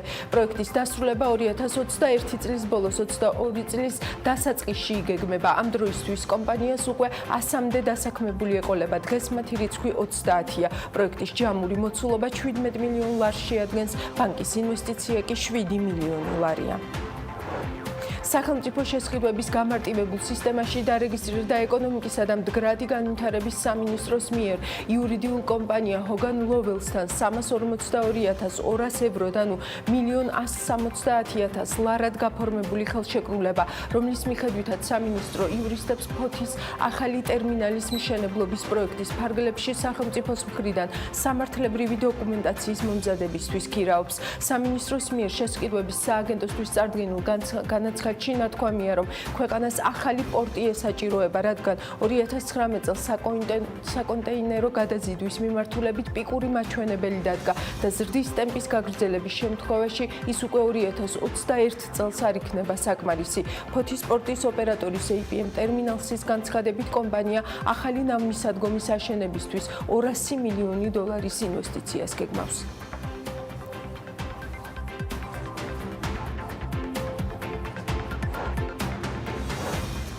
ეს საქმიანი დილის ანალიტიკა, მე ამ ბლოკის ავტორი ელენე კვანჭილაშვილი ვარ. Ryanair-მა 1 ივლისს ოპერირების აქტიური ფაზის დაბრუნება აღნიშნა. ავიაკომპანიამ დღის განმავლობაში 1000 ავიარეისი შეასრულა. აღდგენილია მარშრუტების 90%, რომელსაც ავიაკომპანია COVID-ამდელ პერიოდში ასრულებდა. ასე უპასუხეს ჩვენ ჟურნალისტ შოთა ტკეშელაშვილს ავიაკომპანია Ryanair-ში. ამასთან აცხადებენ, რომ საქართველოში ფრენების განახლებისთვის აუცილებელია მთავრობამ დაწესებული შეზღუდვები შეამსუბუქოს და რეგულარული საჰაერო ფრენები დაუშვას. საქართველოში ოპერირების განახლება დამოკიდებულია საქართველოს მთავრობის მხრიდან დაწესებული შეზღუდვების მოხსნაზე, ნათქვამია ავიაკომპანიის წერილობით პასუხში.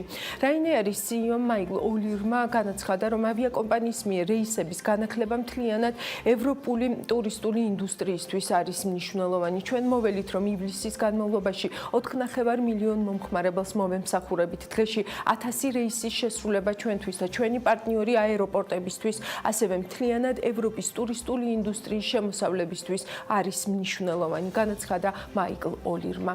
ირლანდიური ავიაკომპანია საქართველოში გასულ წელს შემოვიდა. ავიაკომპანია თბილისისა და ქუთაისის საერთაშორისო აეროპორტებიდან მარსელის, ბოლონიისა და მილანის მიმართულებით ასრულებდა რეისებს. კითხვაზე გაიხსნება თუ არა 2020 წლის აგვისტოდან რეგულარული საჰაერო მიმოსვლა, საქართველოს ფინანსთა მინისტრი ივანე მაჭავარიანი აცხადებს, რომ ამ საკითხზე კონკრეტული პასუხი ჯერჯერობით არ აქვს.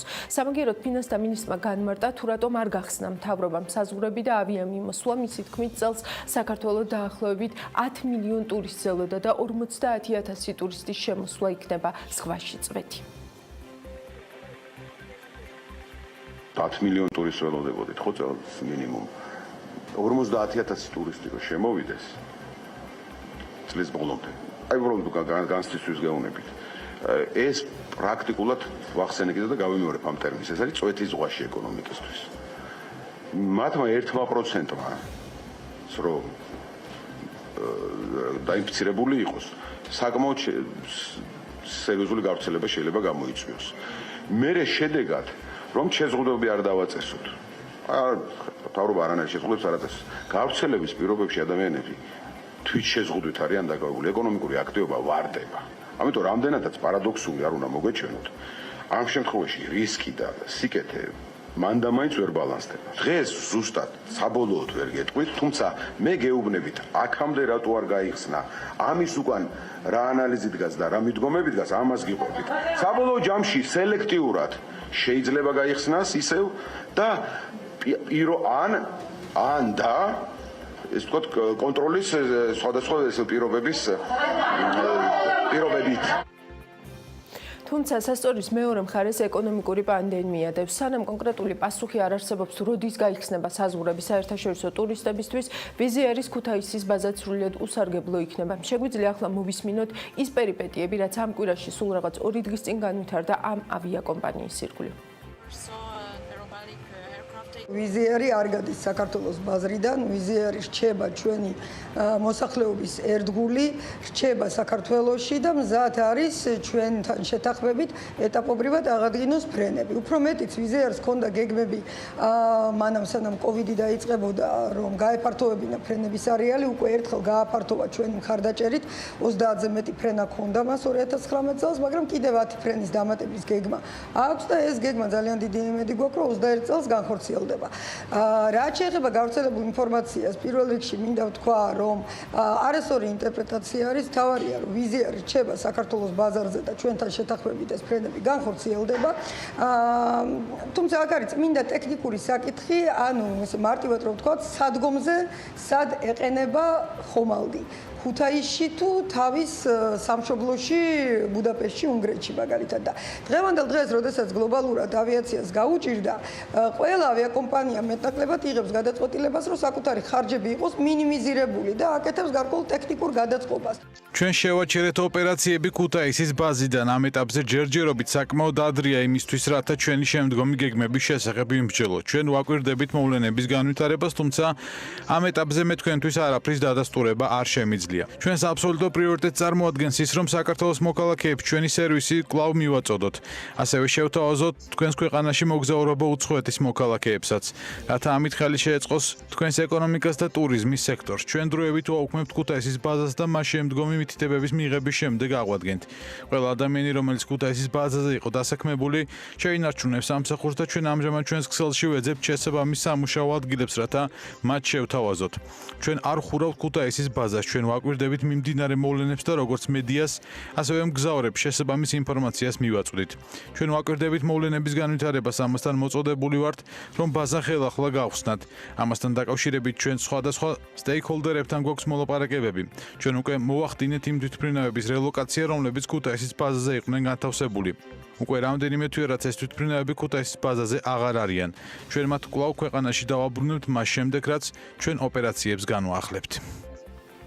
გლობალური პანდემია ცხადია ბევრ რამეს ხსნის, მაგრამ მაინც გაუგებარია თუ ვიზიარმა მაისის ბოლოს მიიღო გადაწყვეტილება 4 ახალი ბაზის გახსნის თაობაზე იტალიაში, კვიპროსში, ალბანეთსა და უკრაინაში, ქვეყნებში, სადაც კორონავირუსით ინფიცირების და გარდაცვალების გაცილებით მეტი შემთხვევა იყო ვიდრე საქართველოში და თვითონ მაისის თვეც გაცილებით უფრო აქტიური და საშიში იყო ვირუსის გავრცელების თვალსაზრისით, რატომ აჩერებს თუნდაც დროებით ქუთაისის ბაზაზე ოპერირებას იგივე ავიაკომპანია? მგონი ძალიან ლოგიკური კითხვაა, მით უმეტეს თუ გავიხსენებთ საქართველოს მთავრობის პათოს, რომელიც გვარწმუნებდა, რომ საქართველოს, რომელმაც ნამდვილად ყველაზე წარმატებით შეაკავა ვირუსი, მათ შორის ამ მთავრობის კოორდინირებული მუშაობით და ამას მათ არავინ უკარგავს, ჩვენი ქვეყანა იქნებოდა პირველი, რომელიც გახსნიდა საზღვრებს და კაპიტალიზებას მოახდენდა იმ ფაქტზე, რომ ვირუსი წარმატებით შეაკავა და ამით შეარბილებდა ეკონომიკური პანდემიის დარტყმასაც. რა გამოდის ახლა? ისე ვიკეტებით, რადგან როგორც ეს ადრე ხელისუფლების არაერთმა წევრმა აღიარა, საავადმყოფო სექტორი ვერ გაუძლებდა დატვირთვას, ამიტომ იყო სწორი სასწორის ადრევე გადახრა ეკონომიკური პანდემიისკენ. საქართველო იყო ერთ-ერთი პირველი ქვეყანა, რომელმაც პანდემიის დასაწყისში ჩაკეტა საზღვარი. თუმცა გრძელ ვადაში რა უფრო მეტ სიცოცხლეს შეიწირავს პირდაპირი და გადატანითი მნიშვნელობით, ეს კიდევ საკითხავია. გიორგი მოლოდინაშვილია ჩემთან ერთად, მას საქმიანი დილის მაყურებლისთვის წარდგენა ნამდვილად არ სჭირდება. მადლობა გიორგი, რომ ამ ფორმატზე დამთანხმდით და დღეს ხართ ამ ბლოგში ჩემი სტუმარი. მოდი პირველ რიგში გავარკვიოთ, არის თუ არა ტექნიკური საკითხი ის, სად იდგება იგება ვიზეარის ფორმატი, ხომალდი, რაც ხშირად გვესმის სხვადასხვა წარმომადგენლების მხრიდან. ელენე, დილამშვიდობის, დიდი მადლობა მოწვევისთვის, მივესალმები ჩვენს ტელემაყურებელს. სანამ კითხვაზე გიპასუხებდე, პირველ რიგში ერთი რაღაც მინდა აღვნიშნო. ამ დღეების განმავლობაში ძალიან ბევრი სპეკულაცია და ძალიან ბევრი არაპროფესიონალური შეფასება მოისმინე ამ საკითხზე, მით უმეტეს რაღაც ფუძემდებლური მოწოდებები იმ ადამიანების მხრიდან, რომელიც ამ პროცესში მე პირველ დღიდან ვარ ჩართული და არცად არ მინახია. შესაბამისად, რაღაც ქილიკის და ირონიის თემა და ირონიის საფუძველი არავის არ აქვს ამ თემაზე, იმიტომ რომ ეს არის ძალიან მნიშვნელოვანი საკითხი და თავი უნდა შევიკავოთ ყველა ზედმეტი შეფასებისაგან. ახლა რაც შეეხება ამ თემას, ეს არის ტექნიკური საკითხი თუ არა. მოდი ცოტა წინა პერიოდში გადავიდეთ, როდესაც ვიზიარი 2012 წლის 27 სექტემბერში შემოვიდა საქართველოში, ჩვენ ქუთაისის აეროპორტში ქონდა მხოლოდ ორი სიხშირე, ერთი მიმართულებით, ეს იყო კიევის მიმართულება.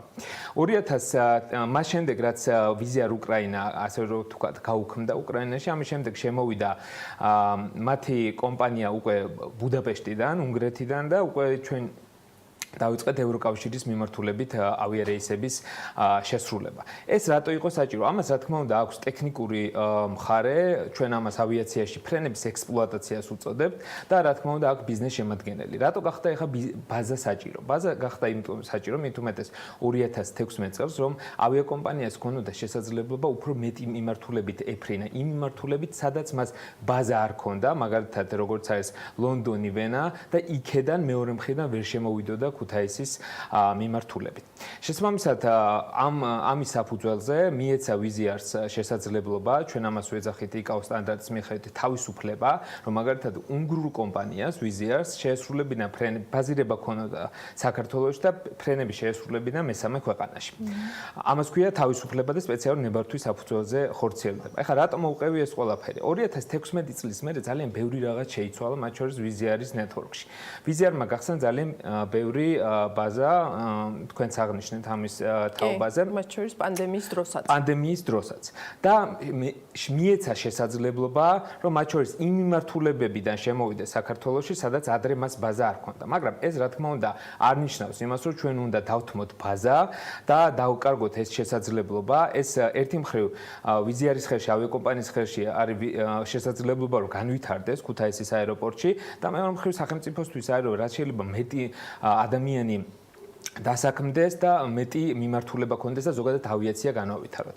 მე მინდა გითხრა, რომ ბოლო მიღებული ინფორმაციით თვითონ ქუთაისის აეროპორტის კონკურენტუნარიანობისთვისაც მნიშვნელოვანია, ხო? ეხლა იმ ქვეყნებსაც ალბათ უნდათ, რომ ვიზიარის ბაზა იყოს, ხო, თავიანთ ქვეყანაში. შეხედე, აქ ესეთ სიტუაცია გვაქვს. აქ გვაქვს სამი მნიშვნელოვანი ფაქტორი, რაზეც უნდა ჩვენ ვისაუბროთ. ჩვენ დღეს ვიზიარი როგორც მოცემულობა გვაქვს ყველაზე დიდი გადამზიდველი მგზავრთნაკადის მიხედვით, რომელიც არ უნდა გაუშვათ ხელიდან და მე დარწმუნებული ვარ, ჩემი კოლეგები აი მაგას ვამბობდი ზუსტად, რომ მე ბოლოს მიღებული ინფორმაციით მიდის ძალიან აქტიური მოლაპარაკება ვიზიართან და აკეთდება ყველაფერი იმისთვის, რომ ჩვენ შევინარჩუნოთ ეს გადამზიდველი და სხვათა შორის პირველი მერცხალი ამ შეთანხმების იყო, რომ ვიზიარი აუცილებლად ჩაერთვება სოციალურ პროექტში, რაც ძალიან კარგია და მე მახარებს პირიქით, რომ ვიზიარი რაღაცა პროცესში იქნება, მანამ სანამ რეგულარული ფრენები აღდგება. მეორე მნიშვნელოვანი ფაქტორია ეს არის, რომ ქუთაისის აეროპორტი პრაქტიკულად დგას ვიზიარზე.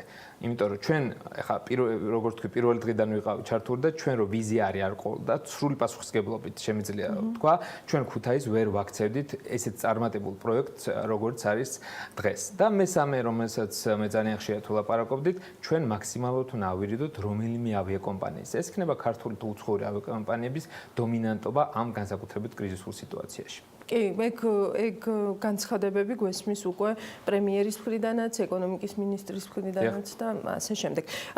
ტექნიკურ ჭრილში რომ დავრჩეთ, აი რამდენად ადვილი იქნება, ესე ვთქვათ, აღდგენა აი ამ თუნდაც დროებით შეჩერებული ოპერაციების. ზოგადად ბაზის აღდგენაზე ვთქვათ ისე ვამბობ. თუ ბაზა დროებით დაიხურა. მე მაინც იმედი მაქვს, რომ ეს პროცესი წარმატებით დასრულდება, მხედველობაში მაქვს მოლაპარაკებები. და ოპერაციებიც არ გაჩერდება დროებით ამას ამბობ. კი. თუმცა ის ორი ხომალდი გაყვანილია უკვე, ხო? გაყვანილია ეს რელოკაცია მოხდა უკვე კრიზისიდან გამომდინარე, თუმცა მე ამ ორი ხომალდის კიდაც ერთი ხომალდის დაბრუნებას არაფერი არ უნდა, თუ პრინციპული შეთანხმება იყო, რომ ჩვენ ბაზის ფორმატში ვაგრძელებთ თანამშრომლობას მხედველობაში მაქვს სახელმწიფო და ავიაკომპანია. რაც შეეხება აღდგენას, ჩვენ როდესაც პირველად დავიწყეთ ამ პროცესზე მუშაობა, დაახლოებით ბაზის გაკეთებისთვის დაგჭირდა წელიწად ნახევრამდე.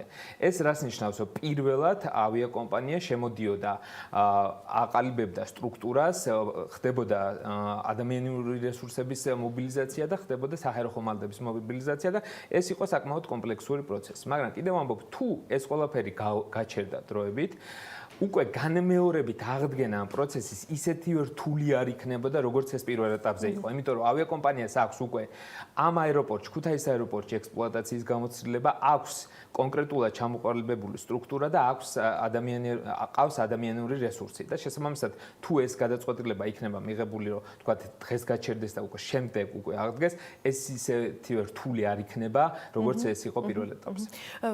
გიორგი, თუ არის ბოლომდე შენთვის გასაგები, მაინც რატომ გადაწყვიტა ვიზიარმა, რომ თუნდაც დროებით შეაჩეროს ეს ოპერაციები და საერთოდ რატო წამოიჭრა, რატო დადგა ეს საკითხი დღის წესრიგში, იმიტომ რომ თუ ვირუსია აქ თემა, ხო? ანუ საქართველოს ნამდვილად ძალიან კარგად გაართვა და ნამდვილად რეალური შესაძლებლობაც პრაქტიკულად ალბათ ჰქონდა საზღვრის გახსნის და აქ ესე ვთქვათ მოზიდვის ტურისტების ნაწილის. ელენე, ამ საკითხს ცოტა სხვანაირად უნდა შევხედოთ.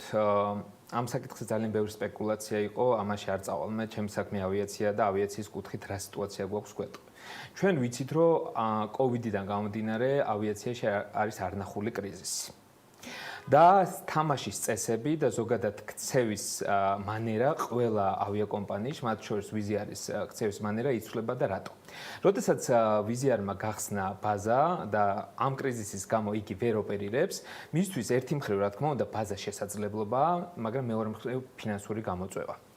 ისეთი კომპანიისთვის როგორც არის ვიზიარი და მოგეხსენება რომ დაბალბიუჯეტიანი ავიაკომპანიები ძირითადად არიან მობილიზებული, რომ მაქსიმალურად შექმნან, ასე რომ ვთქვათ, რაოდენობა მგზავრების, მოცულობა შექმნან, ამ სიტუაციაში ის ვერ აკეთებს ამას. იგი ვალდებულია შიდა სტრუქტურის მიხედვით და რა თქმა უნდა მათ აქვთ დადგენილი პროცედურები და ის ზომები, რომელიც უნდა გაატანონ კრიზისის დროს, რომ მან ეს რესურსები გადაამისამართოს სხვაგან, სადაც იგი მიიღებს ფინანსურ შესაძლებლობას. ამიტომ ერთი მხრივ მე მესმის ვიზიარის ეს გადაწყვეტილება, მაგრამ მეორე მხრივ კიდევ ვამბობ, რომ ეს კიდევ და კიდევ გამომდინარეობს თუ როგორ აქტიურად ვიქნებით ჩვენ ჩართული მოლაპარაკებებში და როგორ პირობებზე შევთანხმდებით. მე ვფიქრობ, რომ მაინც იტალიაში ბაზის გახსნა თუ დამატება და უშუალოდ იგივე მილანში ცოტა უცნაურად მეჩვენება, მე აი ამ ლოგიკაში ახლა, რასაც შენ გისმენ, ხო? იმიტომ რომ იტალია პრაქტიკულად კერა იყო, ხო, ამ ყველაფერს. კი ბატონო, მაგრამ ისიც უნდა გავთვალისწინოთ, რომ იტალია გაიხსნა გარკვეული მემართულებით. აქეთ მინდა წასვლა. ხო, მაგაზეც ვილაპარაკებთ, რა თქმა უნდა, მაგრამ ეს არის ჩვეულებრივი ძალიან ბუნებრივი რეაქცია კომპანიის მხრიდანაც. იმიტომ რომ თუ სადღაც მე მაქვს ინვესტიცია, სადღაც მაქვს რესურსი, მაქვს ბაზა და მას ვერ ვიყენებ, ამ რესურსების ოპტიმიზაცია უნდა გავაკეთო და მე არ მაქვს იმის უფუნება, მით უმეტეს ჩვენ უნდა გავითვალისწინოთ, რომ ძალიან დიდი კრიზისული, ესეთი უპრეცედენტო კრიზისია ავიაციაში. ხო, ავიაციის სფერო არის აბსოლუტურად კოლაფსირებული. ეს რესურსი ვიზიარმა უნდა გამოიყენოს სხვაგან. მაგრამ კიდევ ვამბობ, ეს ამით არ კნინდება, რა თქმა უნდა, ჩვენ ბაზა უნდა შევინარჩუნოთ თუ არა. ეს ერთმნიშვნელოვნად უნდა ყველაფერი გავაკეთოთ, რომ შევინარჩუნოთ. თუმცა არის გარკვეული ობიექტური გარემოებები, რის გამოც შესაძლებელია გარკვეული გამართლება უპოვოთ ამ გადაწყვეტილებას. გადაწყვეტილებას კომპანიის მხრიდან ამას ამბობ. მესმის. კი ბატონო, მონოპოლისტი არ უნდა იყოს, რამდენჯერმე ახსენე, Facebook-ზეც დაწერე და ასე შემდეგ. აი ამ ვითარებაში საით მიდის სიტუაცია შენი აზრით? ამ საკითხზე ცოტა წინა პერიოდიდან დავიწყებ. 2010 წელს საქართველოს შეუერთდა ღიაცის პოლიტიკის დოკუმენტს. და ჩვენ აბსოლუტურად მოხსენით საავიაციო ბაზარზე არსებული მარწუხები, რამაც გამოიწვია ახალი მოთამაშეების შემოსვლა, ახალი მიმართულებების გაჩენა და რა თქმა უნდა ფასების დაბალანსება, რაც ყველამ გვიგრძენთ, ხო? სულ მარტივი ინდიკაცია, რაზეც მე ვსაუბრობ და არავის არ უნდა კონდეს თქვა ბაზარზე წესების კარნახის შესაძლებლობა, ეს გამოჩნდა რამოდენიმე დღის წინ. გუშინ საჯარო სექტორმა მისცა ერთ-ერთ ავიაკომპანიას შენიშვნა, რომ ფასები გაიზარდა. ფასები გაიზარდა იმიტომ, რომ აღმოჩნდა ეს ავიაკომპანია მარტო ბაზარზე. და როდესაც რომელიმე კომპანია არ აქვს ამას მნიშვნელობა, ეს იქნება ქართული თუ უცხოური, აღმოჩნდება მარტო რა თქმა უნდა, იგი შექმნის წესებს ამ ბაზარზე. ეს არ უნდა დაუშვათ, იმიტომ რომ ჩვენ გავაკეთეთ არჩევანი და პირველ რიგში არ უნდა დაუშვათ, იმიტომ რომ ჩვენ გვინდა ბაზრის განვითარება, ჩვენ გვინდა მეტი მოთამაშე, ჩვენ გვინდა მეტი მიმართულება და არ უნდა გადავიხადოთ იმაზე მეტი, ვიდრე ეს არის აუცილებელი. კი, და ამ ბაზრის ლოგიკაში მე უკვე გაცილებით უფრო ცუდად ისმის, მათ შორის ის საჯარო განცხადებებიც, რომლებიც ახლა ჩვენ გვესმის ამ ავიაკომპანიასთან დაკავშირებით, ხო? იცით რა, მე ვფიქრობ, რომ გუშინდელი ბიზნეს გარემოსთვის ყოველ შემთხვევაში ეს ნამდვილად არ არის რაღაც დადებითი ფაქტი, ასე ვხედავ. სიმართლე გითხრა, მე ვფიქრობ, რომ გუშინდელი განცხადება იყო დროული, ჩვენ ამაზე ვლაპარაკობდით მე პირადად მათ შორის რეპატრიაციის ფრენებთან დაკავშირებით, როდესაც საუბრობდით, რომ 200 ევრო უნდა ღირდეს ბილეთები და მაშინ ერთ პერიოდი იყო ესეთი სიტუაცია, რომ არ ღირდა 200 ევრო და გარკვეული სპეკულაციები ხდებოდა ბილეთების ფასებით.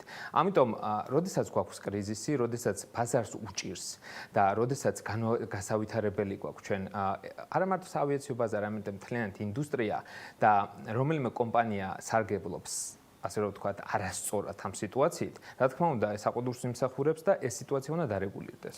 კი ბატონო, აი როგორ ფიქრობ, დღეს რასაც ვაკვირდებით ფრენების გახსნასთან დაკავშირებით იტალია ახსენე და თქვი, რომ დამაბალანსებელი ფაქტორი პანდემიის და მიუხედავად აღმოჩნდა ის, რომ დღეს საზღვრები იქ გახსნილია, ხო? ორი მიმართულებით მინდა რომ ვკითხო. ერთი რომ ჭკვიანი გახსნა შენი აზრით როგორია ამ საზღვრების და მეორე, აი ვთმობთ თუ არა დღეს იმ შანსს, რომ რეალურად ყოფილიყავით აი ეს ფლაგმანი ამ ტურისტული ნაკადების მოზიდვით ზუსტად აი ამ COVID უსაფრთხო გარემოში. ავიაციაში კრიზისის პირობებში, ასევე პოსტკრიზისურ სიტუაციაში ერთ-ერთი ყველაზე დიდი პრობლემა და ფაქტორი, რაც შეუშლის ხელს მოცულობების გაჩენას, ეს არის ადამიანების შიში რო იმოგზაურონ. თუ ჩვენ გავაკეთებთ გახსნას, რომელიც ჩვენ რა გვიდევს, ხო, სასწორზე, ერთ მხარეზე გვიდევს ადამიანის ჯანმრთელობა და სიცოცხლე, რაც ყველაზე მნიშვნელოვანია, მეორე მხარეზე გვიდევს ასევე სასიცოცხლოდ მნიშვნელოვანი ინდუსტრია, როგორც არის ავიაცია და მთელ მსოფლიოს, ეს აკავშირებს შემოსავლები და ასე შემდეგ და მთელი ჯაჭვი ამ პროცესებისა. მაგრამ ჩვენ თუ არ შევაფასებთ სწორად რისკებს და მივიღებთ ნაჩქარევ გადაწყვეტილებას, მე ალბათ ერთ-ერთი ადამიანი ვარ, რომელსაც ყველაზე ძალიან უნდა რომ ავიაცია გაიხსნას, ჩვენ ასევე მუშაობთ ამაზე საავიაციო კომიტეტის ფარგლებში, რომელიც შევქმნით სულ ცოტა ხნის წინ და 58 კომპანია, რომელიც სულ ცხაფავს ფაქტიურად, მაგრამ თუ ჩვენ მივიღებთ ისეთ გადაწყვეტილებას და გავხსნით ასე რომ ვთქვათ, არა გაანალიზებულს რისკების არასათანადო შეფასების საფუძველზე და ამის შესაბამისად მივიღებთ უფრო მეტ ვირუსის გავრცელებას, ეს სწორედ დავარტყავს ადამიანებს, რომელიც ელოდებიან, როგორ მიიღონ გადაწყვეტილება, იმოგზაურონ თუ არ იმოგზაურონ. ჩვენ შეიძლება არ მოგვეჩვენოს ეს ფაქტორი, მაგრამ ადამიანების გადაწყვეტილება სწორედ პირველ რიგში ამ პროცესში გამომდინარეობს, რამდენად არიან ისინი დარწმუნებული, რომ მათი მოგზაურობა იქნება მათი ჯანმრთელობისთვის უსაფრთხო.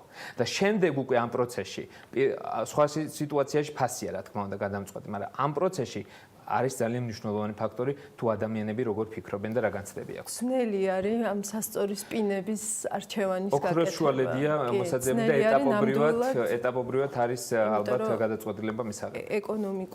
ეკონომიკური შედეგები უბრალოდ შეიძლება გრძელვადიანი აღმოჩნდეს ამ ქვეყნისთვის და არც ეგ იქნება ალბათ თუმცა არც ჩვენ ვიქნებით გამონაკლისები სხვა ქვეყანასთან. კი, ასე. მადლობა გიორგი, ძალიან დიდი მადლობა რომ იყავით ჩვენთან ერთად და პასუხობდი ჩემს კითხვებს. გიორგი მოლოდინაშვილი საავიაციო საკონსულტაციო ჯგუფის ხელმძღვანელი იყო ჩვენთან ერთად. ახლა რეკლამის დრო და რეკლამის შემდეგ ისევ ეთერში ვართ.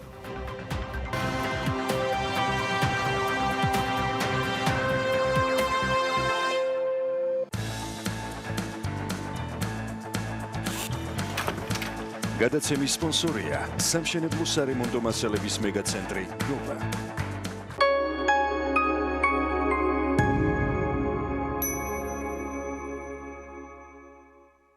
ყველაფერი საუკეთესო ბავშვებს მხოლოდ PSP-ში 2 უდრის 4-ს. Nestlé-ს 2 რძიანი ფაფის შეძენისას საჩუქრად მიიღეთ Nestlé-ს 2 რძიანი ფაფა. Nestlé-ს 2 შაგაიკას რძიანი ფაფის შეძენისას მიიღე 2 რძიანი ფაფა საჩუქრად. Nestlé-ს 2 ხუთმარცვლიანი ფაფის შეძენისას მიიღეთ 2 საჩუქრად. Heinz-ის 2 პაუჩის შეძენისას მიიღეთ საჩუქრად 2 წყობილას 2 კოლოფი. 2 უდრის 3-ს. Heinz-ის ლუბობიშკოს ფაფებისა და 2 წყობილას 2 კოლოფის შეძენისას მიიღეთ მესამე საჩუქრად. 1 უდრის 2-ს. Semperis ხილის პაუჩის შეძენისას მიიღეთ მეორე საჩუქრად. საუკეთესო შეთავაზებებით შეიძინეთ ჰუმანას ჩაი, სემპერის ჩაი, სემპერის 2 წყობილა. PSP. ყველაზე დაბალი ფასები და საუკეთესო შეთავაზებები მთელი ოჯახისთვის. ჩვენი მომხმარებლებისთვის დრო ყველაზე მნიშვნელოვანია.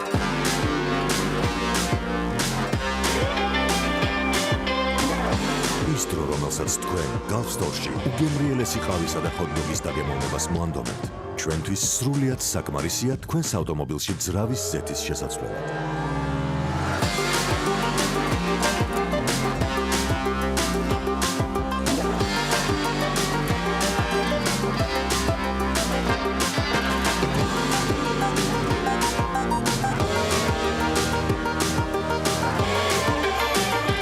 ჩვენზე მორგებული ექსპრეს მომსახურება გალფისგან. შეკითხვა: გინდა კონდეს ჭკვიანი სახლი, სადაც მსოფლიოს ნებისმიერი წერტილიდან შეგიძლია აკონტროლო განათება, ტემპერატურა, ფარდები, უსაფრთხოება თუ კარის ჭკვიანი საკეტი? თუ პასუხია კი, მაშინ დაუკავშირდი Smarters და აღჭურვე სახლი თანამედროვე, მსოფლიოში წამყვანი ბრენდების Smart მოწყობილობებით. Smarteri, მეტი, ვიდრე ჭკვიანი. Guru Holding-ი გთავაზობთ. შეიძინე ბინა ბათუმში, პრემიუმ საცხოვრებელ კომპლექსში Guru სტატუსი, 3000 კვადრატული მეტრი კეთილმოწყობილი ეზო. აქ თქვენ გელოდებათ ზღვის ულამაზესი პანორამული ხედები, ლობი და რეცეფცია, 150 მანქანაზე გათვლილი პარკინგი, ღია საცურაო აუზი, ბათუმის ყველაზე პრესტიჟული უბანი, ახალი ბულვარი, ზღვიდან 150 მეტრი, ტერასა ბოლო სართულზე. Guru Holding-ი, შენი ზღვისპირა სახლი ბათუმის ბულვარში. მწვავე ტკივილი შეიძლება მოულოდნელად დაგესხათ თავს. Dexalgini გვეხმარება მწვავე ტკივილთან ბრძოლაში. Dexalgini, როდესაც ტკივილი გესხმით თავს. გამოყენებისას გაეცანით ინსტრუქციას გვერდითი მოვლენების შესახებ დეტალური ინფორმაციის მისაღებად მიმართეთ ექიმს. TV პირველის ინტერნეტ პარტნიორია MyVideoG. იხილეთ ყველა ვიდეო MyVideoზე. მეტეორიზმი? ეს მხოლოდ მუცელს კი არ ეხება. ეს უამრავი შეგრძნება ერთად. შებერილი მუცელი თავდაჯერებულობას გაკარგვინებთ. მიიღეთ ეს პუმიზანი, რომელიც სწრაფად და ეფექტიანად შლის აირის ბუშტოკებს. გამოყენებისას გაეცანით ინსტრუქციას გვერდითი მოვლენების შესახებ დეტალური ინფორმაციის მისაღებად მიმართეთ ექიმს. დალევა შეგიძლიათ როგორც პირდაპირ ბოთლიდან, ასევე ნებისმიერი ფორმისა თუ ზომის კათხით, ჭიქით, ან რავი, ბრითაც გაგიხარდებათ. ყურადღება მიაქციეთ, როგორ ლამაზად ისხმება ჩვენი ლუდი კათხაში. თუმცა ჩვენი რეკომენდაციაა, რომ ბევრად ლამაზი იქნება თუ ლუდს დაისხამთ შენელებულ კათხში.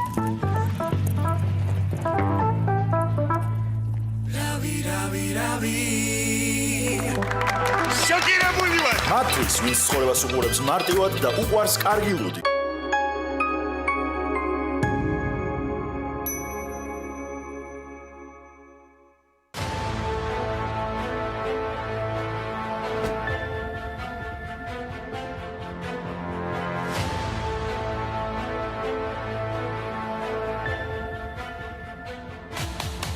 ზუსტად აქ ამ ნაქირავე ბაგარაკზე დაიწყო დაპირისპირება დაბადების დღეზე მოწვეულ სტუმრებს შორის და ამ დაპირისპირებაში გიორგი შაქარაშვილი თავად არ მონაწილეობდა. ამ საღამოს უკვე აგარაკთან მისასვლელი გზა რკინის ჭიშკრი და ჯაჭვით არის ჩაკეტილი.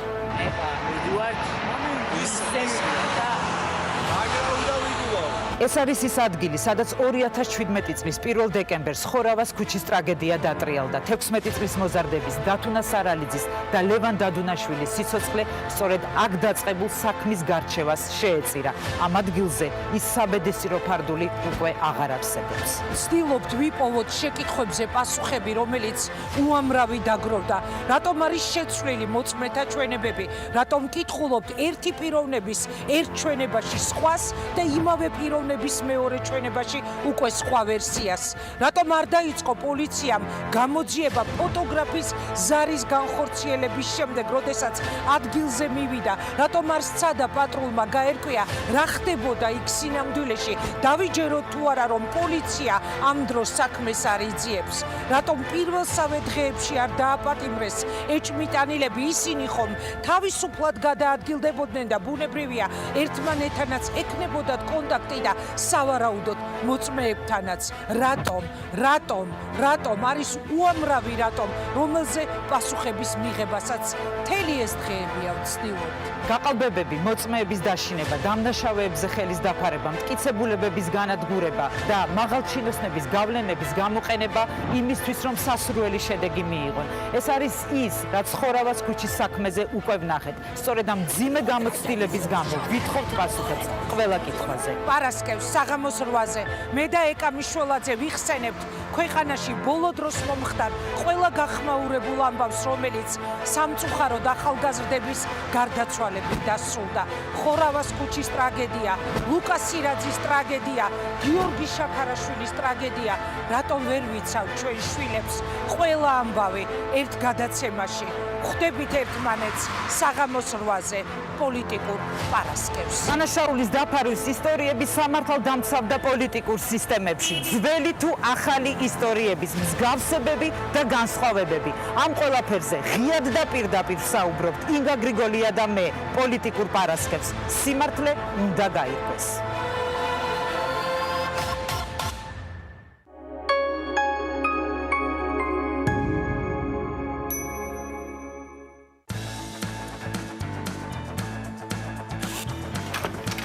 გადაცემის სპონსორია სამშენებლო სარემონტო მასალების მეგაცენტრი ნოვა.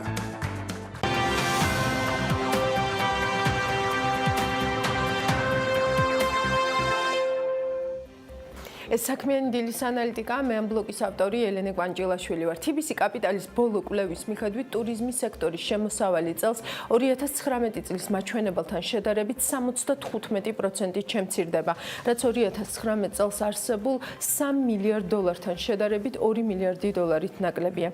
TBC Research-ის პირვანდელი პროგნოზით, რომელიც ემყარებოდა ვარაუდს, რომ ქვეყანა საერთაშორისო ვიზიტორებისთვის ივლისის თვიდან გაიხსნებოდა, ტურიზმის სექტორის შემოსავლის შემცირება 65%-ზე იყო ნავარაუდები, რაც წლიურ ჭრილში დაახლოებით $2 მილიარდ 100 მილიონი დანაკლის წარმოადგენდა. თუმცა სექტორის გახსნის აგვისტომდე გადავადებით კლება სავარაუდოდ კიდევ უფრო დრამატული იქნება. მიზეზები შემდეგია: რეგიონის ძირითად ქვეყნებში ვირუსის გავრცელების ტემპი უფრო მაღალია, ვიდრე მოსალოდნელი იყო, რაც ტურიზმის სექტორის ჭრილში 2020 წლის პროგნოზის გაუარესების ძირითადი საფუძველი ხდება. ამასთან ევროკავშირის და სხვა ქვეყნებთან ტურისტული დერეფნების შექმნა სავარაუდოდ მეტი დრო დასჭირდება და საბაზო სცენარით ეპიდვითარების გაუმჯობესებას რეგიონის ქვეყნებში უფრო მეტი დრო დასჭირდება ასევე. იგივე კვლევის მიხედვით 2020 წლისთვის მნიშვნელოვნად არის გაუარესებული სასტუმროების ფასის და დატვირთულობის მოლოდინიც. ამ ეტაპზე ჩარტერული რეისების გარდა საზღვრების გახსნა ივლისის ბოლომდე არის გადადებული. უახლოეს მომავალში საზღვრის გახსნა ნაკლებ სავარაუდოა მეზობელ ქვეყნებთან გაუარესებული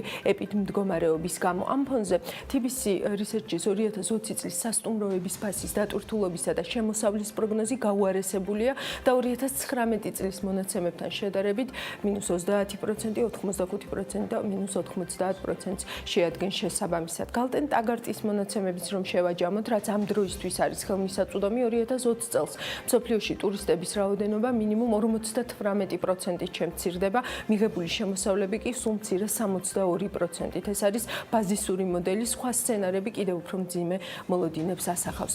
ძალიან საინტერესო მიგნება აქვს გალტენ ტაგარტ შიდა ტურიზმის პოტენციალთან დაკავშირებით და აი რაც წერს გალტენ ტაგარტი თავის ანგარიში 2020 წელს შიდა ტურიზმი მნიშვნელოვანია სექტორში კრიზისის შესამსუბუქებლად, თუმცა მისი წონა მცირეა, ადგილობრივი ტურისტების წილი სასტუმროებში მხოლოდ 26%-ია. ამასთან შიდა ტურიზმს წაახალისებს ის ფაქტი, რომ 2020 წელს ქართველების საზღვარგარეთ მოგზაურობა შეზღუდული იქნება. აღსანიშნავია, რომ საქართველოს მთავრობის მხარდაჭერის პაკეტის ღონისძიებები სხვა ქვეყნების მსგავსია, თუმცა ერთი გამონაკლისია საქართველოში არ მომხდარა შიდა ტურიზმის სტიმულირება. კრიზისის სავარაუდო ხანგრძლივობის გათვალისწინებით მოსალოდნელია, რომ ტურიზმის სექტორისთვის 200 მილიონი ლარის ანტიკრიზისული პაკეტი არასაკმარისი იყოს, რადგან გალტენ-დაკარტის შეფასებით სექტორის უმცირე 1 წლის განმავლობაში საჭიროებს საგადასახადო და საბანკო ვალდებულებების შემსუბუქებას. ამ ეტაპზე მთავრობას სიტყვა არ დაუძრავს დამატებით რაიმე ტიპის მხარდაჭერის პაკეტზე ამ სექტორისთვის და ტურისტული შემოსავლის 50%-იან ვარდნას პროგნოზირებს თავის სცენარებში. რას ნიშნავს ეს რიცხვები კონკრეტული ბიზნესებისთვის, ვინც ამ სფეროში საქმიანობს და ხომ არ ჩანაცვლდა პანდემიის პირობებში ტრენდულად ქცეული სიტყვა გაურკვევლობა ძალიან გარკვეულ ნეგატიურ სურათად, რაც უკავშირდება ვალდებულებების გასტუმრებას, გადასახადების გადახდას და თანამშრომლების შენარჩუნებას. მაია სიდამონიძეა პარასკევის საქმიანი დილის ბოლო ბლოკში ჩემი სტუმარი, ისე დაალაგდა, რომ არც მაიას სჭირდება საქმიანი დილის მაყურებლისთვის განსაკუთრებული წარდგენა. მადლობა მაია და დიდი მადლობა, რომ ხარ ამ ფორმატის ნაწილი და დღეს ჩემი სტუმარი ხარ. მაია, მოდი პირველ რიგში აი რაც ესე ვთქვათ სურათი შევკარი გალტიც TBC research-იც რაც აჩვენებს, ვიცით, გლობალური სურათიც როგორი მძიმეა და ასე შემდეგ. ამ ფონზე ჩვენ გვესმის ფინანსთა მინისტრის შეფასება, რომელიც ამბობს, რომ მოლოდინი გქონდა 10 მილიონი ესე ვთქვათ ტურისტის, გაცილებით უფრო ნაკლები იქნება ეს რიცხვი და ეს იქნება ზღვაში წვეთი იმ მოლოდინებთან შედარებით, რაც ჩვენ გქონდა. როგორ აფასებ ამ განცხადებას? 10 მილიონი პრინციპში ჩვენ რაც გქონდა იყო კონკრეტულ რაღაცა წლების სტატისტიკურ, ასე ვთქვათ, ანალიზზე დაყრდნობილი პროგნოზი. დღესდღეობით როცა ჩვენ ვაანონსებთ, რომ ის შემოსავალი, რაც მომავალში გვექნება ტურიზმიდან არის ზღვაში წვეთი, ვფიქრობ, რომ არ არის კომპეტენტური განცხადება განსაკუთრებით ფინანსთა მინისტრის მხრიდან, იქიდან გამომდინარე, რომ ამის უკან უნდა იყოს კონკრეტული ციფრები, ანალიზი და კვლევა სულ მინიმუმ. მეორეს მხრივ არავის არ აქვს ილუზია, რომ ჩვენ რო საზღვრებს გავხსნით, ტურისტული მიმოსვლა აღდგება ისეთივე ინტენსივობით, როგორც ეს იყო წინა წლების განმავლობაში.